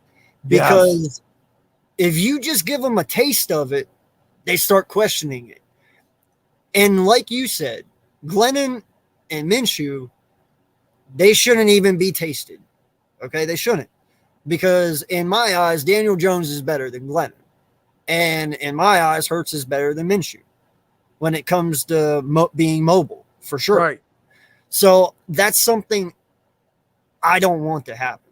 Well, and I have no hate towards him. I just, this team will not be the same with Minshew. I promise that. Did you hear the Giants' recent acquisition? We got Jake Fromm off the Buffalo Bills and signed him to the team. No. Yeah. Yeah. Jake Fromm is now a New York Giant. And we were all wondering what the hell's going on. Why did we do that? And then the news came out about DJ's neck injury. So I'm like, okay, that explains a lot. And Logan said he's backstage now. Well, you might have missed your chance, my guy. Dude, just be patient. Patience. I've been preaching it all year long. Patient. Yeah. I don't matter to me. I mean, so I kind of like the move with Jake Fromm. You know, he could put a fire under DJ's ass when DJ comes back. He's coming in at the right time. We've only been 1 week into this scheme. You know, I'm not a fan of Jake Fromm. I just like it for the way that he can push our quarterback to become better, because there might be competition next year.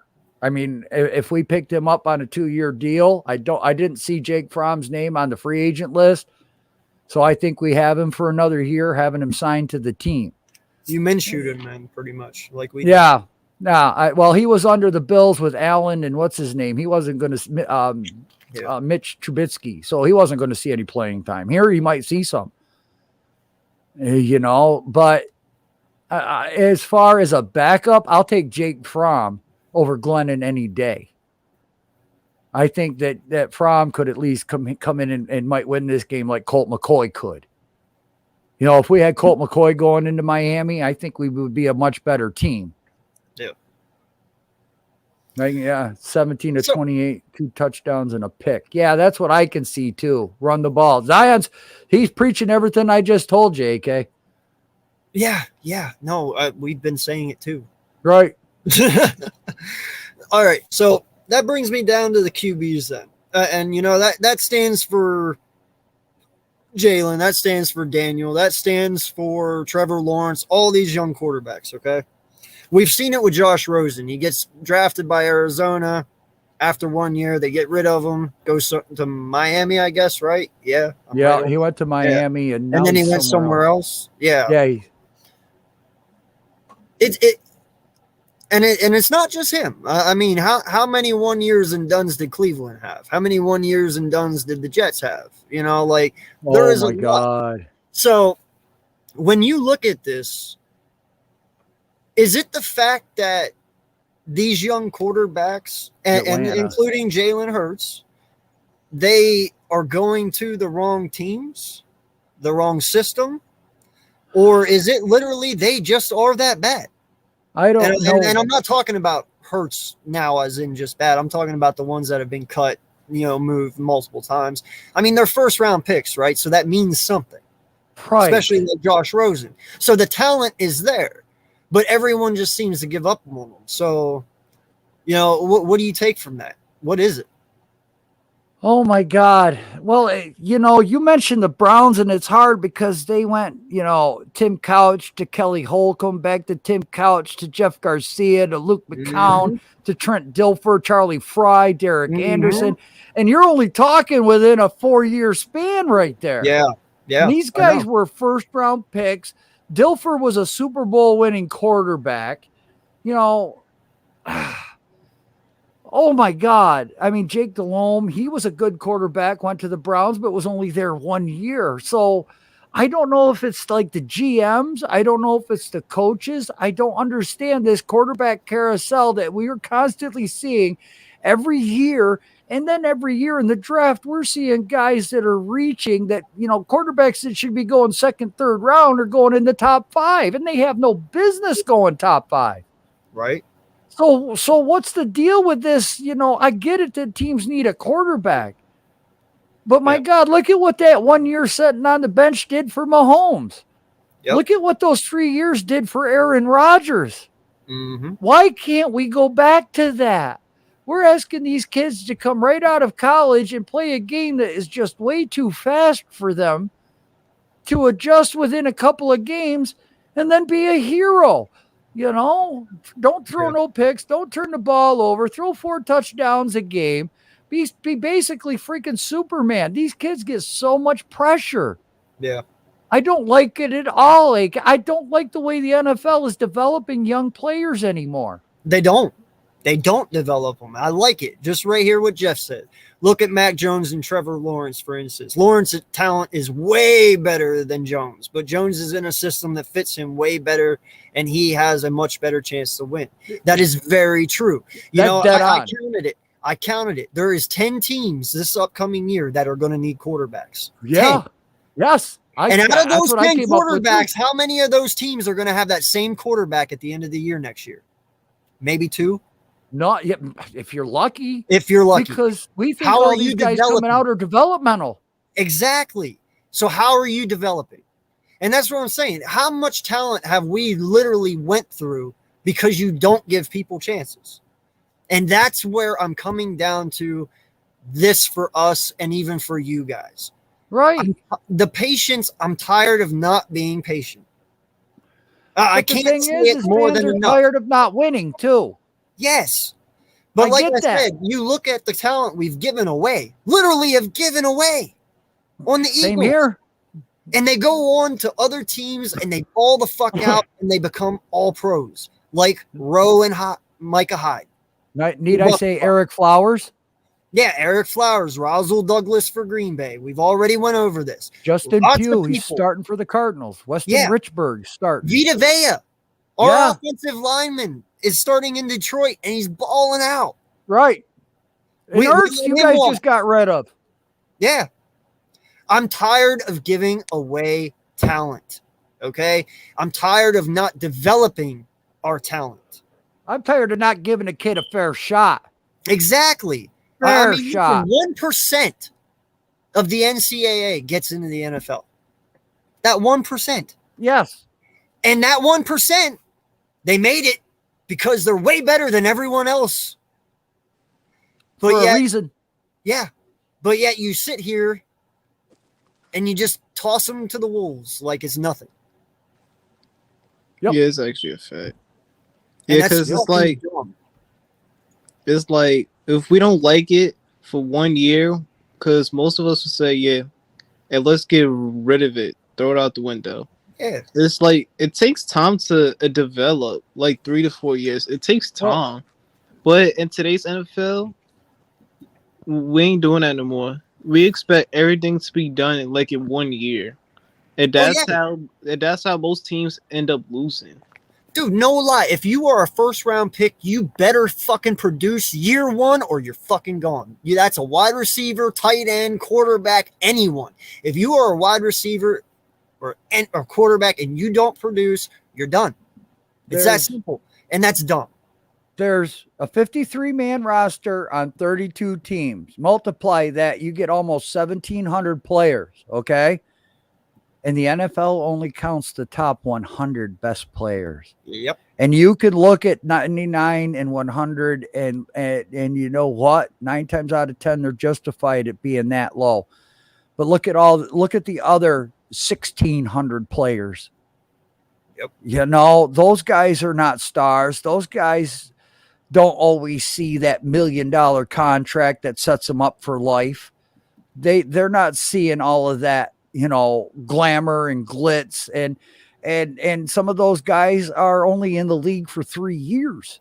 That's the life expectancy of a guy in the NFL is like 2.5 years.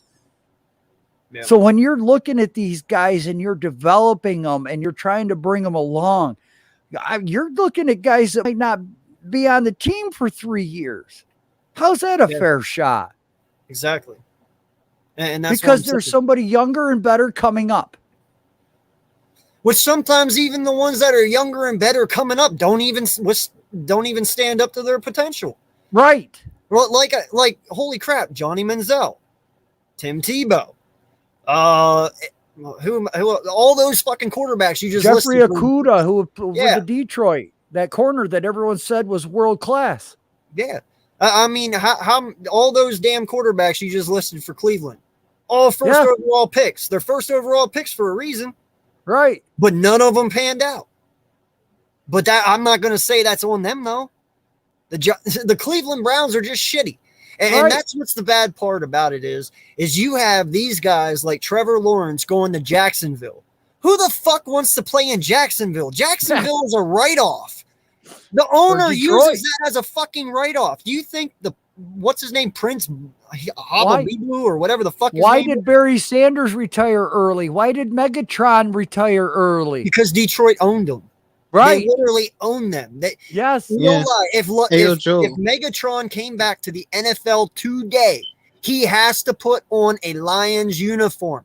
They own him. He cannot just walk out and say, all right, I'm back. I'm going to go play for the Eagles or the Giants. No, they literally own him till the day that he dies. And that is the same way that they made Barry Sanders retire too. They owned Barry Sanders' ass until the day he died. That's why they both fucking left. Yep. Why do you think Matthew Stafford left him? No shit. Well, here's another question for you. You think Jared Goff is crying anymore with Stafford going to the Rams and they lost 3 in a row? Nope. When they gave up 3 first-round draft picks or whatever the hell it was for Stafford? They gave up all those draft picks for Von Miller? Bro, you know what, though? Everybody's going to put that on these players, and in the end, they need to turn around and look at Sean McVay. Yeah. Yeah. You know, I'm so tired of everyone sitting there and putting everything on the quarterbacks all the time. I get it. The quarterbacks run everything. I understand. But you know what? The play callers also need accountability because they're not putting their players in the best position to Hence why Jason Garrett got fired. Yes. Yep. And that's exactly what's going on with us right now. Everyone wants to throw it on Hurts, but the fact is, yes, Hurts is some of the problem, but it's because he's not put in the best positions to win. That definitely was done last week against you. He was not in the best position to win. Go ahead, Jalen. And that's the same thing with Jones. Yeah. It's like, think about it. Because on defense, because I don't like both our defenses.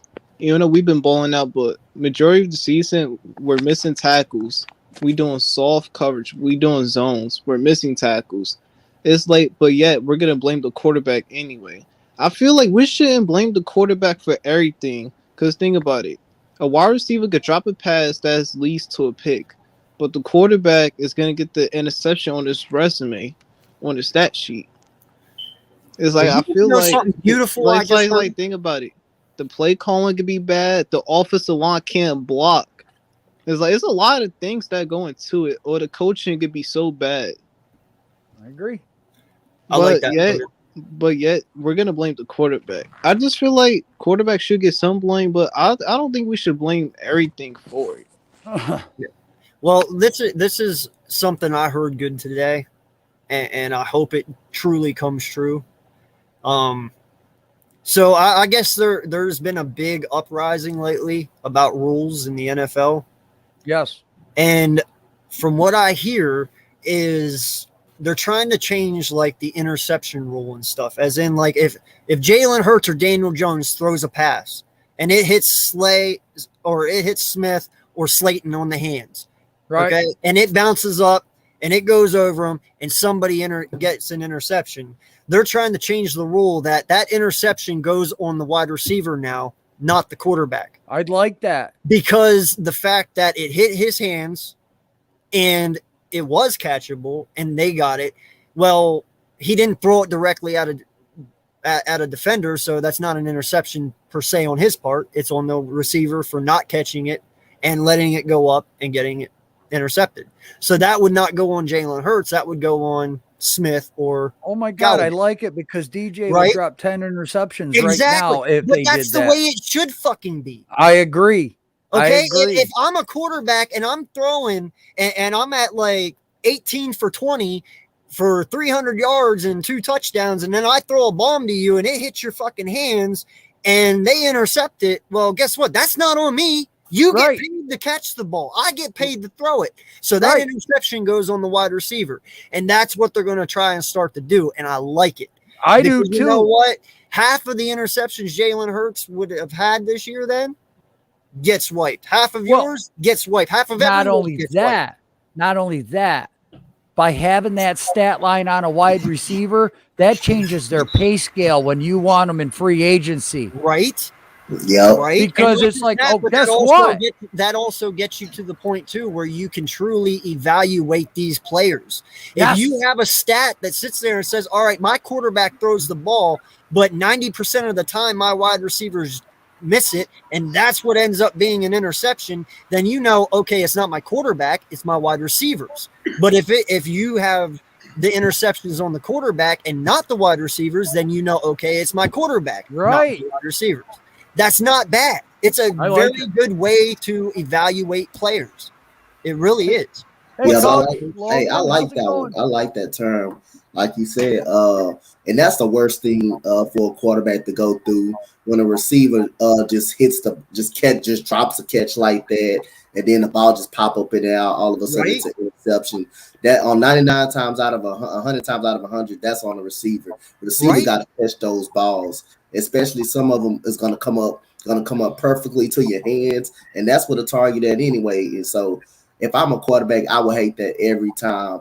If I'm perfect or anything, because that's an indictment on me. They saying I'm throwing that interception, knowing my receiver ain't drop, knowing my receiver can't catch my receivers. None of my receivers can catch. So that's an indictment on the quarterback, and I love that term because again, that's one of the most toughest things to get a turnover on right there when you're in momentum, when you're in rhythm, and then a receiver lets the ball come off his hands and it goes right into the DB. That's tough. Well, and see, that's why I love it, man, because it's showing that we're trying to take pressure off of our QBs. Because people need to realize not everything is the QB's fault. It really, truly isn't. We are at this stage in life in football where it's all about the fucking QB. You realize there's 11 other fucking players on that field. You know, there's 11 players on that field, not just one. Yeah. So to put it all on one guy is stupid as shit. And then if the defense does give up a touchdown, it's like everybody's like, okay, you need to do this on this drive and this drive alone. You know, and then all of a sudden, because of a penalty or a bad play or a picked up flag, because the ref says it's catchable, and we don't, on a 3rd and 8 shot down the field. All right, well, that's Daniel Jones' fault. Okay, well, it wasn't Daniel Jones' fault. The damn ref picked up the flag. Or it's not his fault that the wide receiver didn't catch it. Or something else that freaking happened. Maybe there was holding on the play because he caught it and they got to redo it again 10 yards farther back. And also, but because they didn't score on that play, our quarterback sucks. What the fuck was that? I'm so tired of it, dude. You're getting it now. You're getting exactly what I'm preaching. I'm so tired of this shit. You guys have to realize these guys are fucking human, okay? I get it. They are superhuman people because of the shit that they do. Not every ordinary person can go out and do what these guys do. I understand it, but they are still fucking human. They make mistakes. Right. Okay? It is what it is. Also, Eagles Uncensored. It's like this. Being a quarterback is the hardest position on football. Like, being a quarterback is not easy as people seem because on TV. That's just like Jaden. That's just like I tell these people. Being a quarterback is just like a point guard in the NBA. That is not easy. That is not easy. It's like general. That's not easy to do. Yeah. I mean, think about it, bro. These quarterbacks, they need to know defensive schemes. They need to know defensive line schemes. They need to know every route. Yeah, they need to listen. Jalen Hurts, Daniel Jones, they need to memorize every fucking play. And also every play, every single route that your wide receivers run. These guys memorize it all. Most NFL playbooks are over 250 plays. Yes, exactly. So they have to remember all this shit. They have to remember coverages. They have to remember everything. Yeah, and also go there. Because for every play, let's go over the defenses. because you got a single high coverage, you got double high coverage, you got a nickel, you got a 3 safety look, you have man on man, zone. So that one play, you have to know at least 7 different defensive schemes. Yep. So I'm sorry out there for any of you diehard fans who can't get your heads out of your ass and realize that, oh, wow, these guys really have a lot of pressure under them. So what if he throws 3 interceptions? I understand. It's frustrating as fuck. But guess what? Yeah. Sometimes that shit happens. People have bad games. Yeah. They really fucking do. You Right. think Devontae Adams has great games all the time? No, they don't. Devontae Adams has had bad games, and he's if not the best receiver in NFL. He'll be the best Don't lie. receiver right now Yeah. because DeAndre Hopkins been hurt. Them two right now. DeAndre Hopkins had bad games, man. I just seen him got limited to about 2 catches. How many times has Tom Brady had bad games? Look at Washington. Look at the Washington game. Nobody picked Washington to beat Tom Brady. Guess what happened? They did. Right. Yeah. Let's look at Patrick Mahomes. They went on a skid. He the leader in interceptions right now. Right. No one's calling for his head. Oh, yeah, said- that's right, nobody because said he was get him away from the 23 when he Chiefs. won a Super Bowl. So that's why he's calling for his head. And also, it's also like we being a quarterback, you got to throw the football. What if a wide receiver runs the wrong route and it leads to a pick? I've seen that multiple fucking times this year for Hurts, bro. I know you guys have too. Yeah, There is many times I've watched our quarterback throw the fucking ball, and after the ball hit the ground, they both looked at each other confused, like, you were supposed to be here. No, I was supposed to be there. It happens all the fucking time. All the time. Like Logan said, 250 plays you have to remember. You don't think they're going to fuck up at least once or twice? Of course they That's are. not easy. No. It's like also think about it. It's like you're not on the field to play quarterback either. It's like you don't know what it's like to be tackled, get hit on a blind side. It's like you don't know that. And this shit happens in seconds, bro. But that's like you have to remember these guys have to make decisions in 2 seconds or they're sacked. But that's why the running back you can pick up in the 3rd and 4th round and get a competent running back, because what do they have to do? Oh, I'm running the ball this play. Oh, I got to stay in and block. Or, okay, if this guy doesn't come, I have to go out into the flat. Okay, that's simple enough. A child can do it. That's how come a running back is not as important as it used to be back in the day. Yeah. You saw Barry Sanders in the 1st round and you were in the top 3. You picked Barry Sanders. Yeah, you picked him. You found sweetness in the 1st round in the top 3. You picked sweetness. Yep. There's a reason you picked those guys. Yep. Well, and there's a reason quarterbacks get paid over $100 million. Yes. Because they're the most important person. Right. They're the most important position on the field. They have to remember everything. There's not 1 inch that a quarterback can forget. Yeah. So I'm sorry if there's too much pressure on a guy every now and again. I'm not one of those guys that is going to hang someone because they fucked up one time. My bad. I'm not that kind of guy. Exactly. That's why AK loves Hurts so much, and that's why I love Daniel Jones so much. Is because I see what's going on. I kind of look. I've never been an NFL quarterback. I have no idea, but I do understand what Logan said, that they have a lot of plays, that they have to learn these defenses. They have to learn the offensive schemes of what the coach wants. And the coach is always throwing in new wrinkles every week. You cannot keep running the same plays from week 1 to week 15. You have to have different schemes, different designs, and that might be 10 or 15 different plays. So it's not like this is a cakewalk. I mean, this is basically saying that you know basic math, but tomorrow you're going to go for a calculus test. Yeah. Wait, Ayo Joe, and that's the fact. You know why? Because look, with the Eagles to Giants fans, because everybody else, like, we expect Jalen Hurts and Daniel Jones to be perfect every single game, but in reality, we know that's not going to happen. You're also forgetting to state the fact that these guys have to stay up all night studying film. Yeah. Yeah. Way back also up have to early and stuff practice, like that, man. I'll bet you these guys watch more film than scouts. And For listen, real. when we're sitting up here, we're not giving these guys excuses. I don't want to see any No. chat I'm about not fucking giving excuse. excuses. This isn't an Yep. excuse. This is reality. I'm speaking facts here. This isn't bullshit. This isn't dumb stuff. This is truth. Okay? I swear to God, bro, I wish they could have like an internship for NFL quarterbacks. Like you could go for a week and just see what these guys go through. Just see what they go through. Like these guys truly are fucking machines. I get it. They really are. They're not natural. They're not even human sometimes. I swear. But they are. And guess Yeah. what? Humans fuck up. Do we not? Oh I man, mean, I tell you what, everybody does. if I had to do what they do in a week, and you know what, let's say they were just going to run a quick scrimmage with me as a quarterback, I'm not kidding you. I'd need a new change of pants after the first play. I'm not going to lie.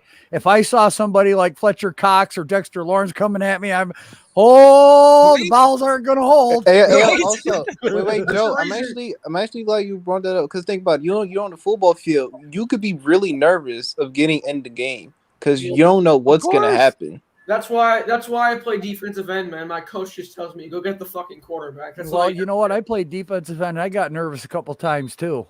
So Man, I played wide receiver and strong safety. That's what I did. I got nervous. I played running back and safety. Even as an offensive lineman, I'd get nervous. Man, I can't miss this block. I can't miss this block. It's coming my way. I can't miss this block. Blech. See, all right, now we're good. And Jeff, to your point, real quick, he says Daniel Jones and Jalen Hurts haven't been great, but at the same time, they also have been dealt with bad hands in terms of injuries, poor O-line, and coaching around them. I understand that, but here's the difference that I make for mine compared to yours, Jeff. Your guy has been in 3 years. He's getting to the point where he's at that mature level. He understands it now, the NFL. My quarterback has been in 12 fucking games. Okay? 12. How's a dude that is 22 years old and in his going in his 13th game supposed to remember everything? His second year. His first year truly starting, but his second year. Well, like you know what I mean? That's hard to do. He's 22.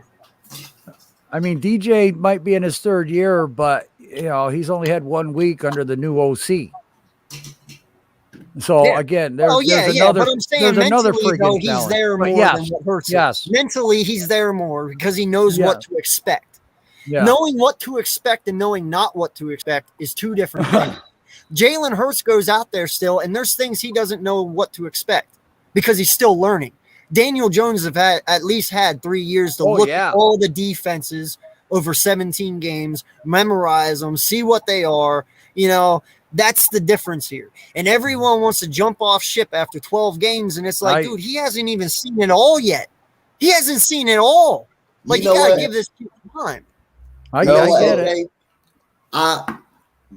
What I seen against the Giants, I put guess what I did. I put 80% of the blame on Hurts, but I have not once came out and said that's not my quarterback. I'm ready to throw him to the wolves. I have not once. Now I put 80% of the blame on it, and he did take that blame from me because that was a pitiful game. But give me any quarterback in the league you don't know that hasn't had a 3 interception game like how he have.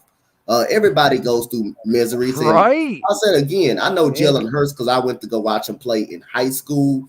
And if you look up at the guy close in person, how big this guy is, man, I thought this man was a machine when I first saw him, man. This guy is big. He works. And even in high school, you got to get up at 6 o'clock in the mornings and stuff, man, like that. So that's not easy, man. These quarterbacks be tired. They work all day. I mean, they stay at the practice field late. They rarely even sleep, man. So that's a lot of pressure on these quarterbacks. And then they got to be in the film room, remember plays and stuff like that. They be the last ones to get out there. They be the last ones to leave the facility and the first ones there in the morning and stuff. That's a lot of pressure, man. Yo, and also Dante. It's like, think about it, as a quarterback, you gotta get up like 5 in the morning, study the whole playbook. It's like you can get a turnover because you literally forgot that one play. You actually forgot. Imagine having to do all this football shit on 2 or 3 hours of sleep. Yep. Well, and not just that, but listen to this though. You got to practice almost every. This is bad Eagle fans right here, bro. How many interceptions did Carson Wentz have last year? I'm pretty And sure. how many games did he have where he had 2 to 3 interceptions? Oh my God, the first game against Washington, didn't you guys start out 21-0 and then he threw like 4 picks? Right. Okay. Well, and now look, we didn't call for Carson's head until what? Week 12, week 13.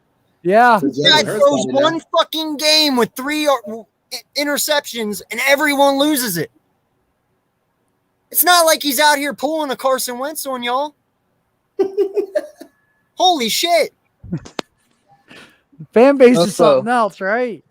Also, Eagles Uncensored. I'm glad y'all feel our pain whenever Ingram dropped the pass that we lost to y'all. Now you know what it's like. Oh, Jay. When Riga dropped the pass against us. I asked him what it was like having Evan Ingram on the team, but and I got one thing I got to give credit to, man. I got to give credit to Joe, man. Even though everybody bashed his quarterback, bashed Daniel Jones, he stuck by his side. At least Joe stuck by his side and realized, man, that's his quarterback. That's what you're supposed to do. You gonna stick by your quarterback as well as me and AK and everybody else. We gonna stick by our quarterback. Thank you. No matter how bad, as long as he in this facility, I'm gonna stick by my quarterback. I'm gonna continue to support him until he's no longer Philadelphia Eagle anymore. Right. It's like you know what most people think, but not y'all. But it's like if a quarterback doesn't do good in 1 year, even he's a rookie, most people said we want a new total quarterback. It's like you got to give it time. Like give him an offensive line, get him receivers, get him a running back to help him with the running game. Just like we don't give young quarterbacks time anymore. It's like we expect everything in 1 year.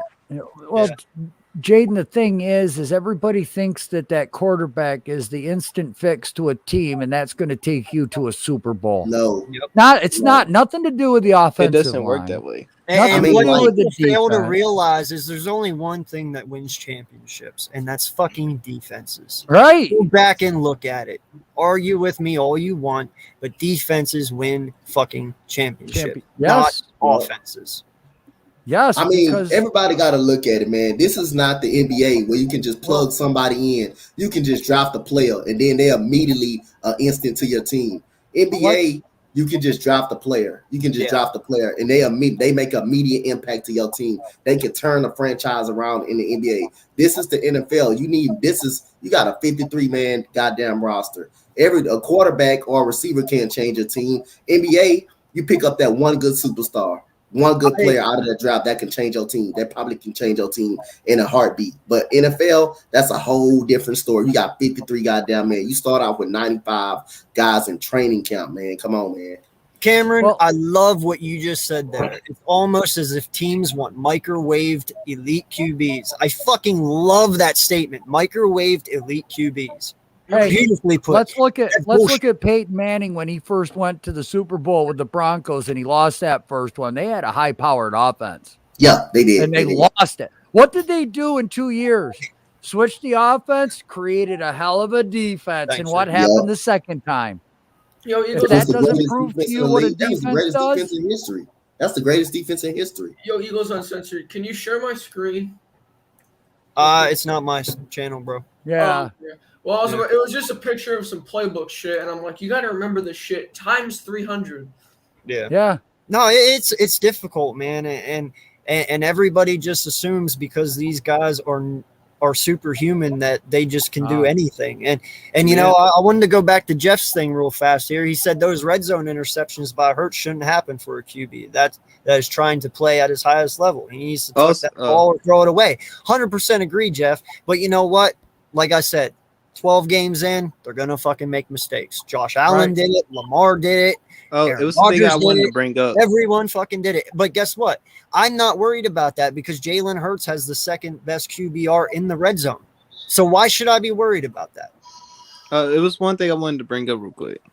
You know, think about on TV at the goal line, it looks easy to score, but we actually on the field, it looks mad difficult to score.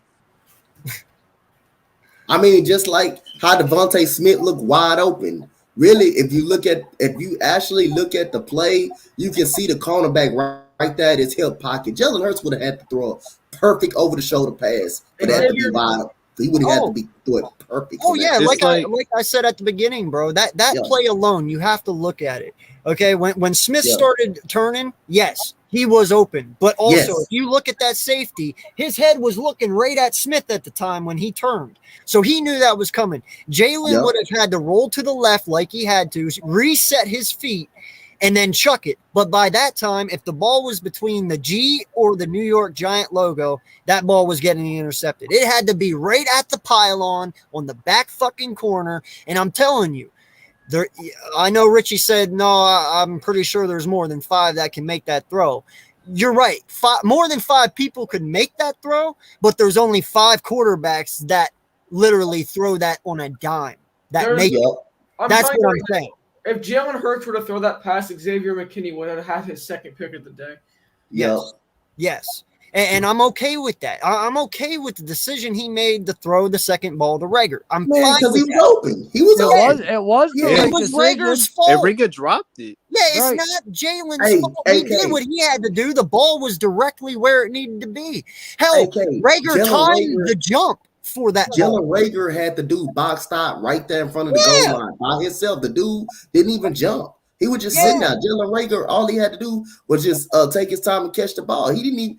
The ball literally went right through his hand. That was a perfect off of his back foot. There was no one in front of him. There was no one beside him. The guy was right behind him. And he had him in the box out position. Basically. No lie. He literally timed his jump. He knew the ball was there. He timed his jump. He looked at the ball coming right at his hands. How the fuck do you fuck that up? Well, what about the one before where he's streaking down the sidelines and it kind of went off his helmet first and then he didn't catch that one? I mean, Hurts threw a nice ball right there. That was an awesome ball off his back foot. Yeah. And that was a good you throw. guys want to criticize? Look, I criticize Hurts too, but you know what?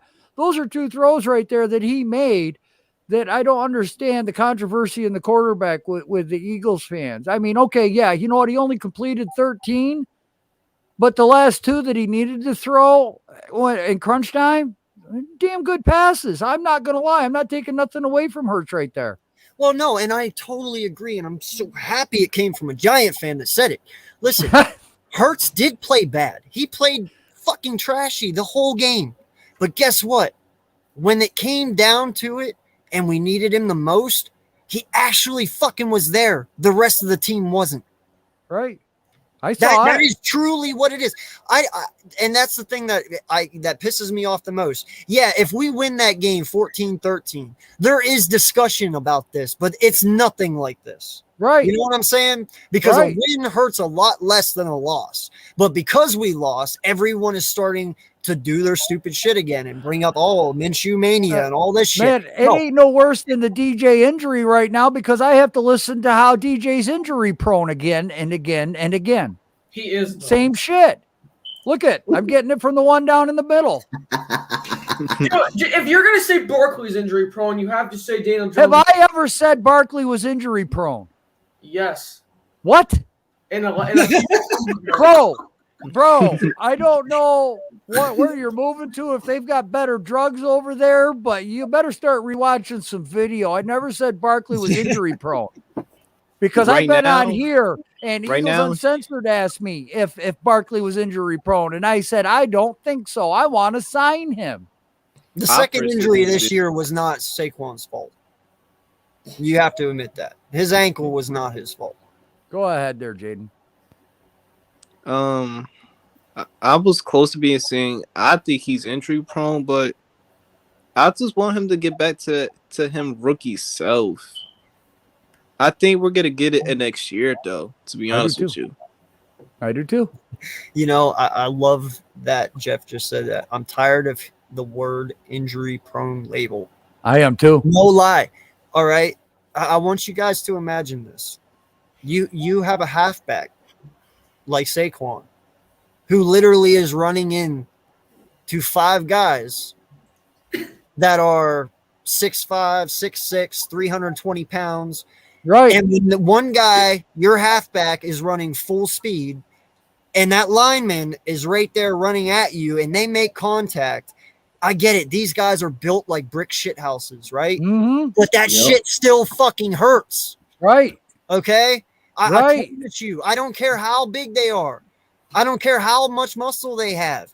The hits still fucking hurt. It's like having two cars going 60 miles an hour crashing into one another. What happens? Somebody gets really fucked up, right? Well, just imagine Saquon being remind me. and a defensive lineman being a call and them Oh, crashing. also, how about this? As a receiver, what if you catch the ball, you get hit helmet to helmet? Like, do you know how painful that is? Yeah. Look, why is Derrick Henry so ungodly in the fourth quarter? Because these 200-pound safeties and corners are tired of hitting him. Yep. They're tired of making tackles against a guy that's 240 that's running a 4.4. Guys, imagine this. Imagine you're a corner. You're about 198, 5'11", and you need to tackle a guy who's 6'5", 240. Right? That runs a 4.54. He ran a 4.54. That's what I mean. Chase Young ran a 4.4. Chase Young ran a 4.4 flat, dude. Imagine getting hit by somebody Chase Young's size running a 4.4.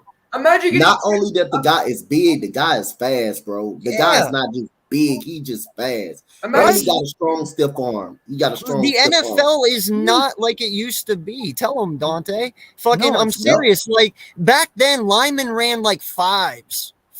You were lucky. You had a fast lineman. Are you shitting me? If he could run 5 seconds in a 40, he was fast. Well, I'm just saying. Yeah, I'm just throwing it out there. I mean, you know, but they were slow motherfuckers back in the day.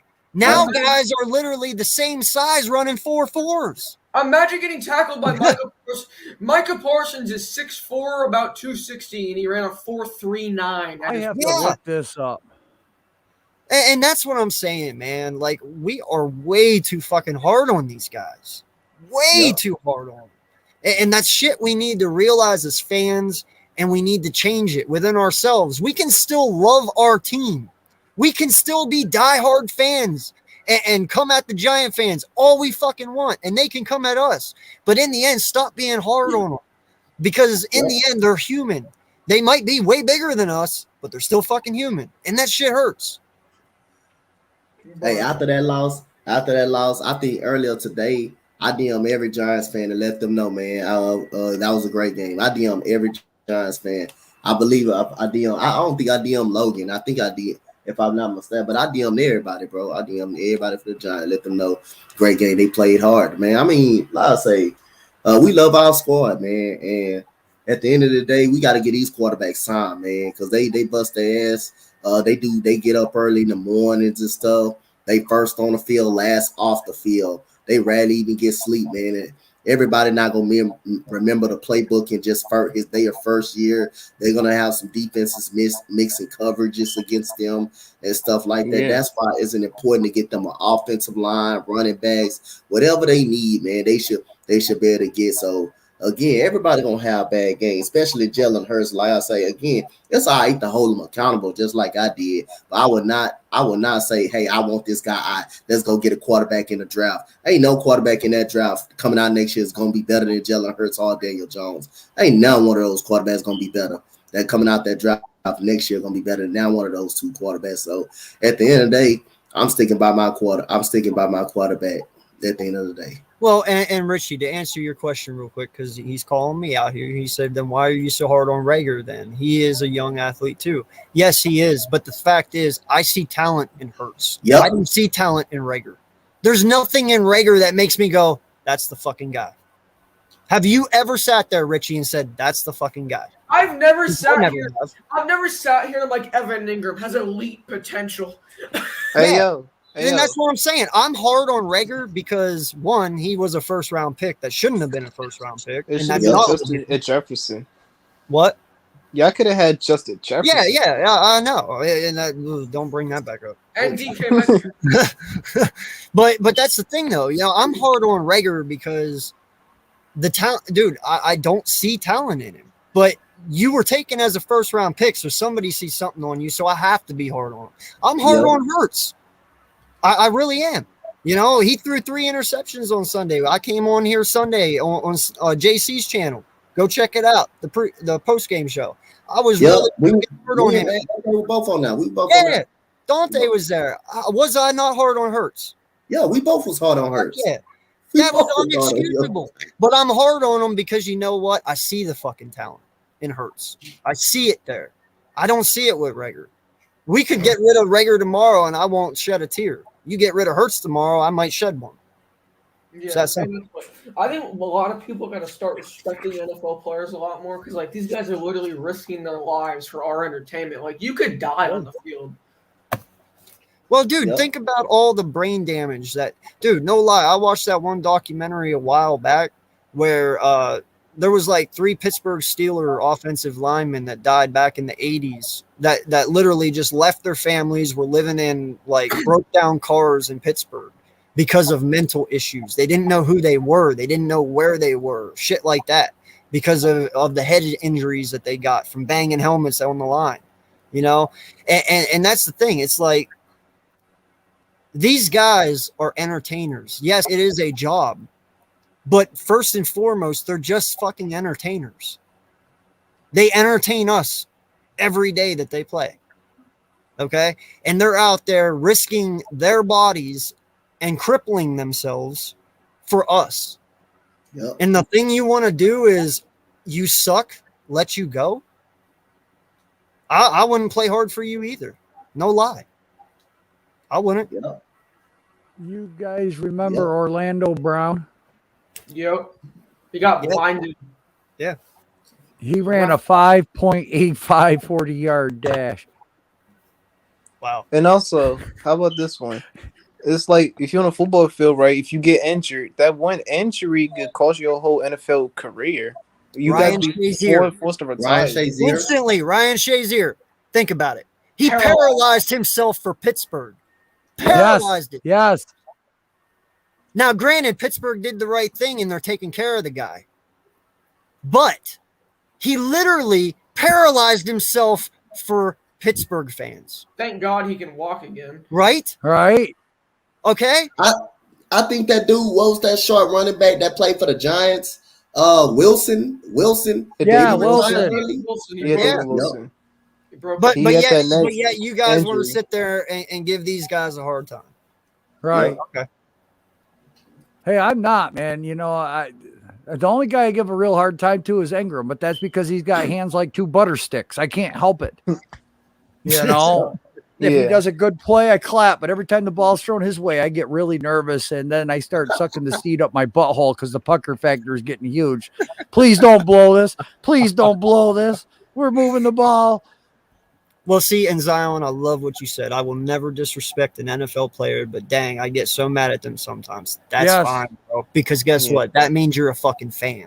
Right. Yep. That's fine. But you're right. You don't disrespect them. I don't disrespect them because they play for me.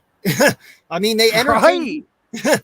So but everybody, who am I to judge has them? to say Daniel Jones sucks. We need a new quarterback. Man, I mean, I'm sorry. If you see talent, you do not give up on talent because the next guy might not be even talented at all.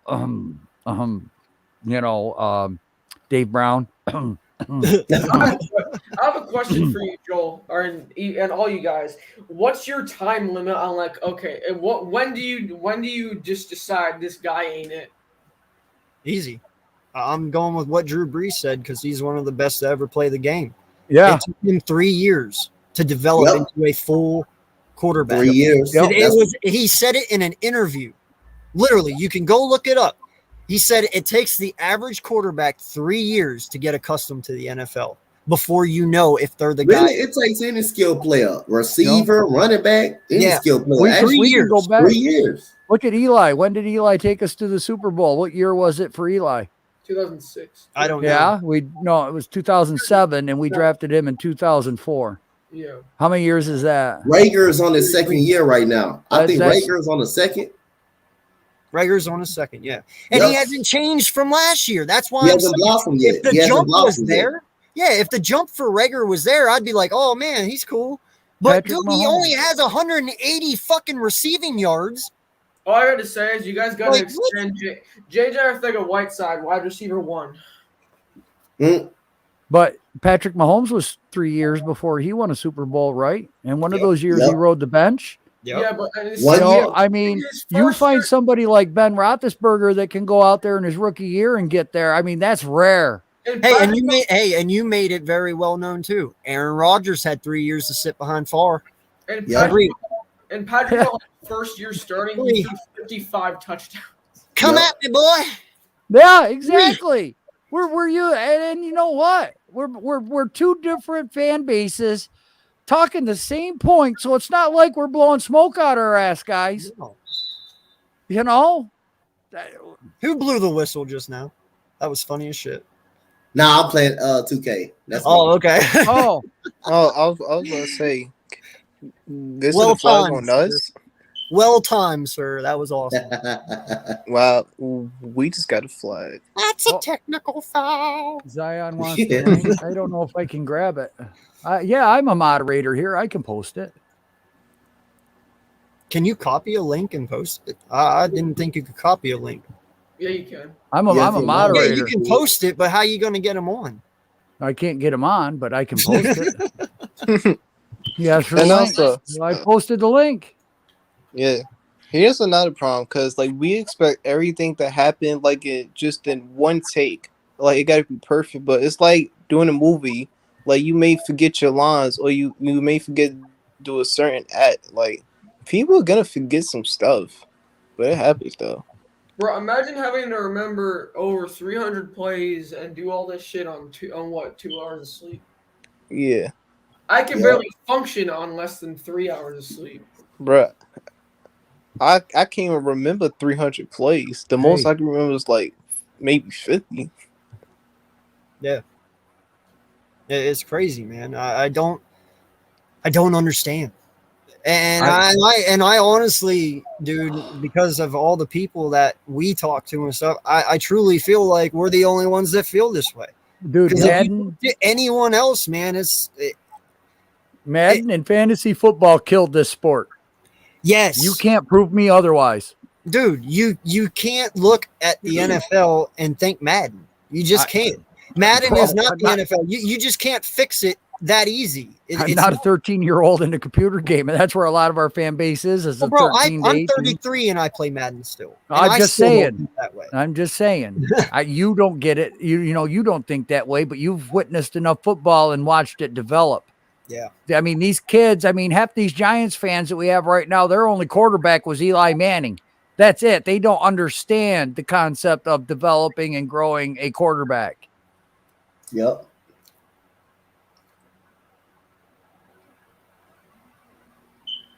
And also, yeah, no, I get you, Richie. I get you, man. Rager on his first year, COVID stunted a player's development. Yeah, yeah. But what's his excuse this year, though? New OC, maybe? No, I believe it's our wide receiver coach. Wide receiver coach? Okay. I think Aaron Moorhead just needs to go. But okay. Yeah, it doesn't matter if the wide receiver catches the football that leads to a pick that drops it, or a running back could fumble, but they're gonna end up blaming the quarterback because he ain't get the job done on the drive. Yep. But what I'm surprised, and this is not a shot, AK. I mean, this is the legitimate question because I know you guys have been complaining about your DC, your defensive coordinator. Yep. Now, and I kind of understand why you guys aren't because, you held us to 13 points. You can't get really mad at your DC for that. Has that changed at any point for your view? Go ahead. Joe, I have not once came out and blamed our defensive coordinator for that. Our defense actually been playing good for the last couple of weeks, 3 weeks so far. You cannot blame that game on the defense. Defense did all they could to win this game, to keep us in this game.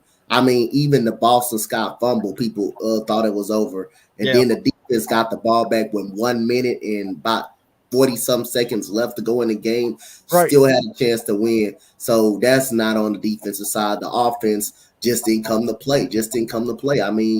Again, They was running y'all was doing them, but running basic coverages. It was kind of like kindergarten coverages. You guys was running. Really, y'all was running basically zone, and then y'all was just blitzing off the edge for outside containment for Jalen Hurts. Those are basic coverages that you guys were just running on Jalen Hurts, and he just couldn't figure it out. He just couldn't find a scene or anything. It just the offense just didn't have it, but the defense played their asses off.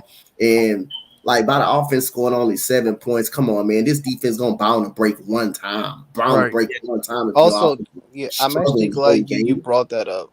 I'm gonna tell you about. Look, both our defenses been balling out for the past couple weeks, right? Yep. 3 It's straight like weeks. think about it, your offense, because we got turnovers from y'all, but we only put up 13 points. Mm-hmm. It's like that's unacceptable. Because like the offense at least put up 25 or more at least. Yep. No. It's like think about it. Your offense, you go 3-and-out, 3-and-out, 3-and-out, and your defense at some point is going to get tired. And you see your they defense give up gonna touchdowns. eventually break if you just keep stopping them, and then you turn the ball over and stuff. Your defense bound to break. Like one of the interceptions was in the Giants' territory, right there in the Giants' territory. It was just a guy playing over the top, trying to throw the Rager. There's no way he shouldn't be able to throw that ball. Saw that and throw that ball right there. It was just like I say. It was just because one thing quarterbacks fail to do, you got to look off the safety. And if you study eyeballing the receiver, you just drawing the safety over. And Jalen Hurts seems to stare down a receiver so much, then a safety just gets involved in it. And then the pass to Quez Watkins, that ball shouldn't have been thrown, even though it was probably a little hell right there. But you should have no idea. You should not throw that ball right there. It's just like he grabbed the ball and he just like throw it. He just don't look off the safety. He just like throw it.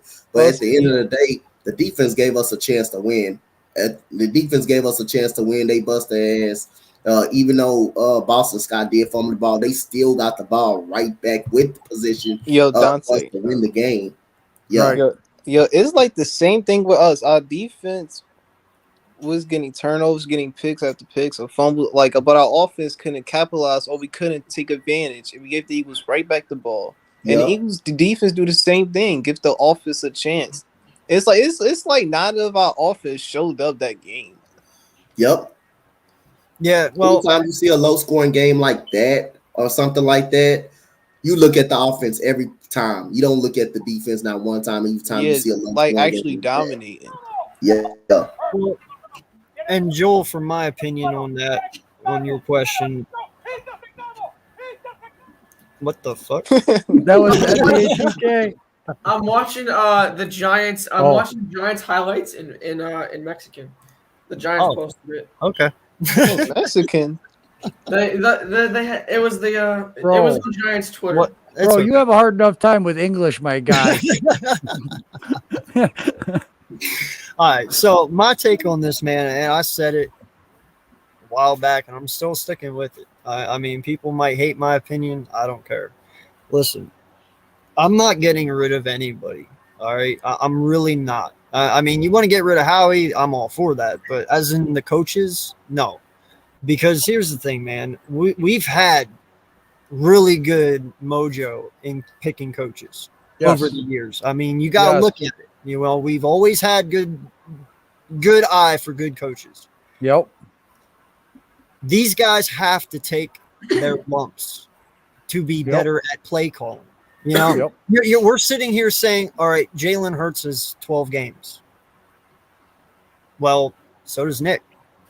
Right. Okay. They got to learn. It's his first year. It's not like he's been a head coach before. Yeah, he's been an OC, but he doesn't go. But listen, the OC and the head coach, they're two different positions. Head coaches have to worry about everything. OC, he just has to worry about the offense. Yeah. Right.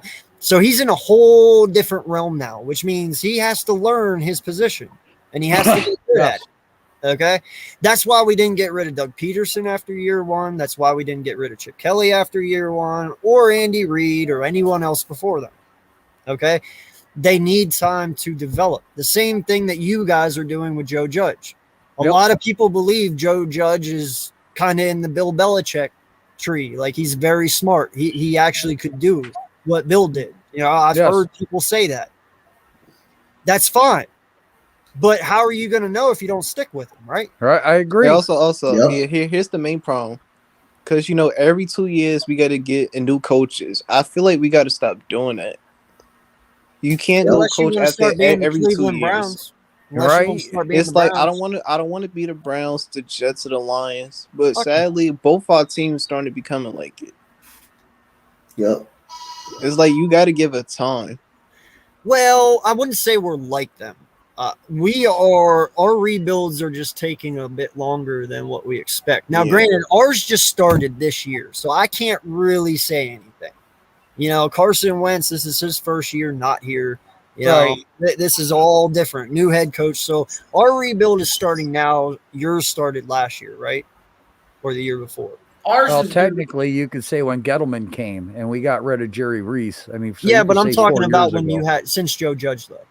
Joe Judge. This is Judge's second year. Yeah, so having year. a new head coach is kind of a restart to me. I mean, even if you didn't change management, it's a Right. different team. All that, they all have to learn it. But that's what I'm saying, though. Once again, getting back to the time. I'm so tired of saying it. I really am too. I understand. Like, people automatically expect you draft a first round QB, you get a brand new head coach, everything's just peachy. Well, it doesn't work that way. No. The coach needs time to develop just as much as the quarterback does.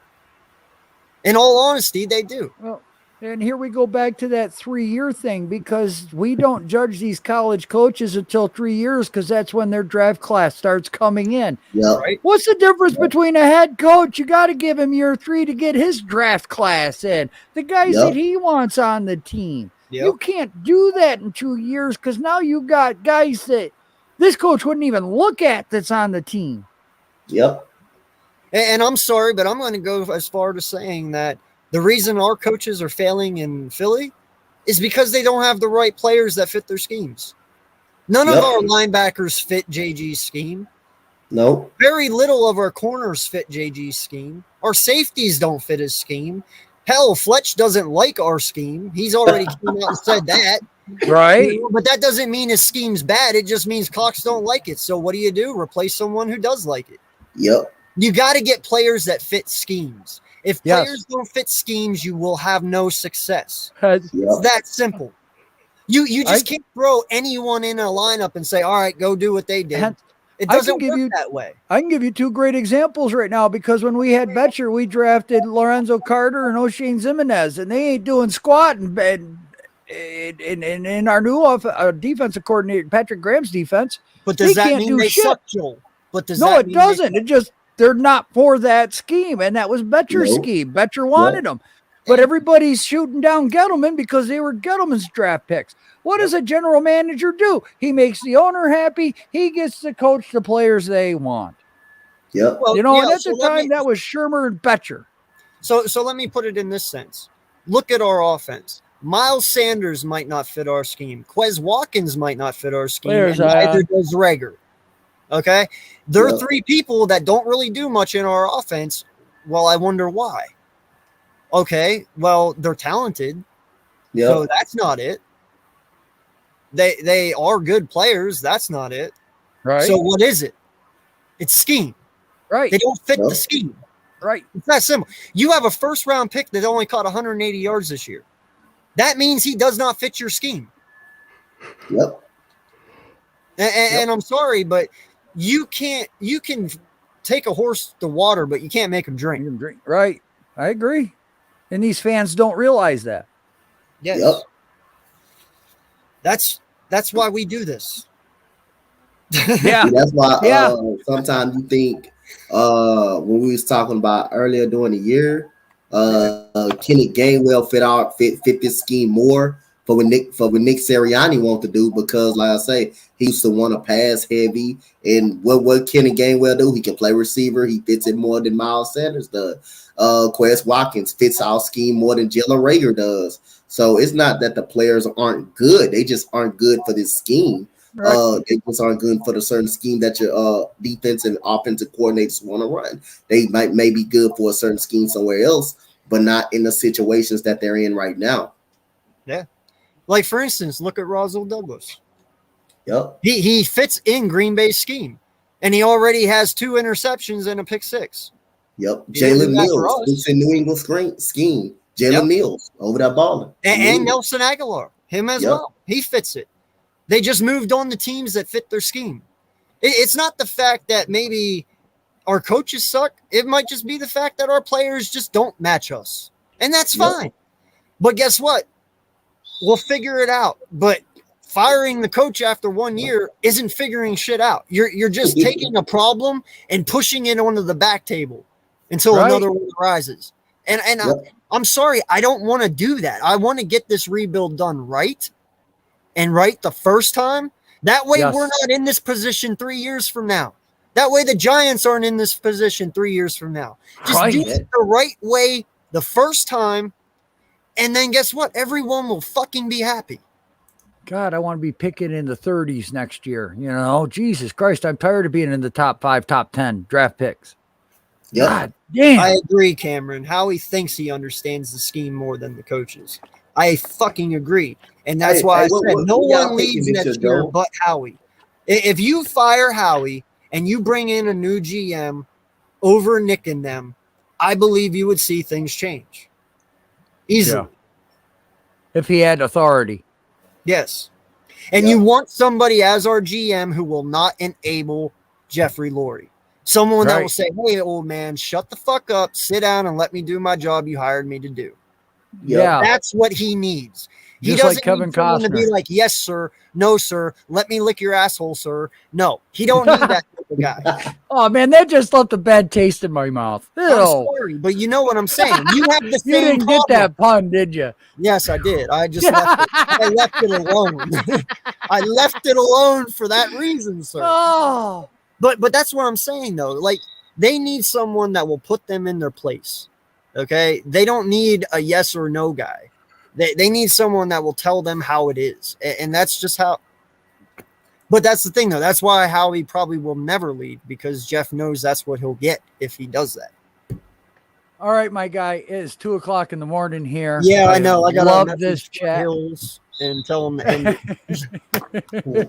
But yeah, I got a scoop, man. Thank you very much, Coach. Man, I saw you ducked out. It was great you jumping on, Jaden, Logan, Philly Foothills. We had to AK. invade an Eagles stream. Thank you very much for having me on. I do appreciate it. It was great talking football, getting some stress out. Yes, sir. You know, I love it. You know, much respect for you guys. You know, thanks for making me a moderator. I mean, that no problem, I can't believe that, man. You're my brother, bro. Come on. Yeah. Hey, by the So- way, I saw your video today of that cookout you had 5 months ago. I don't know why it popped up on my phone, but it did. And the first thing that came to my mind is I'm going to the next one. Because no lie, bro, I'm telling you, like, you live right over the border from me, right? In Pennsylvania. You're like by Syracuse, right? No, I'm south of Rochester. Have you ever heard of Canandaigua Lake, Naples, Yeah. New York? Yeah. That's where I live. Okay, well, yeah, you're like 4 hours from me. Next time you have one, let me know. I will drive up, bro. No lie. I will. It's not that far. This spring, I have them a lot. You know, Let's- I got a slaughterhouse right down the road. I get a whole chicken for $5. They split it for me. And, you know, I mean, I can feed a lot of people for $30. Hell Make yeah, man. macaroni Let me know. salad, you know. We'll do a bring out live the stream cornhole board. together. That works. There you go. That works. I ain't wearing no giant shit, though. Well, you might have to. You might not have a choice. I mean, if we sweep you, I mean, I'll I kill hate to- myself first. no, you won't. myself You first. won't do that because I even got it right here for you. Look at that. We're all set. I'm here to help a guy out. No problem. My guy Joel has a legit witch's broom, bro. Man, No, y'all, yeah. listen, I'm going to say this one time. Y'all really want me over there really bad, and it's starting to scare me. Just a little. Yeah, I'm not going to lie. we're just a loving community, man. I mean, we welcome everybody. You know, you're going from the dark side to the light, you know. Come, Luke. You're right, Richie. I will be in California by that time, but my family is here too. So, I mean, I will come back in the summertime, visit them. So, I'll just plan my plans around that time. Right. Yeah, we'll have to definitely figure something out. Hell I yeah, got your man. number, Twitter, whatever. I'll But send you thanks, my man. phone number. Thanks, man. We'll catch you all later, guys. No problem, buddy. I just got to wait for Foothills to come back and end this stream now. So, Logan, I'll ask you until he gets here. How do you feel about the game coming up this weekend against the Dolphins? We're fucked. Elaborate, maybe? Mike Glennon is our quarterback. No, but seriously, I gotta be a little quiet because people are sleeping. But Yeah. we could put up some points with Glennon. Even when we had him in Dallas, we were doing decent. It's just the defense couldn't stop a nosebleed versus Dallas. So I'm not too worried about it. I think Mike Glennon's stat line this Sunday could be anywhere from like 220, a touchdown, a pick or two. But I'm just because of the fact that we don't have DJ, I'm going to have the Dolphins winning barely. But I think we have a chance to win. I personally feel like we could edge this win out. Because, our defense got the win this game, no matter what. Yeah. Because our defense been winning those games lately. I want to put Tony at quarterback, and I'm not joking. Yeah. He can actually play quarterback. Oh, I didn't know that. Versus the Buccaneers, he threw an 80-yard pass. Oh, damn. It was supposed to be pass interference, but they picked the flag up. Yeah. He got a pretty good arm, but yeah, I'm just joking. But we could use him as an option quarterback, give him some QB power and stuff like that. I'd rather use Jake from State Farm's quarterback. Jake from State Farm's quarterback. That's fucking awesome, bro. My guy went to say Jake Fromm. He said Jake from State Farm. What the fuck? Yeah. Is he wearing his khaki pants too? Maybe. Is it just me or does Jake from State Farm look like a low-budget Saquon Barkley? No, he does. A little bit. Or, Sorry, man. I'm running out of shit to talk about, and Foothills ain't responding. I hope he didn't fall asleep on me, or I'm streaming all fucking night. Yeah. I'll be here. I don't know. Yeah. What you think about y'all game coming up against the Jets?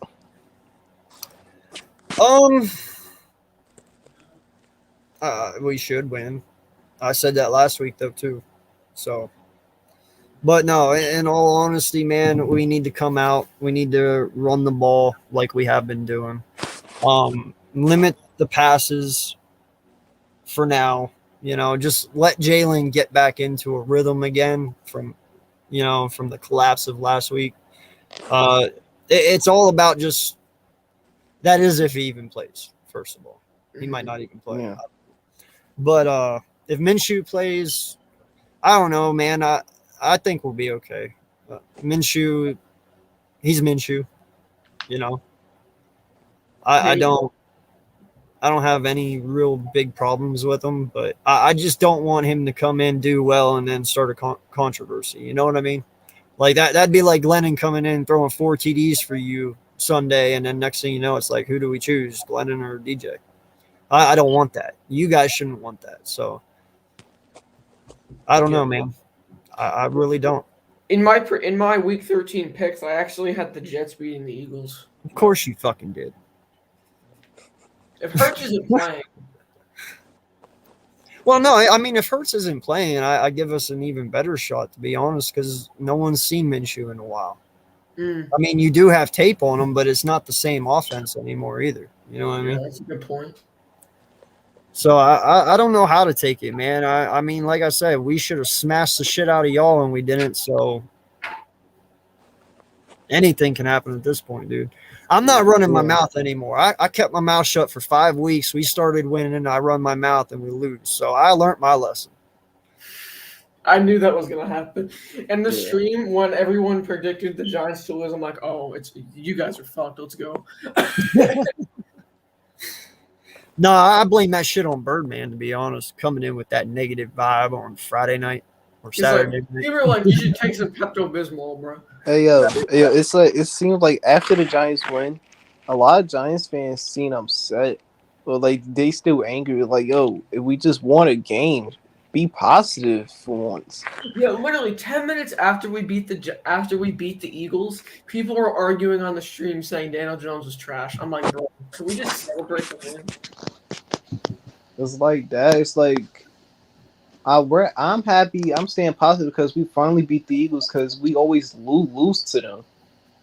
It's like we finally beat them because I get tired of losing to them every year. Dude, I just get tired of losing in general. Yeah, it's like when you win, Well, and your vibe it goes up there.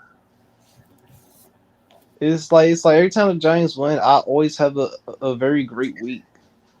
Yeah, boys, it looks like we're streaming all night because Philly Foothills will not wake up. dude, I don't know what the fuck is going on. I've been trying forever here. Like, I want to go in and play some Vanguard and shit. If you play his phone number, call him. I am trying to call him. He ain't answering. Oh, damn. That's what I'm saying. My ass might be out here all fucking night. Because I ain't going to let a stream just go with no one here. You know what I mean? That's kind of messed up. Yeah. But man, is the wife going to be pissed. I could. I'll start playing a game of Madden. I'll just put my webcam towards my TV so people have something to watch. You can't put it on stream. Yeah, you can. Yeah, Why you not? can. I do all the time. It's a game. It's not officially licensed by the National. It's a game. I mean, I stream Madden all the time on my shit. I like Madden, but people be taking that shit way too seriously. Like people think that's actually how football is supposed to Bro, work. I am in the top 900 in MUT right now in wins. Damn, I don't play Ultimate Team. I'm a franchise guy. No. Yeah, Sweet.